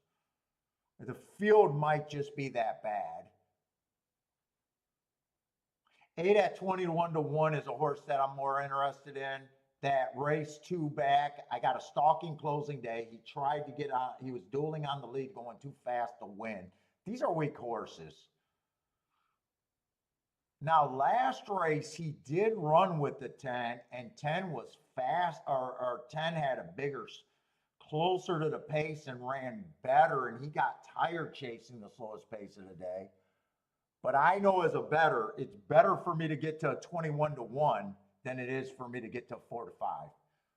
So 8, even though I think 8 has less than a chance, 8 to me is still more of a spot than the 10 is. 9 only ran 1 race. I got a bad rail stalking day. He was a closer that day. Dangerous to say he has no speed, but he did wear a uniform of a horse that has no speed. 6, first time starter, might be able to show speed. 5, I have no idea what he is.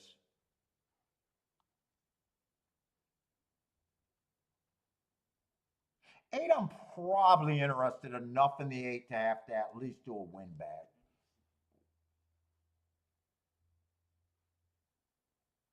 16, I got no problem with him taking money. First race out was a closer on an early pressing day. Second race, a bad rail stalking day, was a closer. And then he was close to the pace.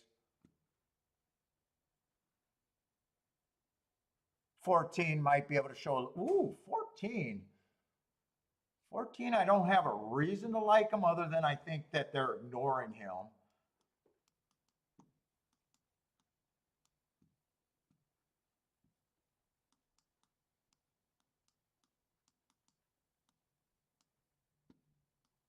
Ten, 8, I got to make sure that 10 can be turned around with the 8. 10, 8's paying 45 to 1. It can be turned around.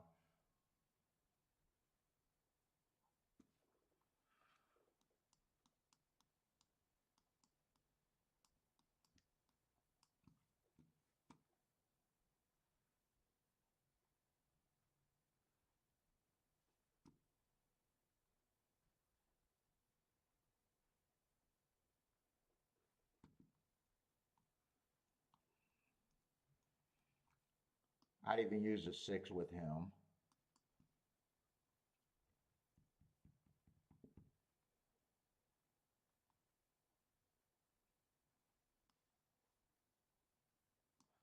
I would throw the 6 in there. But I think I got more combinations here.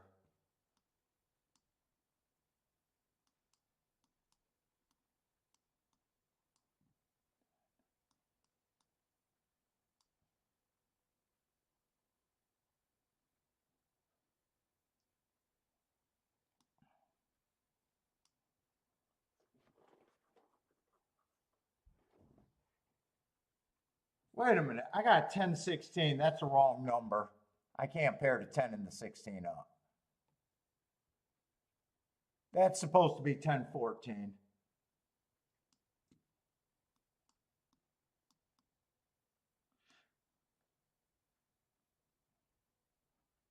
Do I'll weigh that more, but I will turn it around.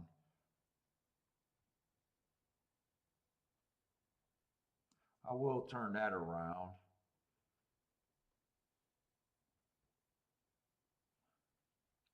So I got that as a base, then a press. That's kind of a press.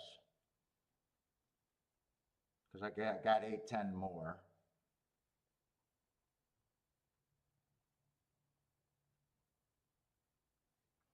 Who's the 9 horse?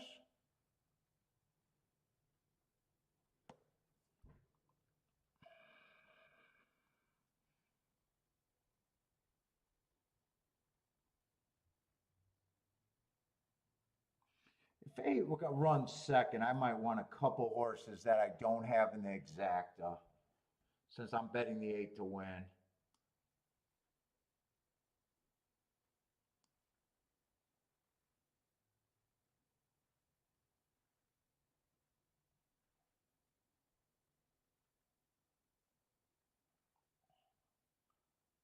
I have no idea what the 5 is, but if it comes in 5-8, I probably want it at least a bit.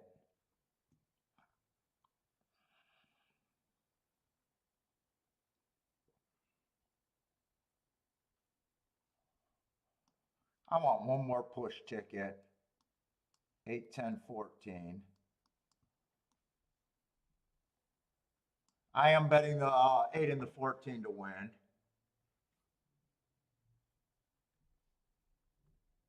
I'm doing all of that.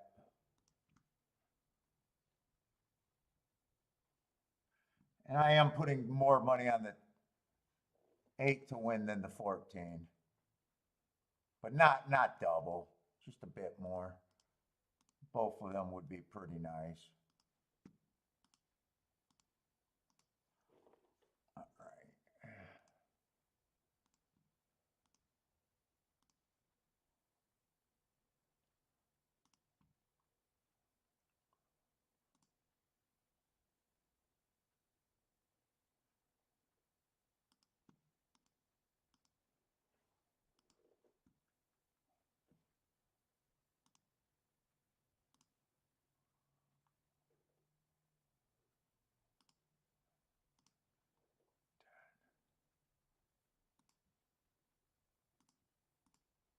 Wrong horse. 16, 14, 10, 6 is who I'm missing. It's a key box.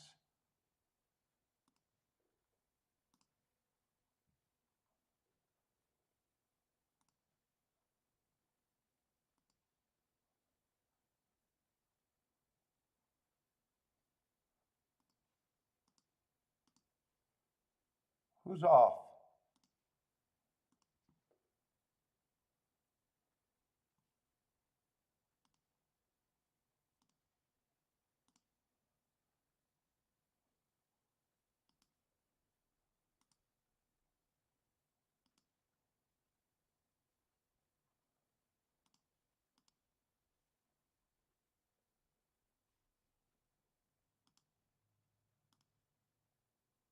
Who's off?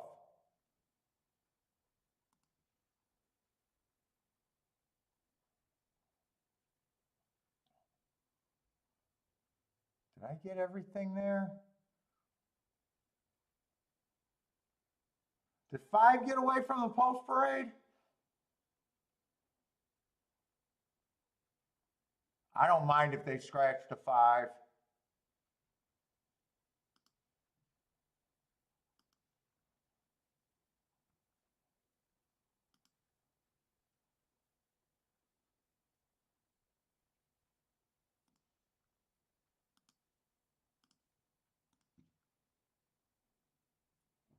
Let's see. I was going to play the 5 and 9 on top of the 8. That's the only ticket I didn't put in yet.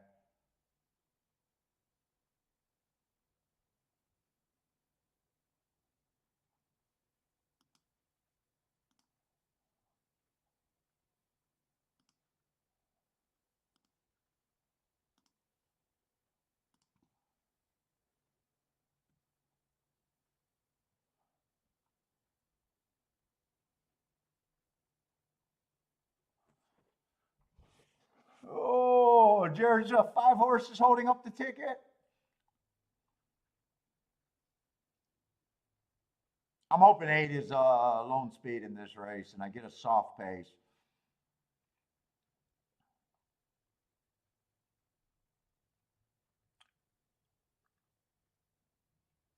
5 tossed to rider.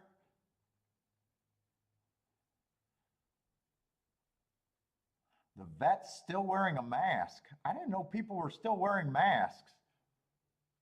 People are still wearing masks? I thought Biden fixed COVID. Jay Rome, what's up, Jay Rome? Elaine wants the 5 horse in. I don't mind if they scratch the 5 because I got very little going through the 5. 5's just an unknown horse to me here. It seems like they're really waiting for the 5 to win, to run, which makes me nervous. They're really waiting to get him in the gate.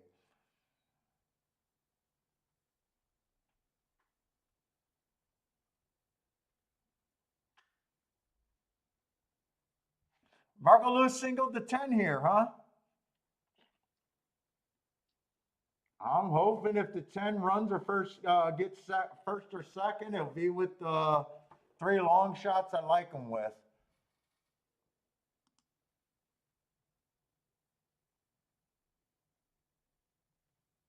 And I hope they're still paying.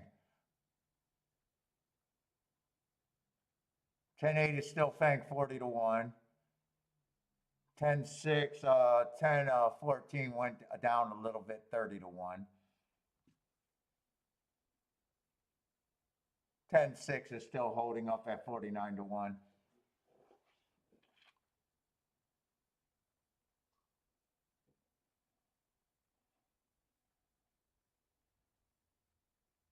Jared, you're charging for college plays? Jared is awfully generous. If the 5 doesn't hit the board, everyone, Jared, you're going to bring my chat up to all-time high.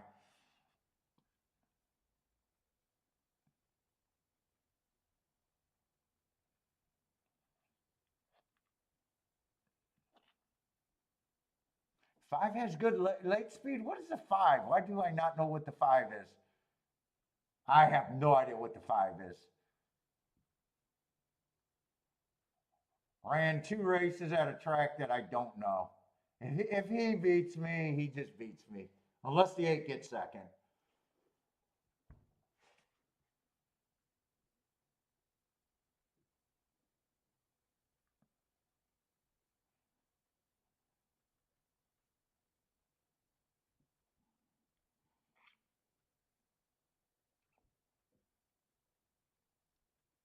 Dude, they like did extra credit to get this horse to run, which makes me nervous. It's almost like someone is like you got a fighter. Don't stop the fight. Don't stop the fight no matter what, and he wins. Don't scratch this 5 horse no matter what. We got a winner here. I'm a little concerned.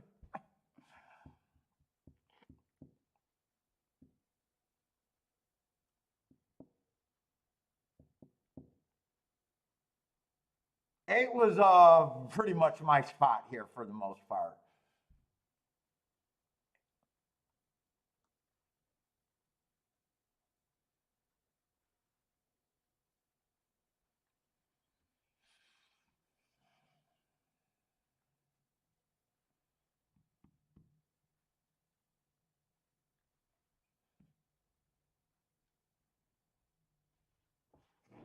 All right, he's in. He's in. They held it up. Makes me nervous.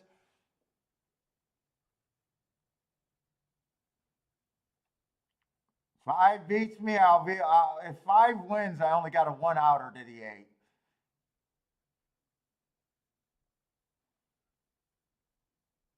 If 10 wins, I need the 6, 8, or 14 to get second.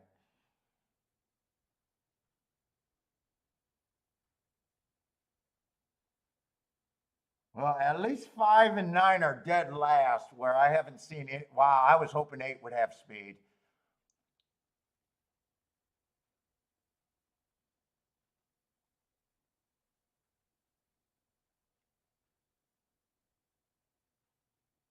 Come on with this 14 then.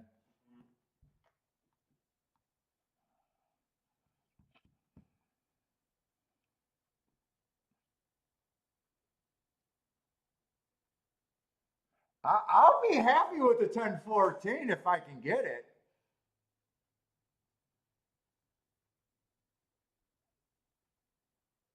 Come on, 8. Keep this 8. Does 8 got some horse? I haven't seen anyone come from that far back, though.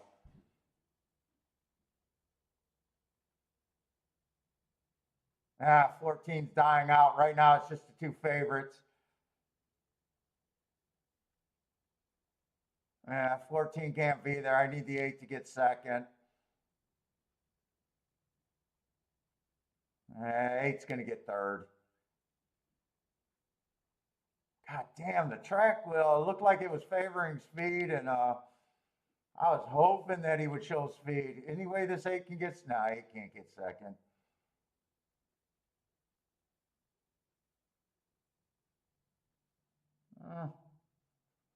It's going to be a shit exacta with a shit winner.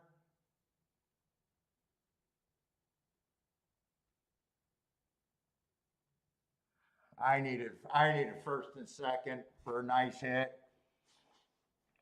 I needed 8 to get second. I needed 16 just to die. All right, I'm supposed to make that play there, though.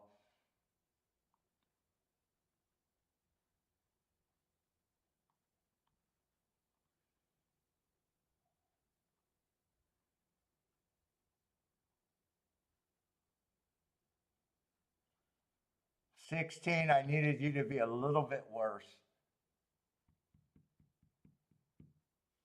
I would have been happy with the 10-8, by the way, really happy.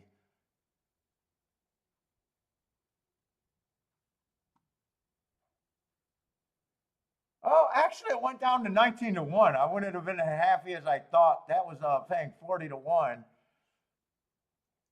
So they did bet. I still would have been happy, but it wouldn't have been as big as a hit as I first thought. I would have just had it on every ticket. Yeah, 10 much the best. There was no, that's not, 8 was the reason I was in that race. I doubt it with the exacta paying 19-1. I doubt it at first and second choice, even though the 8 is a third at 35-1. I doubt it if that makes the try $30 for 50 cents.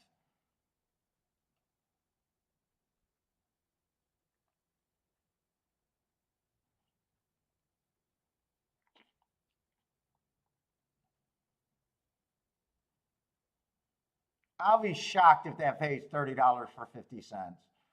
Maybe it will. If it pays over that, I'd be shocked and be like, oh man. Because 10-16 is going to pay $5 in the exact. I just don't think he's going to help enough.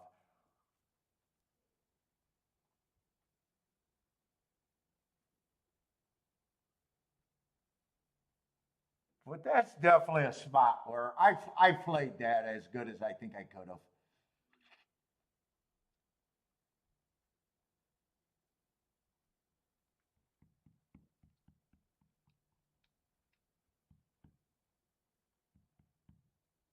That bet will not irritate me, not at all today.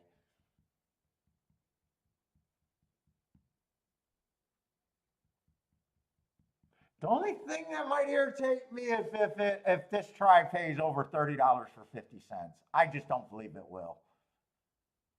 Maybe I could have thought if 10 and 8, if 10-1 and 8 got third, maybe I could have pushed that. But I just don't think it's going to pay enough.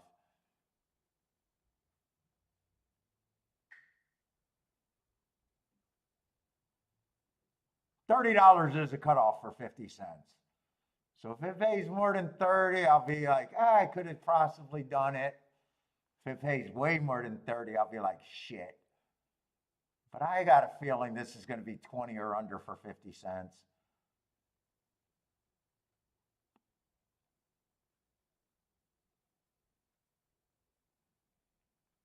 Yeah, $16 for 50 cents. That's what I kind of probably thought.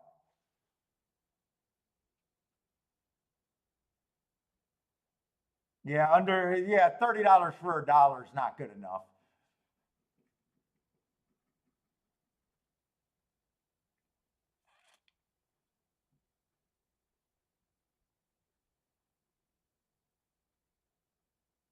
Even though I lost that race, I think I bet that race as good as I could have. If 16 falls out, I'd end up with the exacta quite a few times, even though it got butchered late. I would have still been fairly happy for a light action day.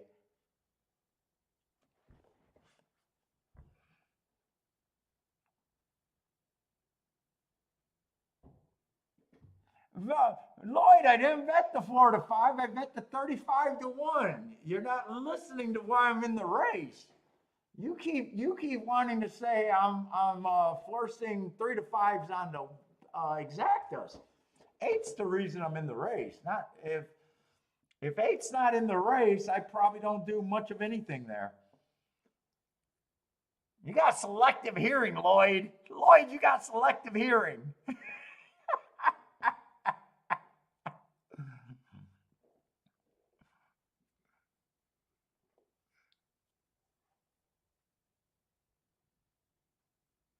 That exacta went after the race. That exacta got cut in half. I was watching that 10-8 exacta really carefully. It was paying 40-1 the whole time. Lloyd's calling me out with the selective hearing.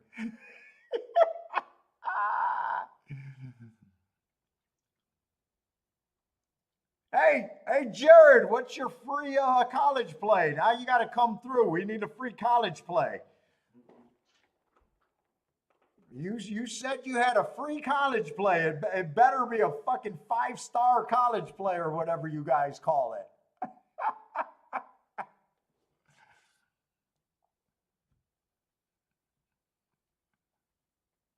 I want to see that. I want to see that college play. God damn it.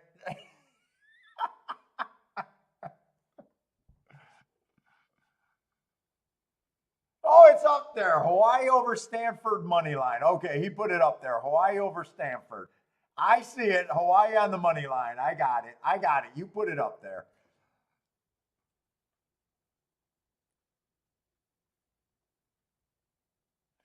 John, talking about my bets. So when I got a box around it, this is a key. So that would be not a box, a key box. So 8 can finish first or second. This race right here where I got the 10 circled, that means I'm pressing the 10 for more. So I'm turning it around 8, 14, 6 and, on top, but I'm playing it more with the 10 on top. So this would be a 3-horse box. That's pretty self-explanatory. And this one would be another key, turned around. But the circle, this would be a press. So yeah, whenever you see me box it, usually they're key boxes, but right here would be a 3-horse exacta box. So right here, 8 has to be first or second, 10 or 16. And when I got a circle around it, that means I'm pressing, that's basically, I'm playing this for more with the 3 horses. Yeah. Yep. I try to be as fair and as on. I don't tell the amounts, but I try to be as honest as I can with the structuring of how I did it. And this right here, when I got 2 horses that I'm betting to win, I got more money on the 8 than I did on the 14. Yep. I generally turn stuff around, but I might do it like, sometimes I weigh the combination.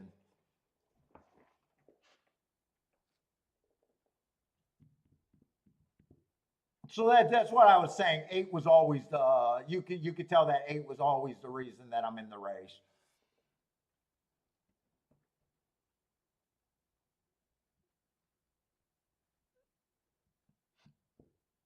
Yeah, when I do it straight, it'll just look like this. I don't do the box then. I do that sometimes.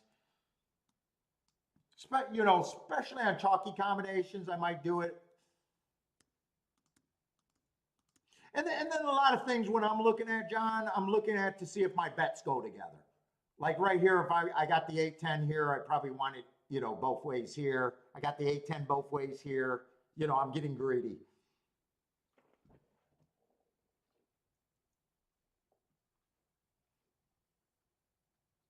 Yep.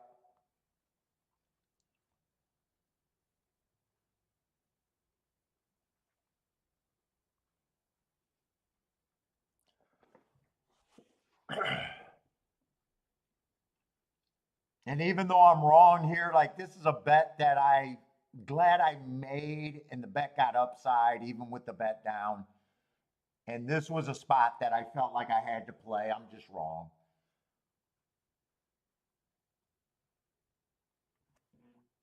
I don't really gotta, I really don't gotta look at it to say, what did I miss? What could I have done?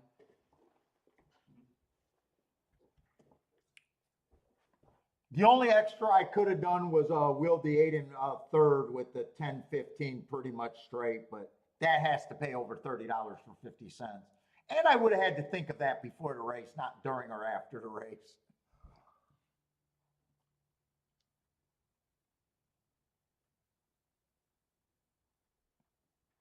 Dude, I always did that. Lloyd, you got to go to the tape, man.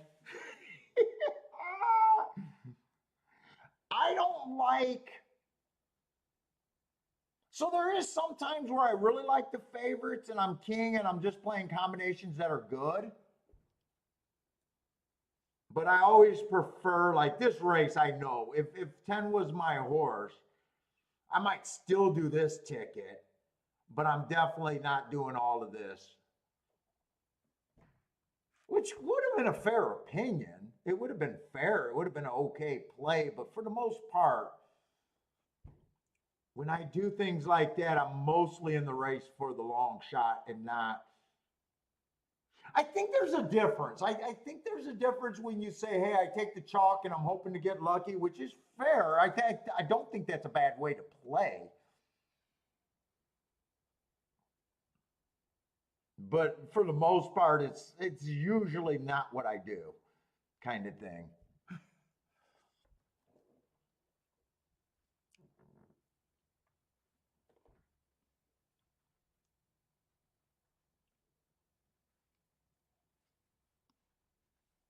I'm still up a little bit from the day, but that little 190 I was up is basically disappearing, and that's fine.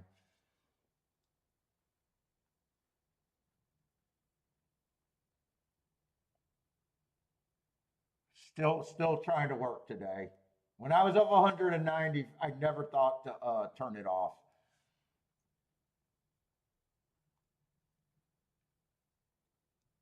I think I only played this race,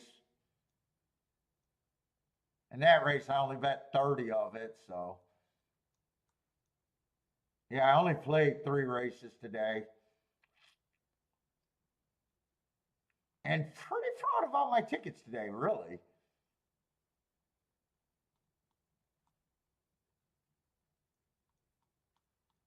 But I am hoping for a decent another spot. I'm hoping for a spot still.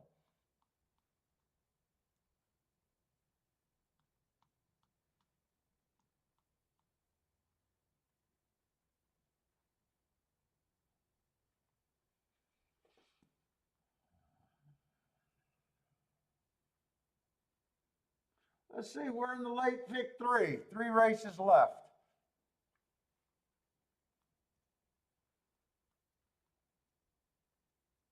Let me just get the scratches ahead of time. I want to see what we got on the.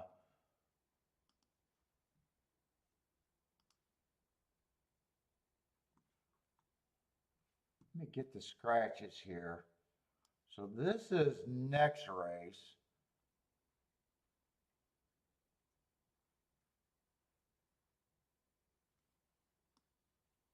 Looks like we're going to have that race. I may not like that much.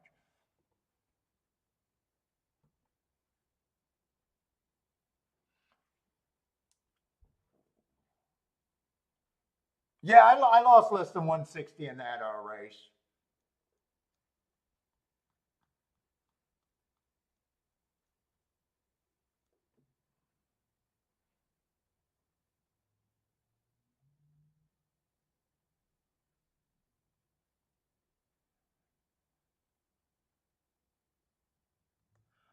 Uh, did I?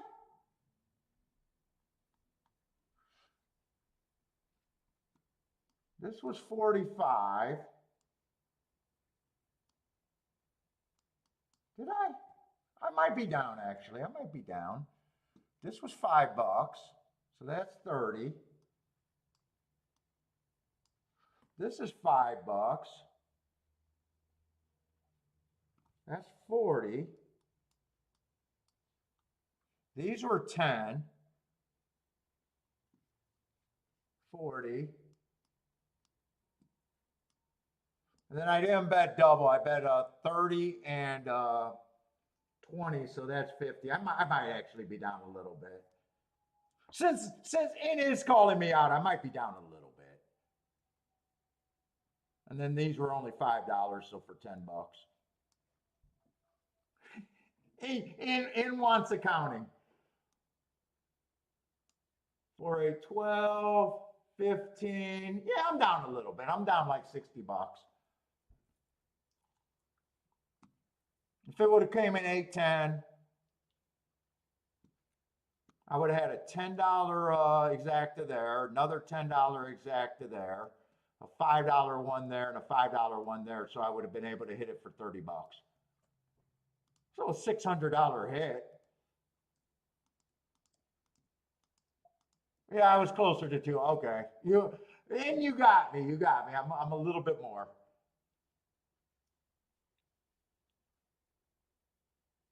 Come on. The accounting is not completely on. Where am I at? 4, 8, 12, 17, 18, 19, 20, 21. So 210. So I bet 210, $30, and $60 today. I'm barely in. I'm barely even played a race yet. So I'm in for 300. 300. Although if I hit that exact, I'm probably done. I probably say $400 is good enough today.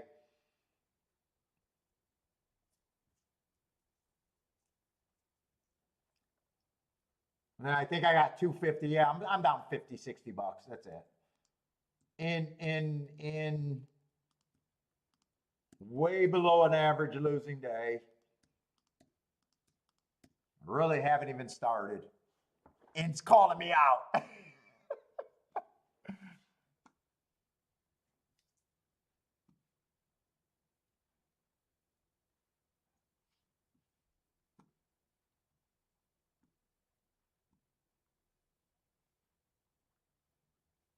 What's up, Ferdo?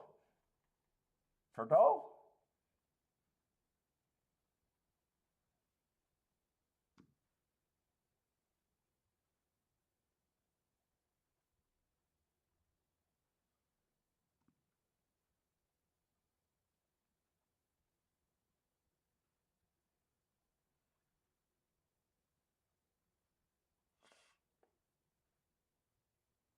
Yeah, I don't know if I could have made that race that much.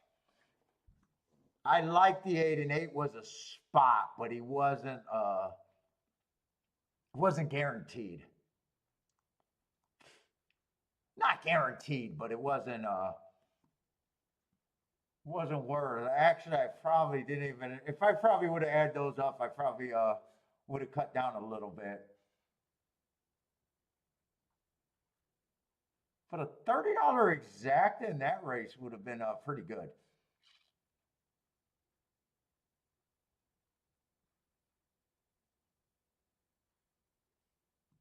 And if I even got the $600 back, I probably would have been fairly happy with today. That would have meant that I would have bet about $300 and got 800 back or 700 back. I probably would have been pretty close to saying I'm happy with a slow as Wednesday. Let's see. I'm trying to figure out the sequence though.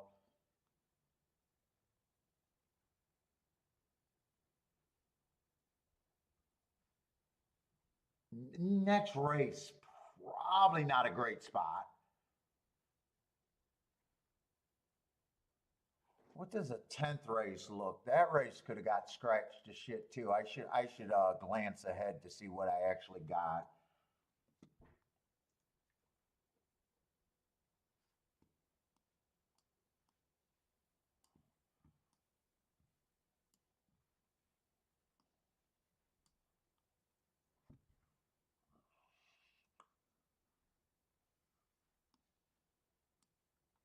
If that would have came in 8-10, I definitely probably would have been done for today. I even said if that 8 would have ran second earlier in the day and got that double, I would have been probably pretty close to willing to be like, I'm coasting.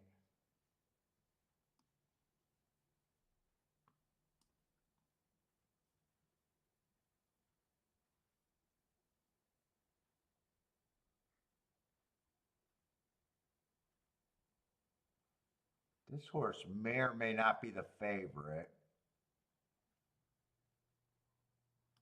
This horse might be a threat in the last race.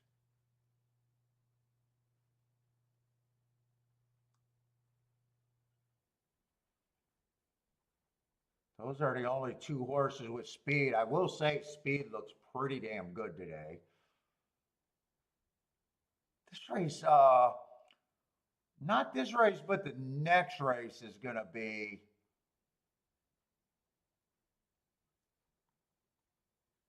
at the very least dangerous.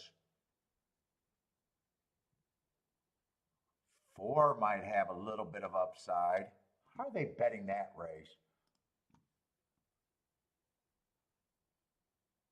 Yeah, they're using the same morning lines that they already got there. That's not a good clue.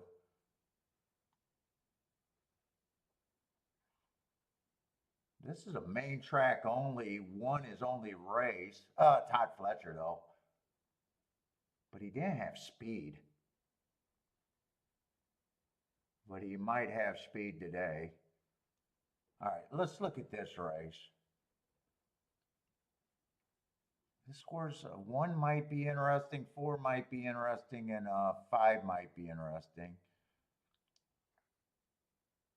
We got another one of those press style horses. I haven't been able to jump on that bandwagon. Who did he run with? I see him in bold type. Who is this horse? Who's the other press style horse? Did he get scratched? No, he's in. He's in, so if I think this horse got a chance. Ah, fuck. All right, I gotta look at this race though.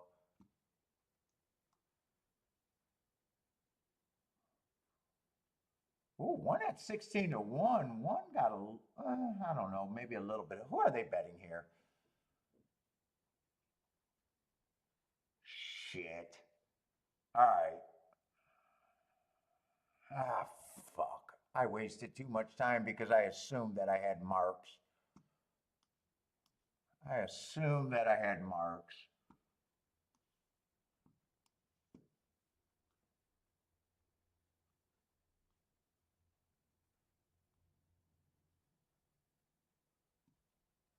What is that? Ellis Park? I probably don't even have that on the shortcut. Fuck. All right, look him up this way then. Fuck, 722. I mean, that race on the favorite does look like that's what I'm looking for at the very least.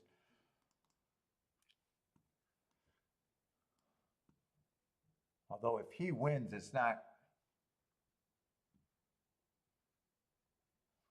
Yeah, that would have been an early pressing day, which he was. He would also be, yeah, he's going to look good.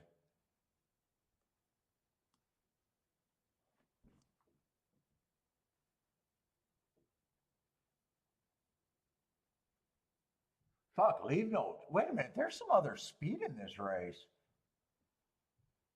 Where are the scratches here?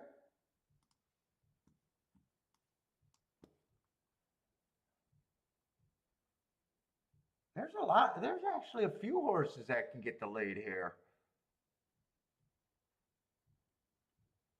Fuck, I probably dicked off. Probably dicked off. 3 got some speed. 1's not terrible.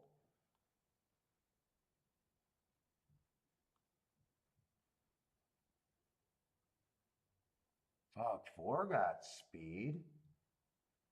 5 got speed. 8 got, wait, everyone in this race got some speed. 8 just coming out of a grade 3 race.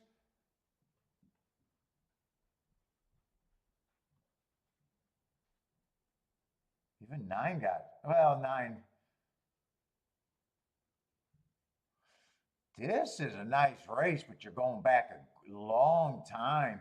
He was just cruising through conditions, but he's the second choice.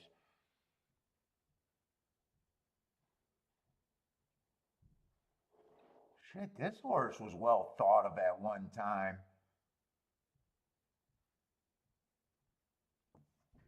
Long layoff, though.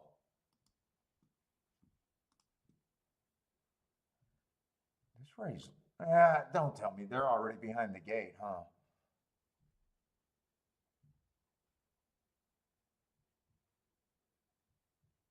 I got a feeling I'm not even going to wrap my head around this race in time.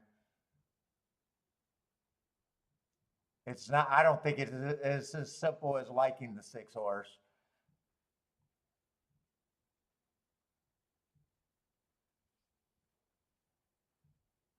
This would have been against the bias there. This horse, they thought of something of him.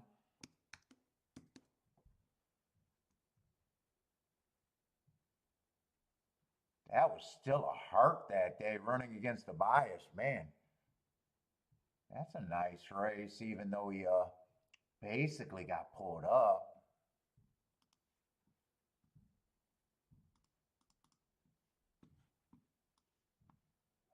The layoff is crazy, though.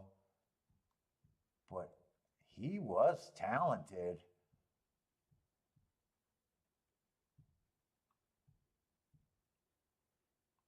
He is talented. He would not shock me.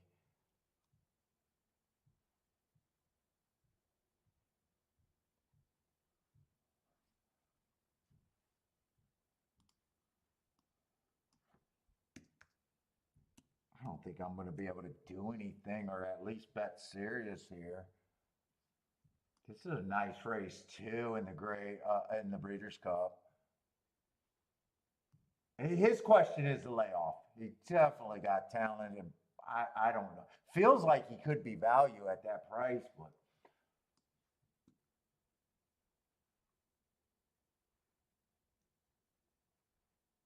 Four got speed, but he actually feels a little cheap. I don't think I'm going to be able to wrap my head around this race.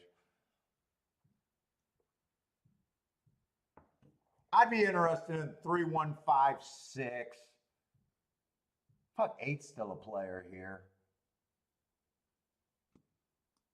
3-1-5-6 and 8. Yeah, I don't think I'm going to be able to touch this race.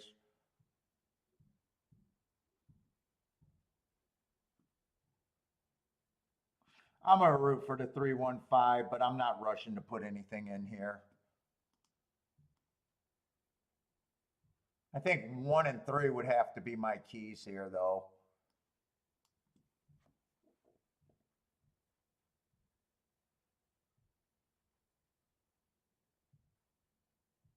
Yeah, I'm not going to be able to sort this out. 6 broke like everyone's standing still.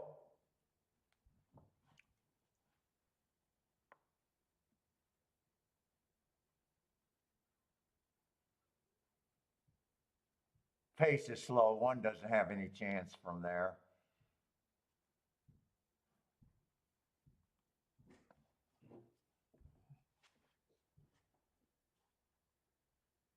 This right now, in my opinion, is just the sixes race to lose the way they've been running.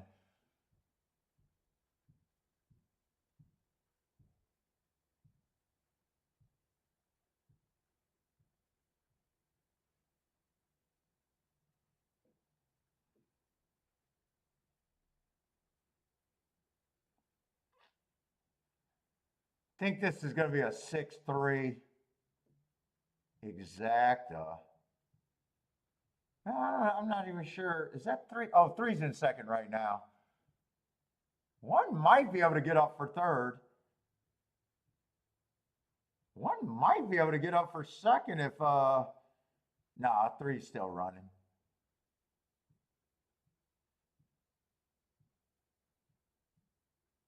Does one get third? Dude, that might have been a good try right there. By the way, this is a 6-horse, not a dash. Dude, that try might be really good.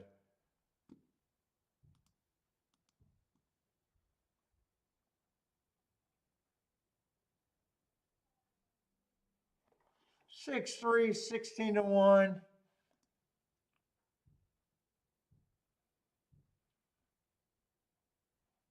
Marco Lou's still alive. What's up, Gas? Yeah, today's a pretty chalky day. 6, it just felt like the race was over when 6 got that type of lead on a day like today. I don't know, Marco Lou, I think pretty much every one of them wired. If they didn't wire, I think they were like no more than a length back. I think the farthest horse came back was possibly 1 length. Let's see. We only got 2 of them.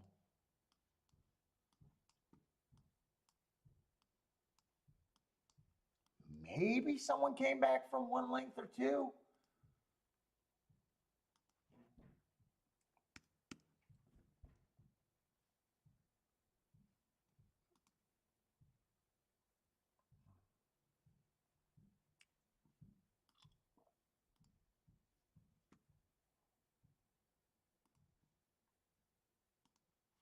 Let's see, this 6 we know went wire to wire.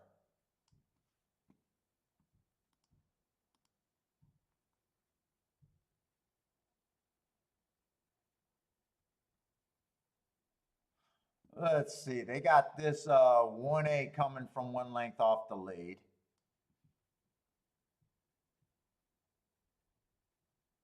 The 6 that I won with went wire to wire.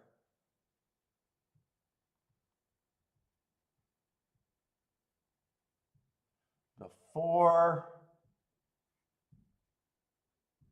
from the 3-hole went wire to wire.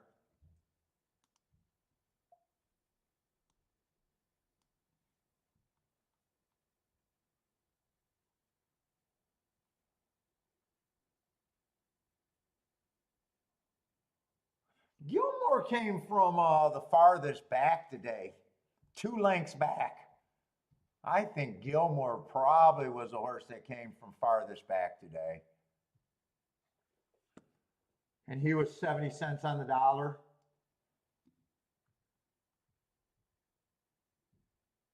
That 7 went wire to wire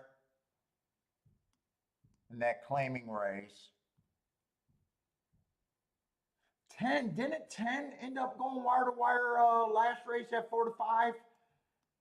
I think he went wire to wire. I'm pretty sure he got the lead right out of the gate.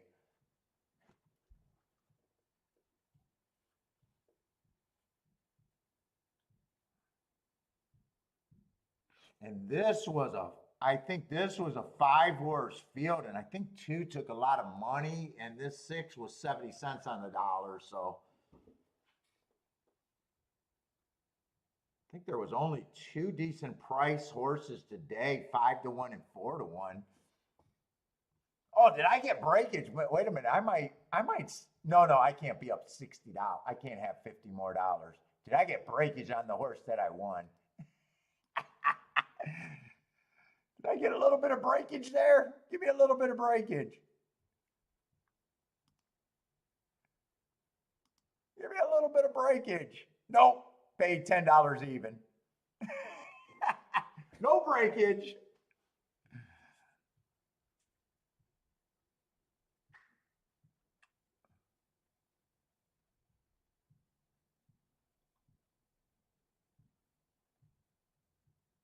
I don't think the one right there to get third probably was the deepest close we've seen today. It just as soon as the six broke, I felt no thought that this one could be threatening. Three was always up there. What did that try pay, by the way? I got a feeling that try paid over $30 for 50 cents.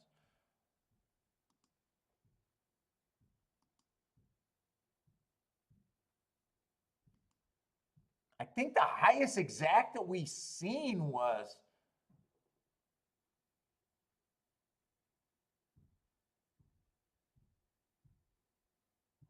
$32 today, I think. And probably the second biggest exact that we seen was probably that 4-8 horse. I think that one paid 29. Yeah, this trifecta actually paid really good for 50 cents, $82 for 50 cents. That might have, if I had a little bit of time to sort that out and decided what I decided to do with the 5 horse.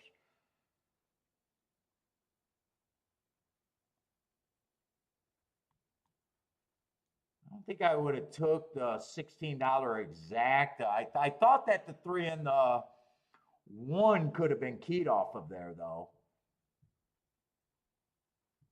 50 cents exacta or try looks like something I could have hit if I was thinking about tries there. But at the time, there was no thought of tries. I will say that. There was no thought of tries.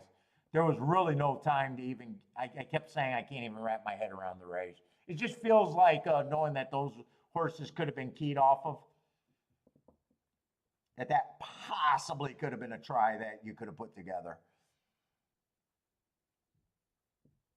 But I will be honest, there was no time and I wasn't even thinking tries. And I haven't been thinking tries for a little while. It's just kind of after the results saying, ooh, that try looks like you could have had it and I think it could have paid good.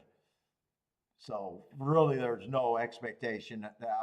Like I don't feel like that was a missed spot. I wouldn't have had near enough time.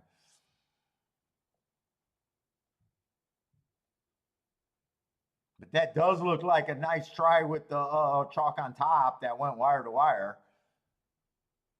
With 2 long shots that you could make a case for.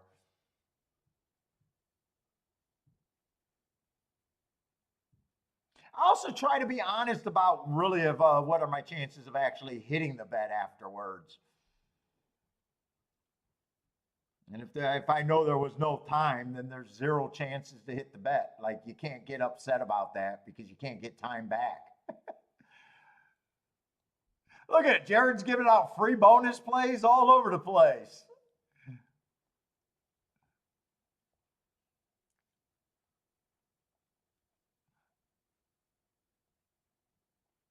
But I definitely believe speed's been good today. I don't think there's any argument about that so far today.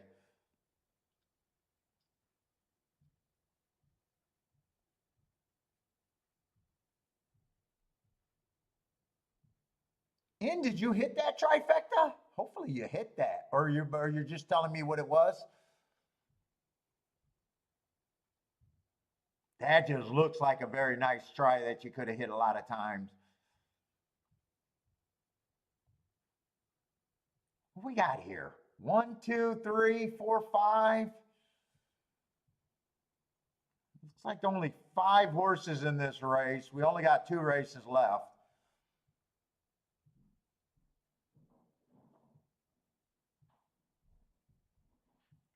Let's see, Horseshoe. Is Horseshoe ready to go off? I got to go to the restroom. Oh, you did. Oh, you did not. I got it. I still wish you did.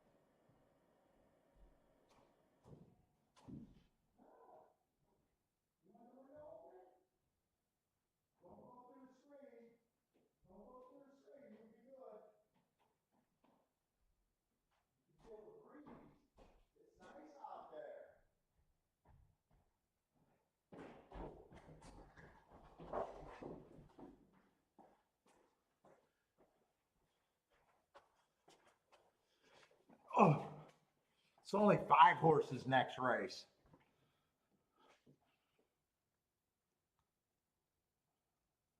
If it's just not that many spots today, there's just not that many spots today.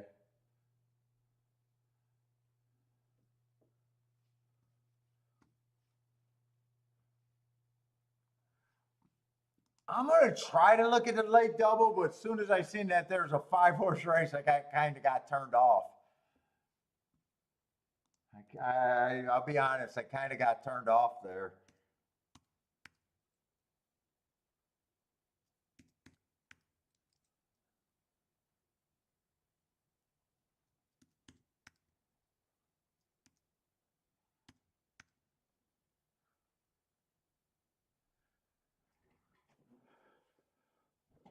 Well, the exactas are easy. You can see the exactas what I would need. The 9 or 4 to get first or second.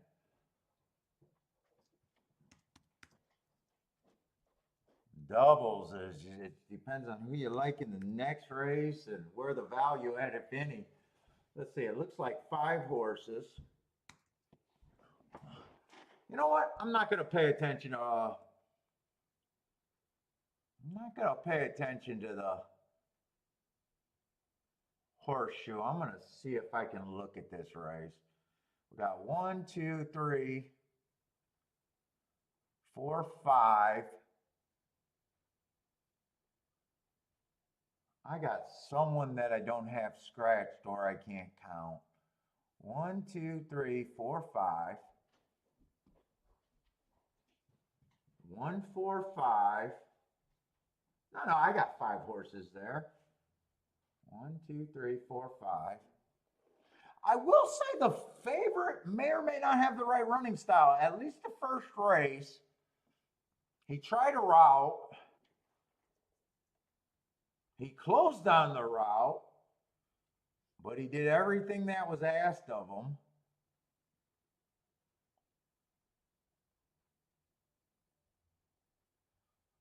He may or may not have speed. If we're right about speed, he looks like, I'd say the 11 at the very least looks like a horse that, with that one running line, would be a horse that I'd be wanting to beat. How about that? That's about as much as I can say. I got no problem if he wins.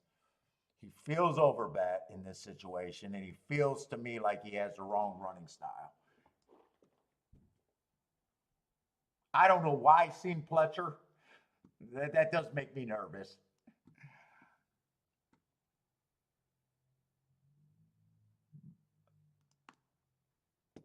But he does look like someone I would try to beat here.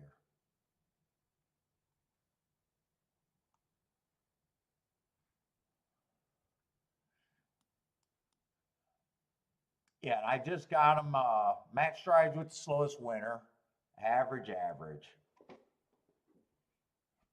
Other than the highfalutin barn, I'd be like, yeah, I definitely want to try to beat him. Well, I'm still probably going to try to beat him.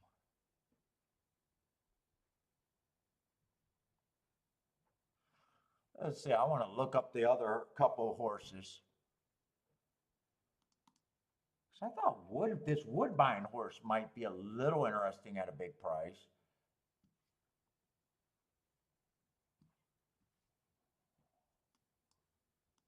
Get rid of that circle.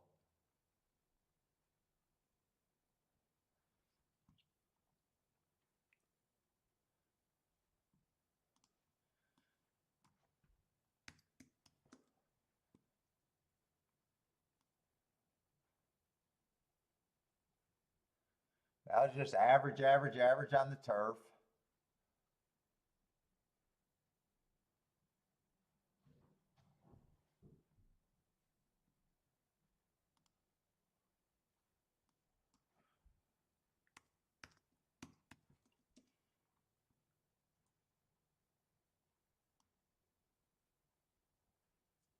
Nope.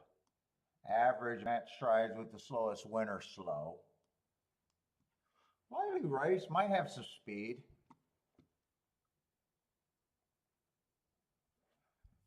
At least I'm interested in the price. I don't mind the price. In the first race, I got a good note there. Bad rail. He had the 3-hole.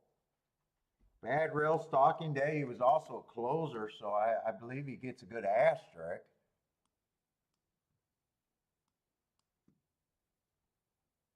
So the only time he didn't try to run was when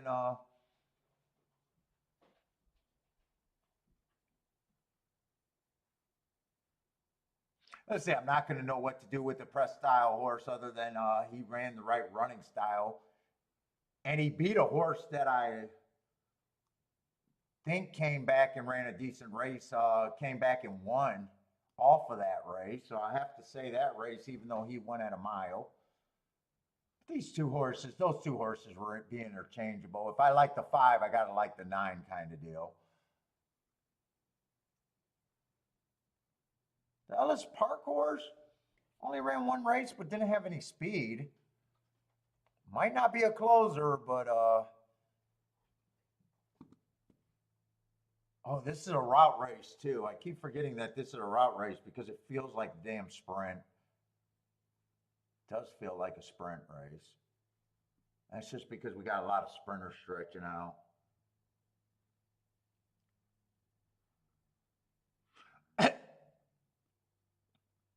I probably want to use almost everyone but the favorite. And probably not the 8 horse either, I guess. Wait a minute, 8 horse is scratched. That's where the mistake was. All right, the 8 horse is scratched. 1, 2, 3, 4, 5. And Pletcher's not the only highfalutin barn here. Actually, one horse been a stalker both times at a sprint, so he should be close if he wants to be on the pace, and already ran in a grade 3 race. 1 tick slower than the fastest winner, match strides with the fastest winner, and then average. I think my opinion would be just trying to beat the damn 11.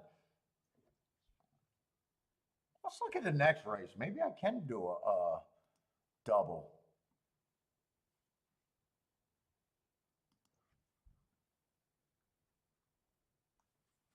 Let's see. Next race is going to have tons of freaking scratches. 3, 4, 5. 1, 2, 6, 7, 8.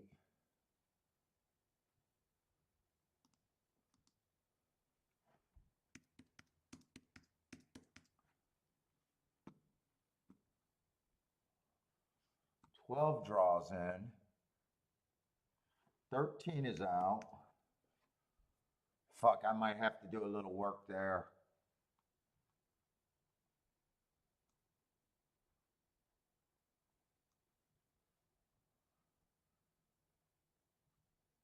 One probably doesn't have any speed. 2 probably doesn't have any speed.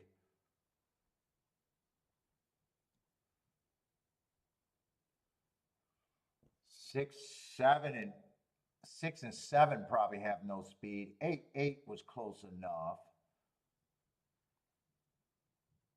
I like that the 12 earned a heart while trying to get to the lead. That might be one of the horses, but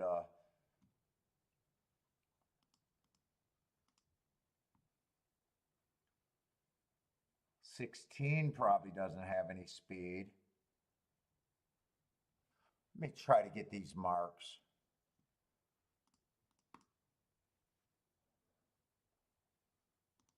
I might be able to find a double here, maybe.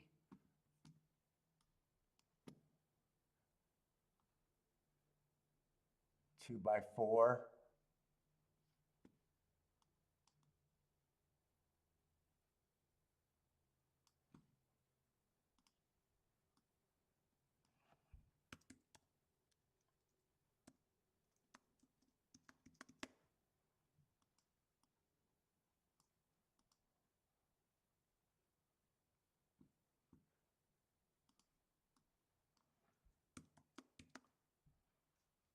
This horse can be possibly close to the pace.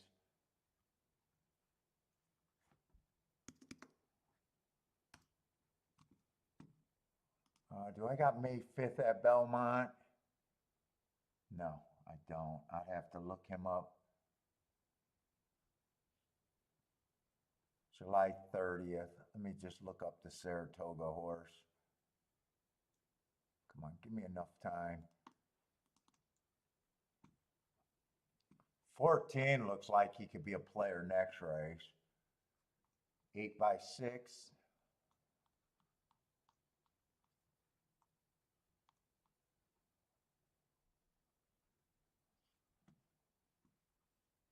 At least that's a good race right there.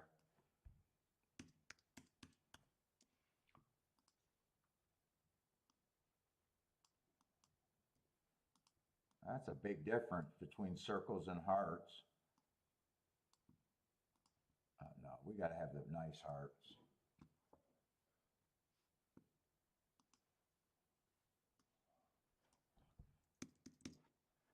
Average, average, average. Where's my other paperwork?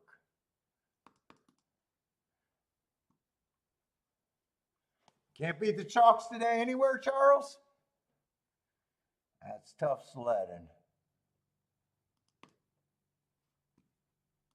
I got very little action in for today. Very little action. Total action, I think we added it up. I think it was just $300 for today.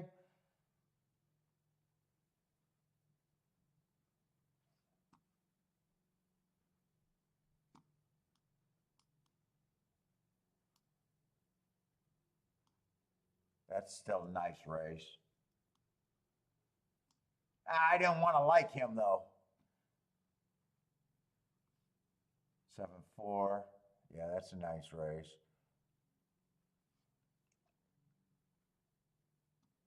This is still going to be a nice race. I think those two are the main contenders in the next race. Come on. Why does my computer get tired? My computer get tired at the same times I get tired.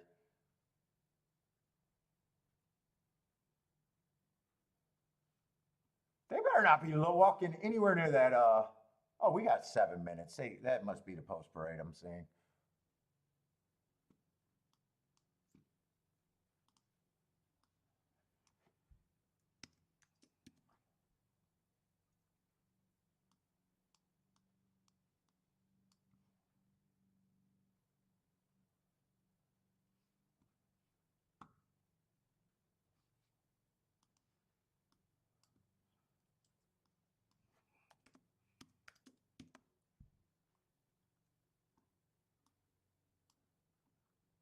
I mean, he definitely doesn't have sprint speed, but he is stretching out. He might be able to show speed, but I'm probably against him anyways.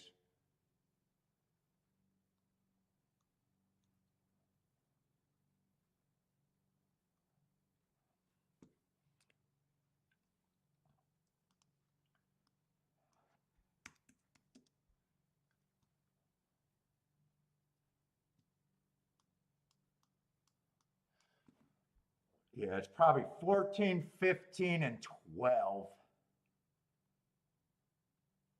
that I'm mostly interested in next race.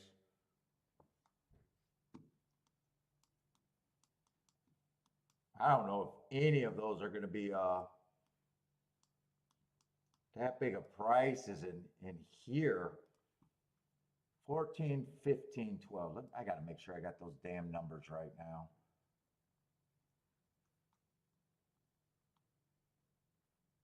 $12, 14, 15, yeah.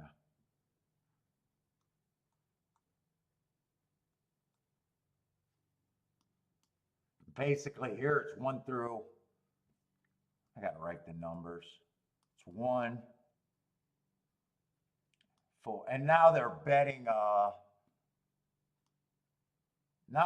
horses where come on, what the fuck is going on? Do I got shit open?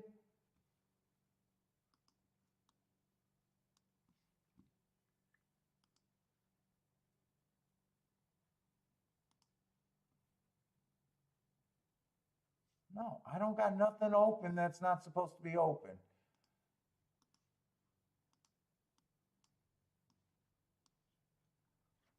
All right, let me look at these doubles.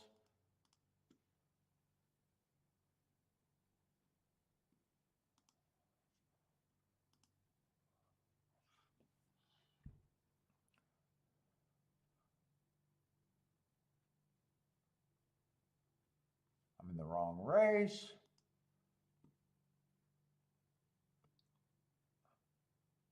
Let's see, 1 to the 12 is paying 22 to 1.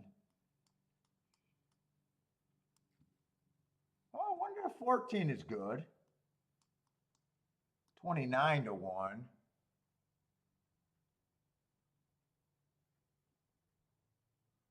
And 1 to the 15, I definitely can't play.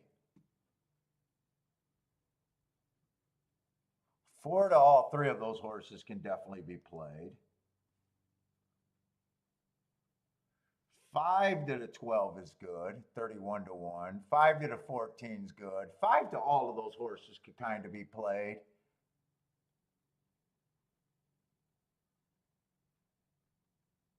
And 9 to all of those horses, so that's 9. I got 11 combinations there.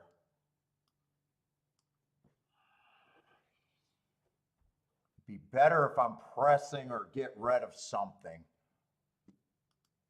Be better if I'm pressing or decide just I got to get rid of shit.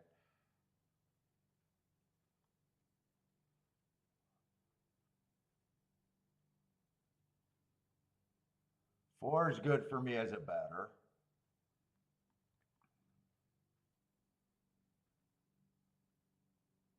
Nine's good for me as a better. 9 and 5's not much different. I don't think I got a single next race.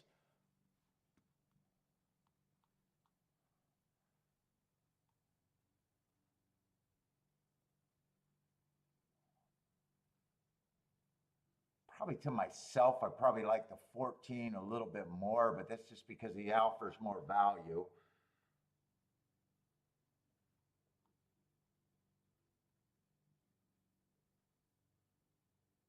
$12 doesn't always go to the lead. No one really always goes to the lead. Let's see, if I got 11 and I got some combinations that are paying around $22.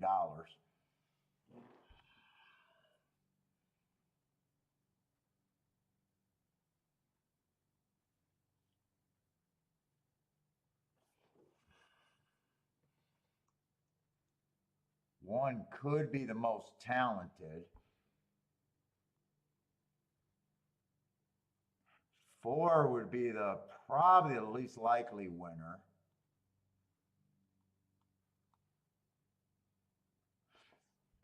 You know what? Fuck it. I'm going to key off the 4 and the 9 because that's the best thing I got. I'm going to press with them.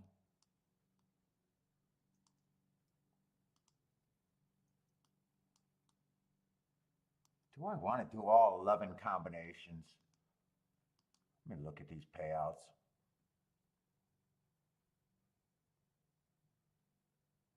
1 to 12 and 14 are still 23 to 1.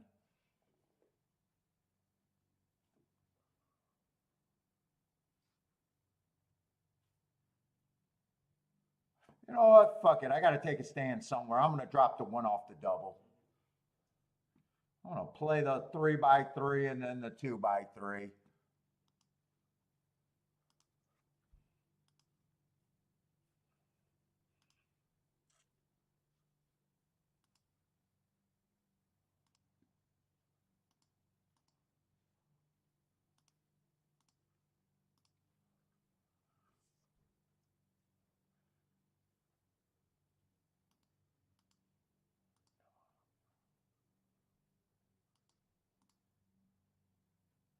Is it 15? It's 15 in that last leg. I'm going to try to get some exactas too real quick. I'm just going to key off the 4 and the 9 in the exactas also. Key box. 4 and a 9 with the same 4 horses. The 1, the 5.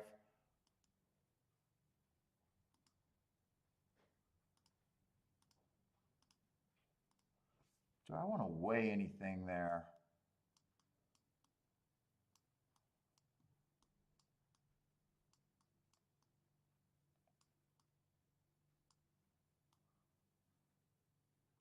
You know what? I'm not going that much.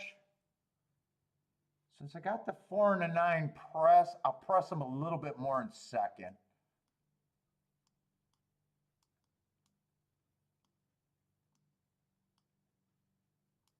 With the 1 and the 5.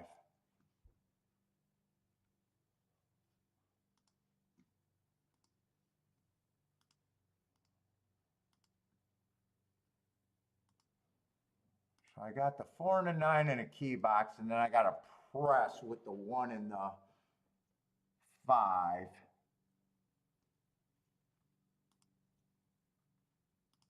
Look at one more exacta.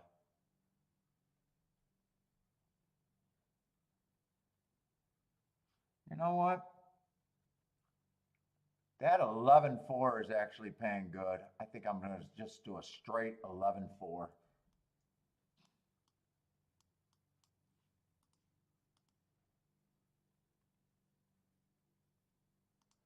Straight. Will I get that in?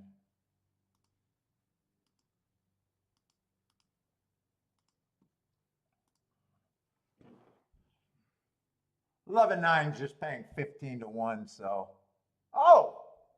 Well, they scratched that, so I don't have that. So that probably made all my tickets shit right now. Hold up. They just scratched the 11.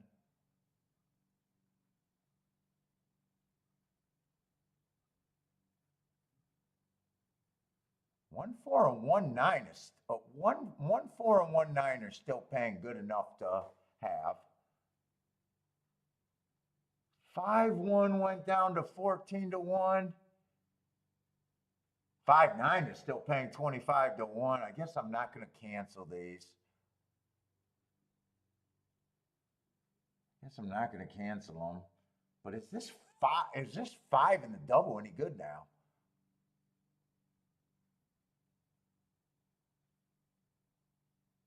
They still got the 11 up on the double, so I'm not sure. I got a feeling if I got rid of a double,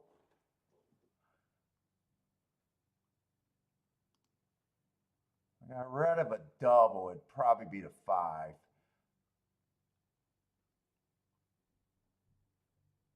Well, 514 is still good, actually. 514 is still good. Well, I can't do nothing. I got the tickets that I'm alive to. I'm just not sure what's good or what's not.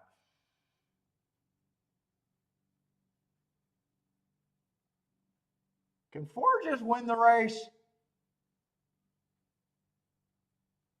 4 or 9. Can 4 or 9 just win the race? 1 got the lead, but 4 and 9 look active. Another 4-horse race over here at Toga. Yes, 4's not good enough. Come on, 9. 9 would help. 9 would definitely help here.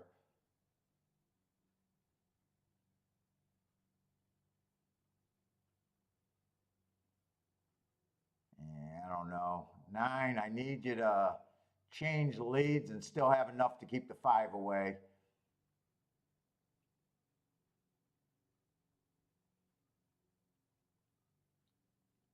Come on, 9. Can you get first for me? And did 9 get bet down? 9's 5-1. This ain't gonna be a big hit either way.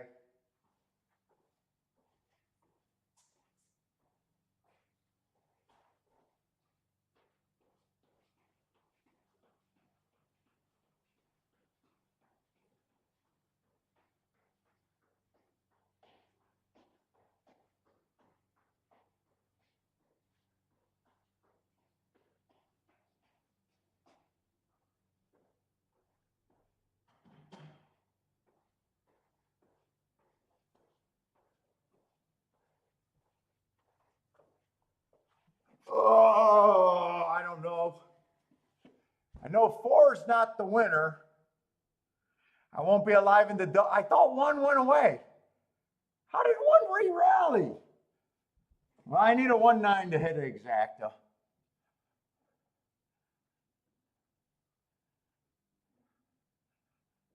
Yeah, Margaloo, you are going to need a price, that's for sure. I thought 9 had the 1 hooked. I got a feeling it came in 1-5, though.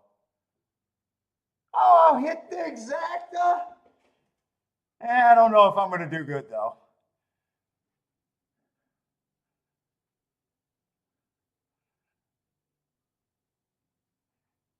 I don't know in a 4-horse race. I don't know. Let's see, exacta. I could have canceled those tickets. It's a $5 exacta. So I will lose money on this end. And this end, I'm making $1 for every $4 that I bet. So not my fault. They scratched the 6 late. So definitely not my fault. But a ticket I probably could have canceled. Probably could have canceled everything, really.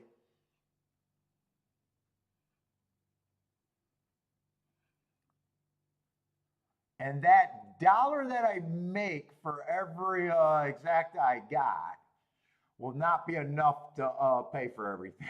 I will say that. I would have needed that for at least $100 exactas. I was nowhere near $100 exactas there. It was nowhere near $50 exactas. I did nothing.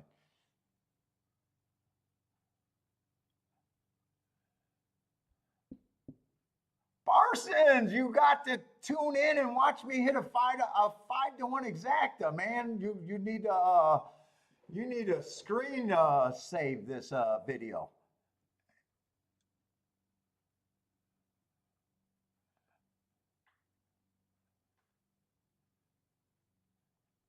Crooked track? I don't think it's that crooked. Who are you guys hoping for? I blame myself for being in a 4-horse race. Not my fault. I was trying to get around in a whopping 5-horse field.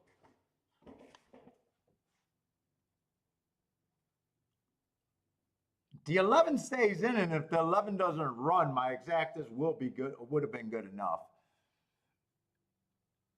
Crooked track, crooked track.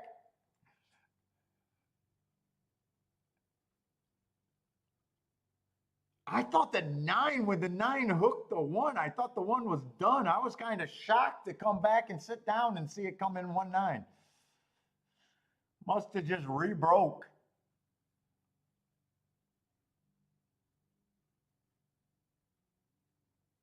Yeah, Lloyd, I probably should have just rushed and canceled everything as soon as I realized that the horse got scratched. Instead, I was trying to look it up to see how bad it affected my tickets. I probably should have. I guess it didn't hit me that it turned to a 4-horse race, and what upside could I have possibly fucking had? There was no possible upside I could have even expected, really. That race was crooked as hell. Oh my God, I blame myself for being in that race. But I got exacta. I got the exacta.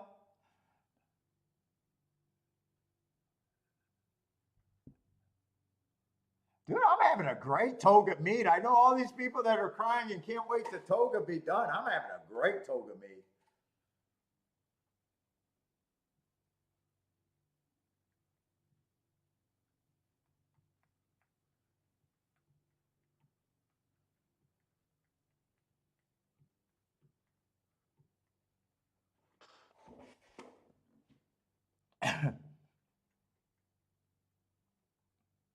Last week, that 30-1, and then Yo-Yo Candy, and then the 20-1 winner on the same week as Yo-Yo Candy. And then a few decent hits. Wednesday had that 17-1 over 15-1 that underpaid, but still was nice.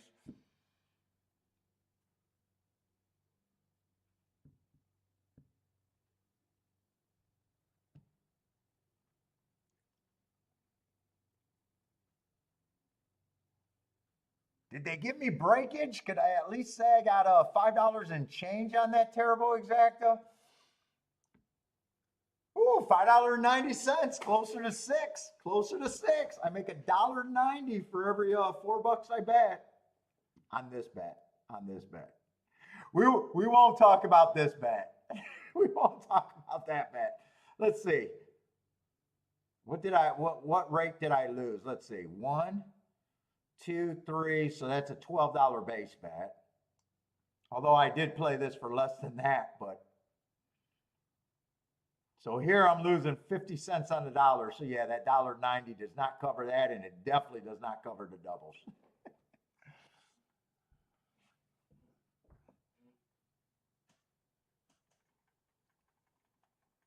Oh, Marco Lou, you might actually have some upside in that pick 5, liking the 1 and the 7 there. I don't know if the 12 can be that much of a help. It won't be as bad as 15 and 14, that's for sure. But shit, 1 and 7 got to be a bit out of the box, don't they? I mean, at least you might have hope, is what I think. You might have hope. You need hope today. Oh, you'll be fine with the 1, I would imagine. 1's paying $2,800 for $1. Pick 5s, right? 7's paying $1,500 for $1. You should at least be. And 12's not even as bad as I thought it could be. Yes, Parsons, I did get the most breakage I could possibly get. Let's look at the positive. I got the most breakage I could possibly get.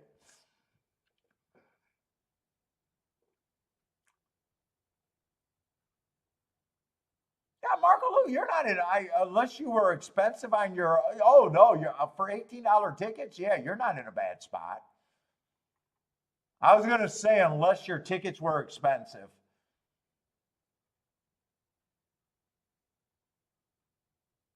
Oh, Marco Lou, you're a scumbag. You're getting through with the scratch horse on a post-time favorite.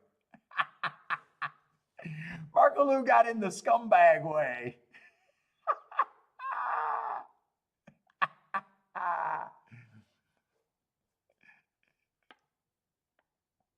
And 1 was the favorite, right? 1 has to be the favorite. I'm pretty sure 1 ended up being the favorite there.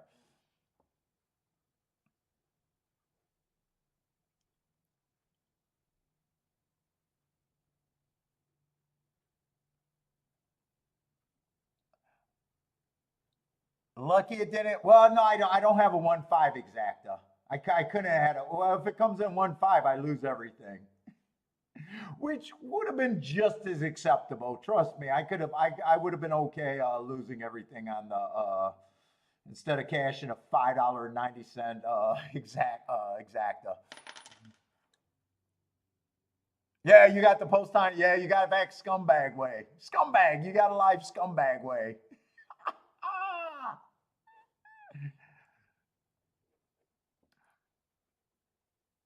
Did the 11 do something or was it a vet scratch? I didn't see anyone do anything. Not that I was paying attention.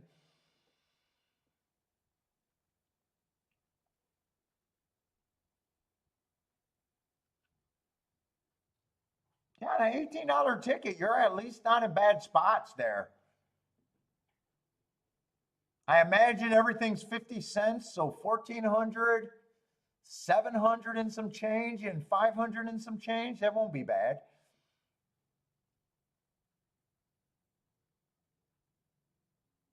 16.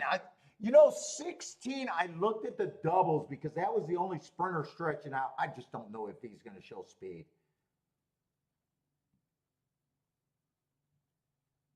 I even said something like that, but when I looked at the doubles, I noticed that he was not a bump where he looked like he was overpaying anything.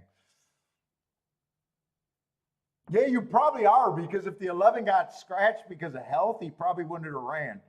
I love it when I see handicappers get pissed that their play of the day got scratched. Where, in my opinion, you should be thanking God that he got scratched, right? You see that a lot. Oh my God, I was going to hammer this horse. He got scratched.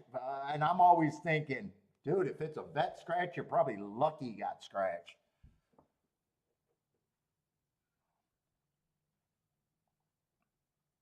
So I would agree, Marco Lou, you're probably lucky he got scratched, right? Because if I don't know if he did anything, so I'm guessing he's a vet scratch. 11 ran back to the barn. Oh, I didn't see it. So 11 was not a vet scratch. Lost the jockey and he ran halfway down the track. Oh, I missed that completely. So he wasn't a vet scratch. So you really don't know other than he ran part of a race that well, he got an extra warm up and they scratched him. Dude, the way they're coming out and betting this race, with the 16 being the favorite, I don't know. I might be able to bet this race. We'll see. You didn't want to. You didn't want to. You didn't want to bet. Have him be put back in the gate like the 5 did earlier, huh? I was nervous about that 5 horse because I was like, why the fuck are they spending so much time getting him back after he ran off?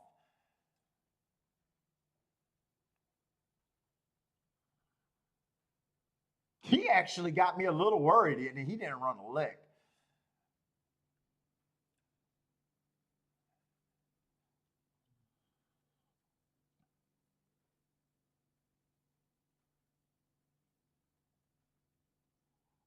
Right now, I still, to me, I like the 12, the 14, and the 15. I'm not really sure what I can do here. My senses are telling me that the 15 is probably going to be the favorite, and this is just early money on the 16. But I did see him being bet in the doubles. Let me see what the will pays are with him. He is the second favorite in the doubles. So 16 was taking serious action. So maybe there could be a bit of a price on the 15. I'm not sure.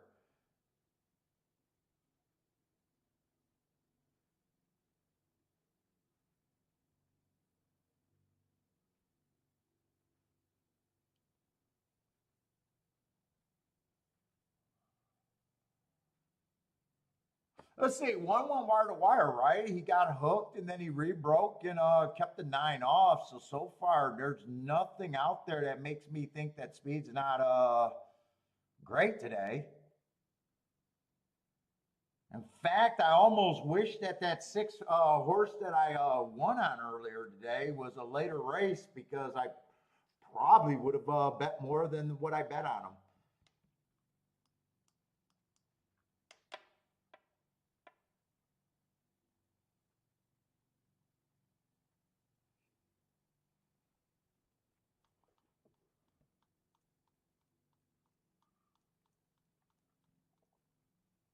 But it was an early race, and I didn't quite take advantage of it.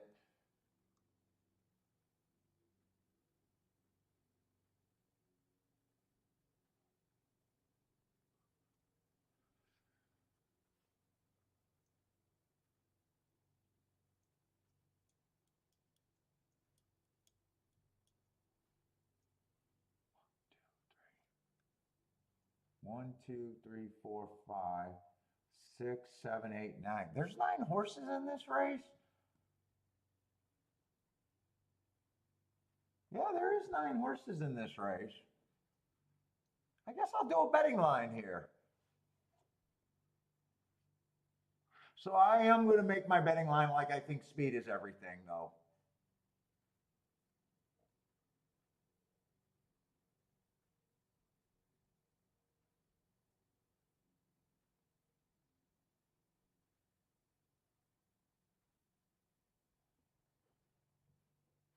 One, I just don't see any speed at all.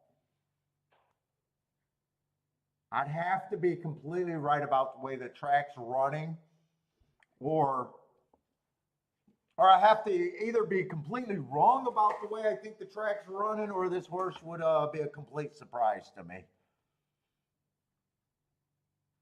3 races ago, I just got an early pressing day running against the bias, if I'm right about that, just being slow, slow, slow. And last race, I got a stalking closing day, which he was, but just average, average, average. 2 lightly raced, but wore the uniform of either I'm a deep closer or I do not want to be a racehorse at this time. Lightly raced, I mean, if he does something, it'll be a surprise to me.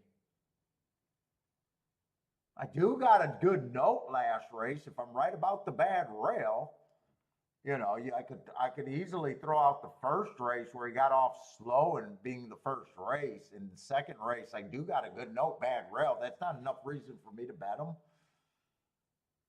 But if he comes back and wins, I'll say I had a good note on him, but at the same time, I can't jump and bet him. 6, that race 2 back might have a little bit of stalking. That was a closing day, and he was just closer to the pace on a closing day, so he just feels like another closer. I just can't get to him. I think he's way over bet at 9-1.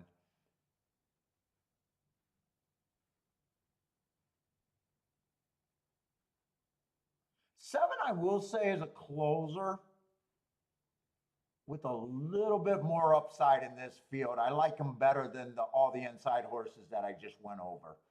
But he would still at the best be 5-1, and I'm not even sure if I got him at 5-1. 8 slightly raced, showed a little bit of interest in the pace last race, average, average, average on the pace. Wouldn't it surprise? Maybe if I do combinations, I might be willing to use him. But I know I don't really have a key horse here, so I'm not even sure what I'm willing to do. 12, I can see the 12. First race out, close to the pace, average, average, slow. Comes back, stalking day, went too fast to win. I love the heart. And then last race, nice stalking, average, average, average, looks interested early. If he gets the lead, or he looks like he'll benefit on the track today, at the very least. 2, or 14, I like the marks. He's been going too fast to win the last 2 races. I got no problem with his marks. In fact, there's not much difference in my mind between the 12, the 14 and the 15. There's just not much between them. All of them have hearts. All of them, I would expect to do something here near the pace. At the same time, it's kind of hard for me to tell which one is most likely to get the lead. I think it'd be the 12 and the 14, but I am really guessing.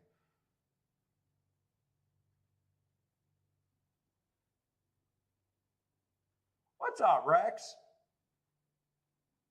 In 16, I had a little bit interest, but as soon as I seen him in the doubles, he's a sprinter stretching out, which means he could possibly show a little bit more speed, but I am nowhere near 7-2 on him. It's just absolutely nowhere near 7-2 on him.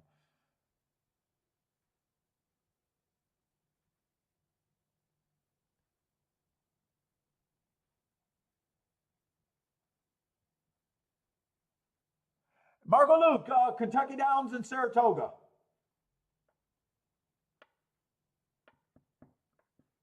We'll see about Kentucky Downs. We'll have 2 tracks tomorrow. We'll have 2 tracks.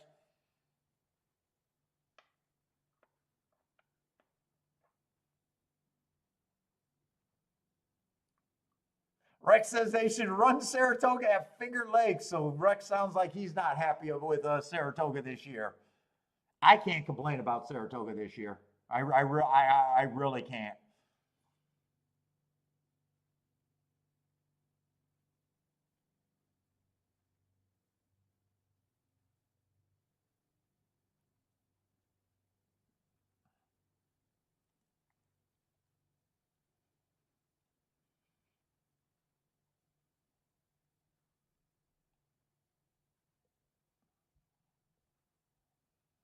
I downloaded Kentucky Downs, then I started it, then I put it away, said I wasn't going to do it. Then I just said, you know what? I'll just keep saying I hate them raising takeout.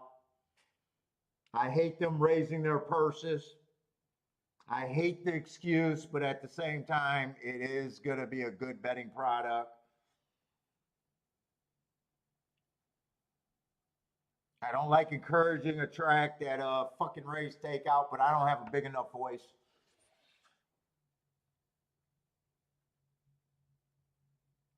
Oh, I got Kentucky Downs. What stats do I need for free there? If you go to DRF, they have all the stats. Are you talking about racing form or just like bias reports and shit? Yeah, send me the link. I'll check it out. I already got the form. If it's the form, I don't need.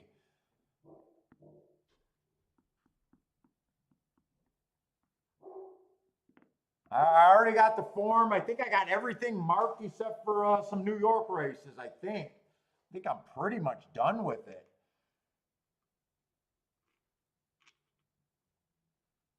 Yeah, I got my, I'm always interested. Yeah, Charles, I'm always interested in seeing everybody else's bias reports. I got the last 2 years bias reports. I don't think I see that bias going anywhere. But we'll see. I'm just curious what the product will have their bias reports.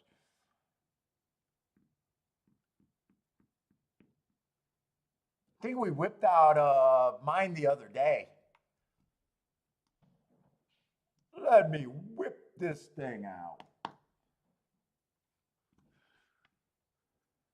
I think I got them on the same page the last 2 years even. You guys, if you guys watched the show last year, you already know it's a stalking closing track.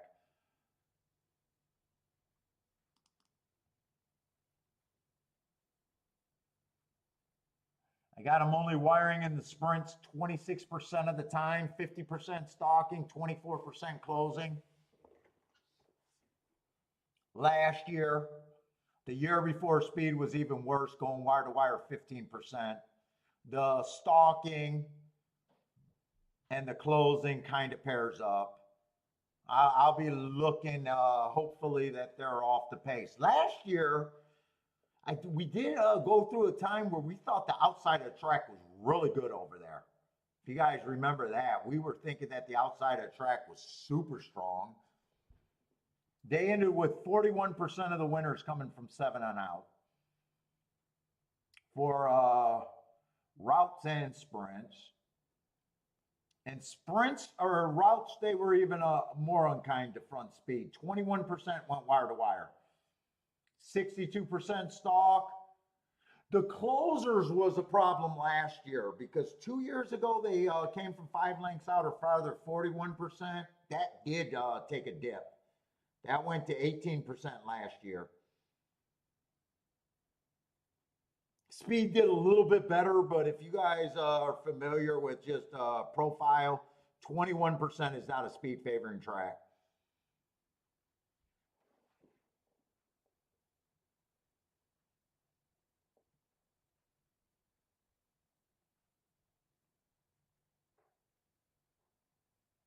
I hope Gulfstream is running this week because I did all my work. Fuck, are they Hurricane Alley right now? Did they have the storm? And I don't like doing extra work.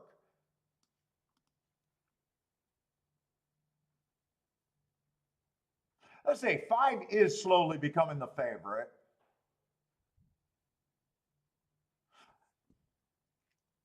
Let's see. I don't have. Let me just see what these combinations are paying. Part of me think that I could take my ball and go home, but even if I bet this race, I'm going to have a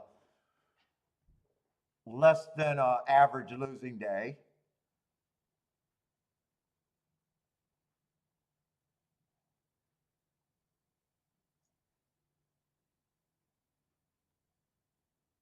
It all matters how I want to bet this. My main horses are. Kind of ran out of time and did not do a betting line. Although I think I can do that pretty quick.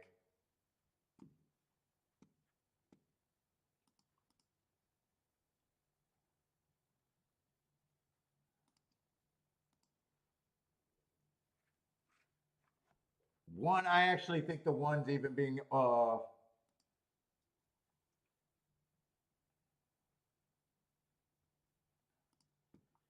think the one's being overplayed even at that price. I think he got a shot, but I'm not that interested.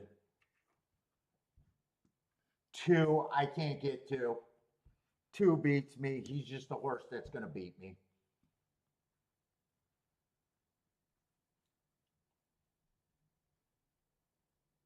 6, kind of the same thing. Feels like a deep closer. I'm just going to say if he wins, he beats me. Even if he gets second, I won't be able to hit the exacta with him. 7 and 8, I would give a little bit of extra credit. I think both of them might be a little bit of value. I think there's the big 3. And 6, I just know I'm not at 4 to 1. Even if I put him at 5 to 1, I think these are still the big 3. And these 3 horses are basically the same horse to me. I think they win the majority of the time.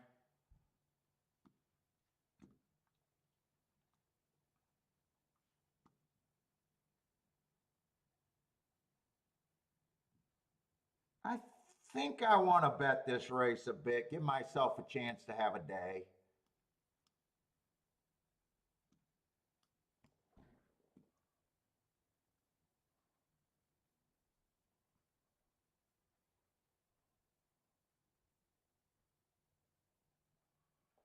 Let's see, the 3-horse box isn't the best way to play that. Because if it comes in,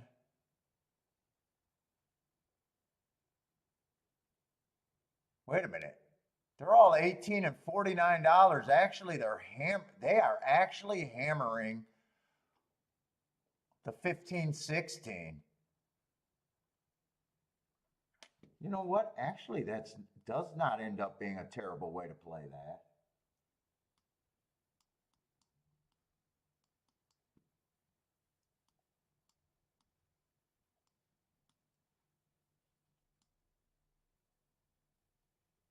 These two horses are interchangeable. I think I moved more money over to the 1 to win or the 14 to win. And I think I key off the 12.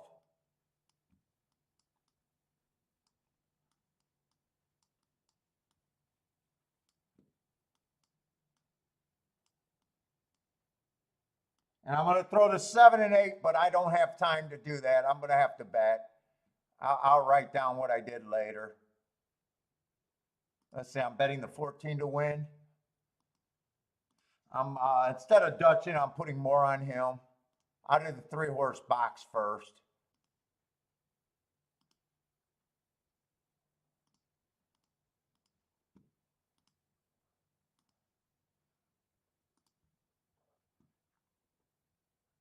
I'll do the 2-horse exacta key box first.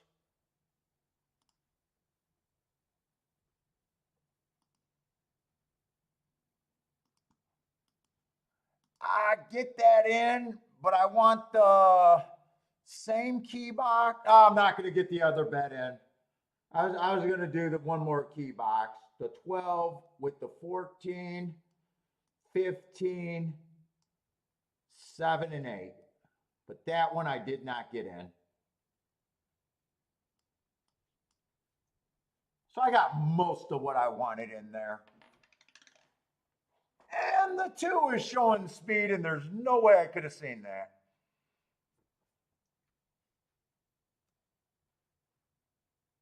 There's no way I could have seen that. If he wins, it's going to be because of that bad rail note in my mind.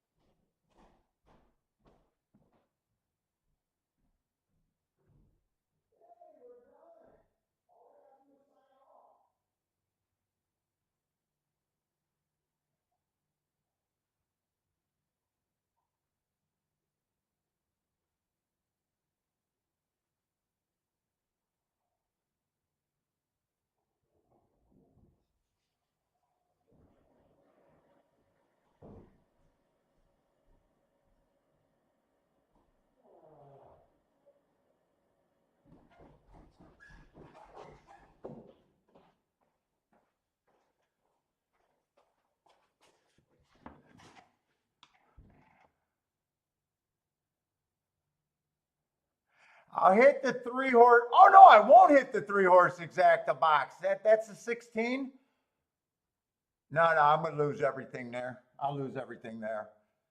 I needed a 14 to either win. I think that's a 16.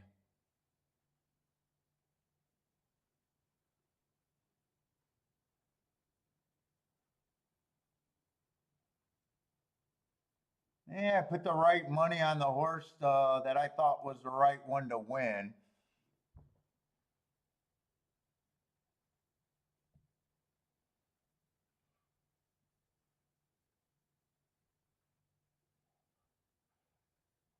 Margot Lewis 4 or 5 again? Where did the 16 come from? He had to at least stalk a little bit. When I got up, all I seen was the 2 and the 14 had the lead. What the fuck happened to the 12? What happened to the 12 and the 15? Should be a decent exacta, right? Should be a decent exacta, but 18 to 1 on the exacta.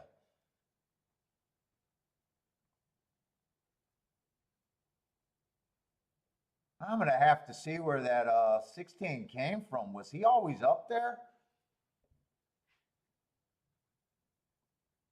Yeah, $33 for the pick 4. Oof.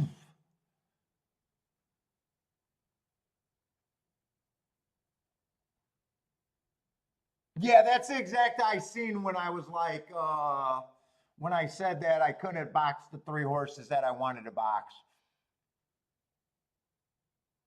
Yeah, all I'm gonna do, I had some, I probably should have took advantage of that race and that double with that 18-1 running second.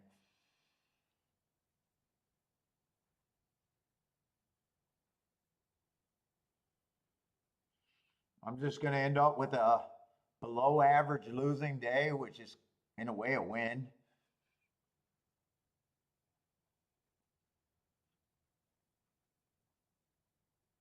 16, I seen when I was looking at the doubles. It was just, I thought his doubles were overplayed. I'm curious to see how he won. I'm imagining he stalked. I just want to see how far he came from.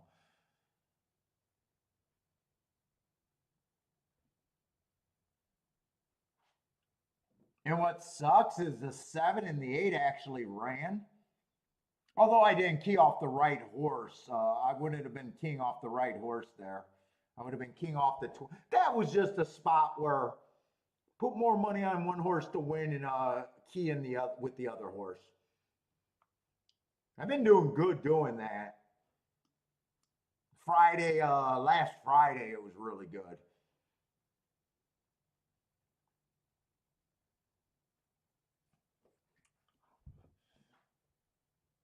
Yeah, John. Hopefully, I'm not worried that much. Just one day, I'll take a below average losing day for me on a chalky day.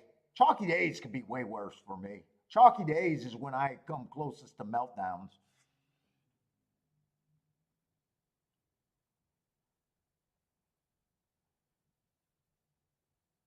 Tomorrow we'll have Kentucky Downs.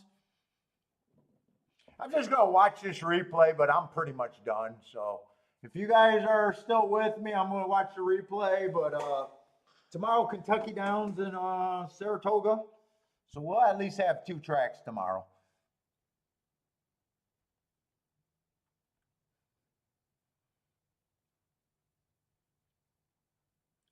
Yeah, like even if 16, I can see the 16 winning there, but even that exact, I don't really want. The win ticket to me was overplayed, so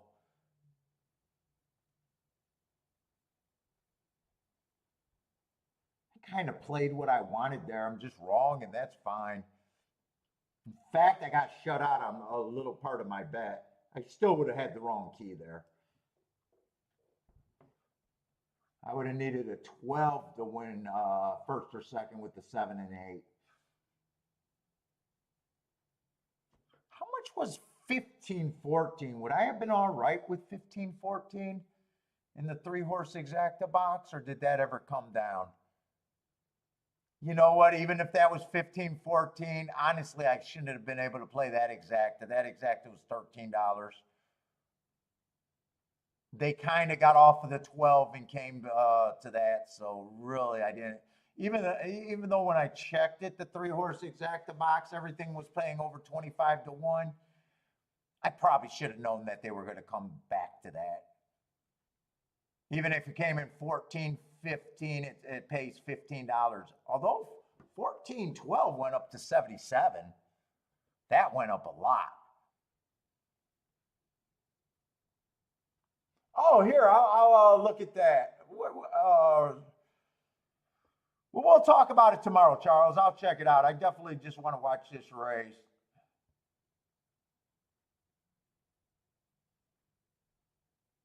Did 16 or 16 must have been the horse that came from the farthest back today. I'd say that.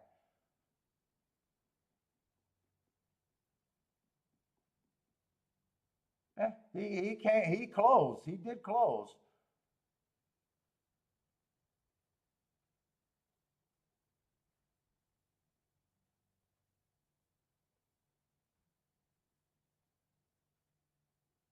I gotta say, 14. I don't think lost by that much, by a head, a long head. So I can't really complain. I don't think anyone did anything wrong. I'm just wrong. That's fine.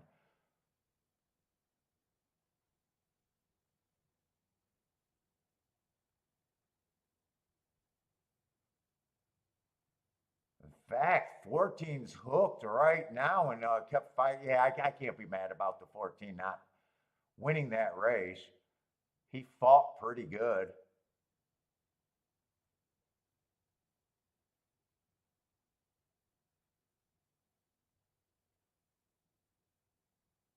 Yeah, he fought pretty good.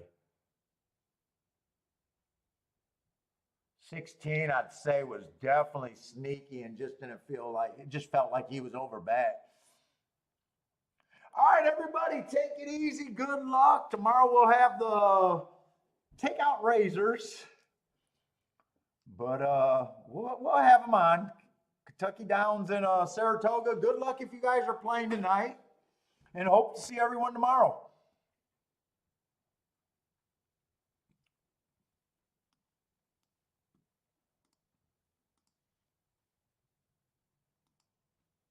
Billy, we're gonna have to go for a walk. Do you want to go for